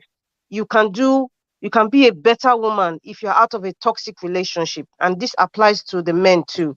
But men, please open up, speak your mind out, so that you will not internalize a whole lot inside. Keep speaking out. If you need therapy, get therapy. God bless everybody. Thank you very much. Thank you. Wilfred. Oh, okay. Thank you, Mr. Lefties. Well, just to conclude, uh, to my earlier submission, as a woman, young girls, wives, if you're out there and you've made an attempt to report violence, to domestic violence to any authority, friends, family members, and you see they are not helping, they keep advising you to enjoy when you know it's becoming unbearable. My advice for you, my sister, my brothers, is for you to just walk out, come out of that relationship, to stay alive for your kids and for your family. Thank you. Yes. Thank you very much, everybody. And for us and the panelists that have been saying run, doesn't mean that we are discouraging marriages, doesn't mean we don't want you to endure in your marriages, but we are advising that when you become extremely very toxic, that will lead to something that you know it will lead to something you cannot take. Please, there's nothing like it's better when they laugh you than they cry you. According to Sister Rita, run. So on that note, we advise men and women, both we are talking about men and women. We are not saying women or just men. It is on both sides. Some of us are not just responsible as men. Many, we are not responsible. And as such, we take that irresponsibility, we put it in the body of a very good woman. While some of the women too are not responsible, as such, they put the responsible on the body of a very good man. But when the two meet, I'll be the single mother and single father everywhere today. So we want to advise that we should, before we say I do, one, we should understand ourselves very well. We should communicate. This communication is very good. We should be tolerant because none of us is perfect. It's talking, I might be wrong somewhere, but woman should be able to understand that yes, it's not like this. This one that he's doing is not normal. Let me give him time. When it's normal, we'll come to his sense. You don't join me to be abnormal. Also, the men, if your woman is abnormal, please, as a man, try to tolerate. It is even better for men to tolerate women than women to tolerate men. Because you know why? Men are supposed to be the protector of women. So it will be very sad when we hear men raising their hand up, whether in a bedroom, kitchen, to touch a woman. Me, personally, I'm against it and I've never done it. There are other ways you can punish women. It's not by beating them. Me, I have my way. I have my way. I keep it quiet. And that one is more wicked and more painful to them. When they need you, you are not there. You see them apologizing. Please, we should stop domestic violence. It is not healthy, especially when children are involved. The children are learning. They learn very fast. Education is also part of it. We should try. Education is not just by going to school. We can also educate common sense, just common sense. Please. And the government should also try as much as possible to make sure they are there for their citizens. When the man cries, listen. When the woman cries, listen. And the government should encourage women to start to talk. Women, please don't keep quiet. Learn to talk out. When we say talk out, we don't mean singing it as a song. Go somewhere and report your husband. Responsible place which he can be called upon and be talked to.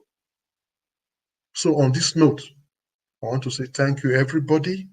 Oh, I want to. I will give you time to talk. Don't worry.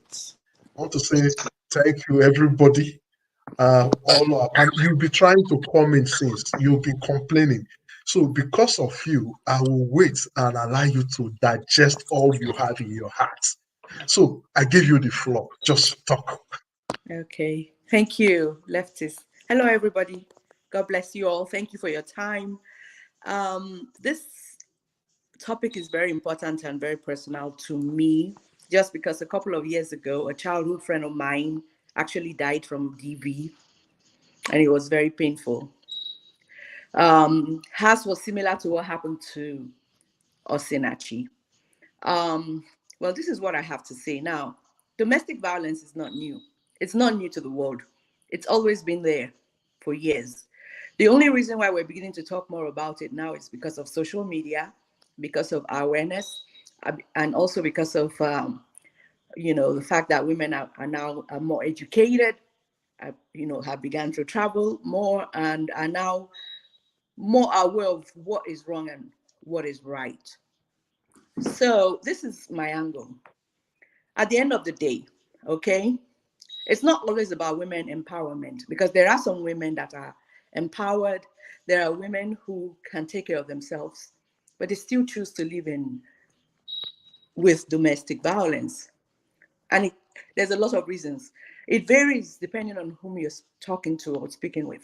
For some women, it's not because they are not staying because they can't afford to take care of themselves. What they're thinking about the stigma, of not being able to, when they leave, how they are being labeled in the society is seen as a sign of failure. Now, look, we all come from a society where, whether you like it or not, we believe that a woman is successful when she's married and continues to stay there. And some women are actually called strong women because they choose to stay in those kind of situations. But this is my solution. I do have one or two solutions, and I think it depends on the individual. Okay, it depends on your tolerance level. If you continue to stay in an abusive relationship, and that is your story, that is your issue, and at the end of the day, it just means that you do not love yourself. That's what it means, because our darling sister is gone today. She's no longer with us. Okay, we do not know the reasons why she continued to stay in an abusive relationship, but we think we understand some of the reasons why, because of the church, because of the stigma, because of the fact that the man was very controlling, and he probably told her he was going to kill her. He actually did say he was going to kill her if she left. All right. And we also have issues with people whose families are not supportive. You're told you can't come back home, so you have to continue to be in that situation. But anyway, let me go back to my solutions to this problem. At the end of the day, I believe that every individual has, you owe it to yourself to stay alive, even for your children.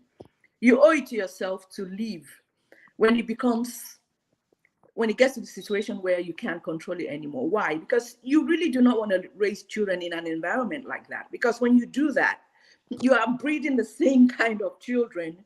You're the same children you think you're trying to protect. Okay, I'll continue to stay in this marriage so that because I don't want to have children for different men or be with whatever your reasons are. You're not doing your children any good if you continue to remain, because they're gonna come out of that relationship hating marriage. They wouldn't want to get married, or they might even go and use when they grow up the same transferred aggression on other people. So, but it's about loving yourself, finding yourself worthy. You know what it means when you say, you know what, I love myself. I believe that. And a lot of women do it. When you go out on the streets, you see women who say, if they beat me, now I come out. I know I can't die. And they're selling tomatoes on the street. They're selling oranges on the street, and they're taking care of their children.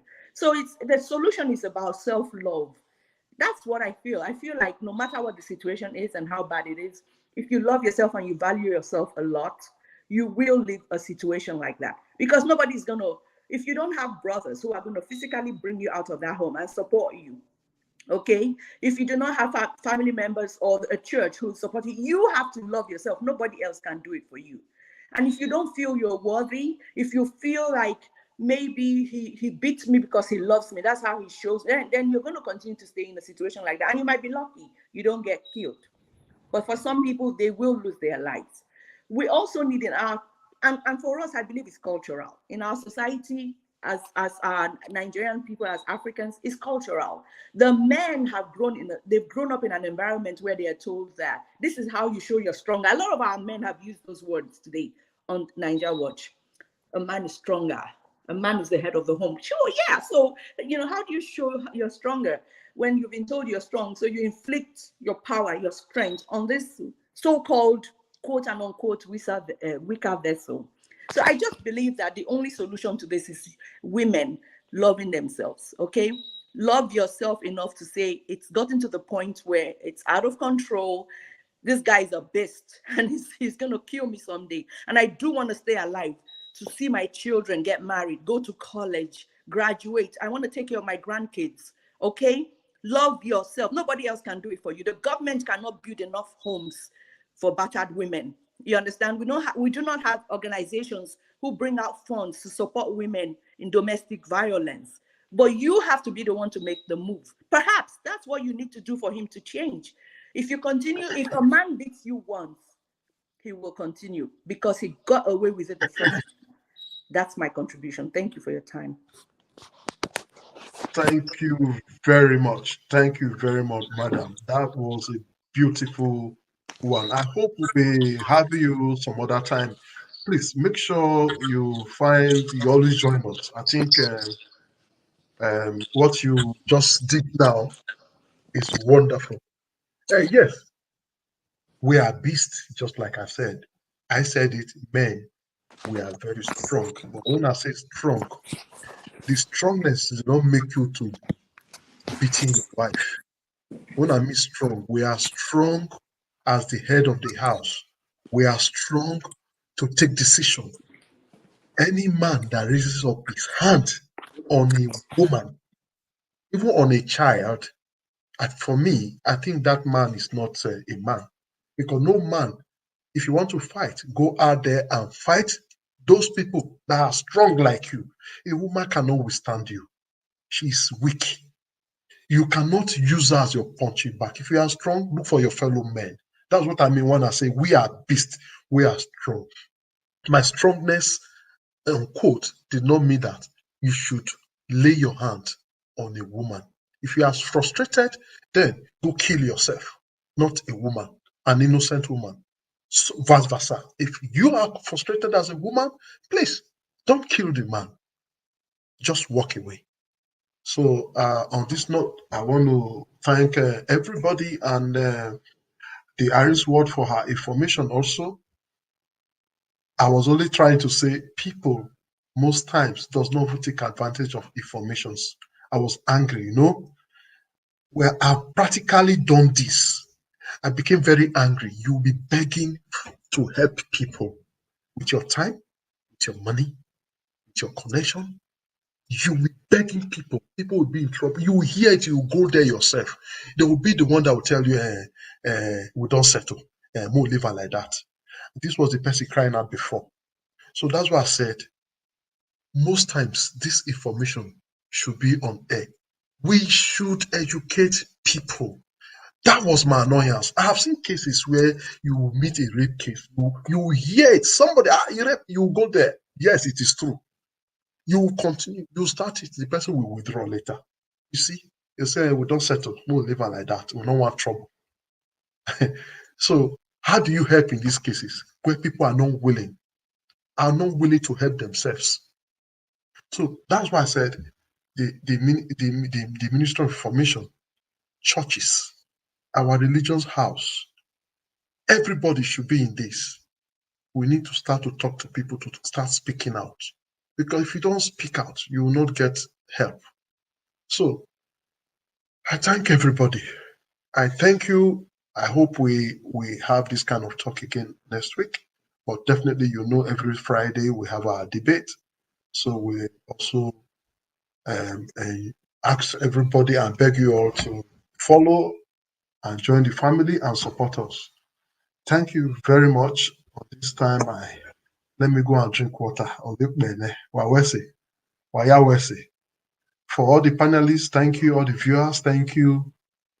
The comment section, thank you. And to Mr. Elvis, Thank you, everybody. We appreciate every one of you for your time, for your contributions as well. Now, God bless all of you now. I appreciate all the women who joined us as well. Let us be learning from each other. That's what this platform is all about. We learn from each other every day. I want to thank my moderator, Lefty Setoya. Thank you very much for a wonderful job there. And my people, please join me in the next 10 minutes. I'm on air. We need to talk about Mega Comrade Ranomego Edegbe over his political ambition right there in Benin City. So I'm coming back on air in 10 minutes. Thank you, my people. God bless you all. Bye for now. bye.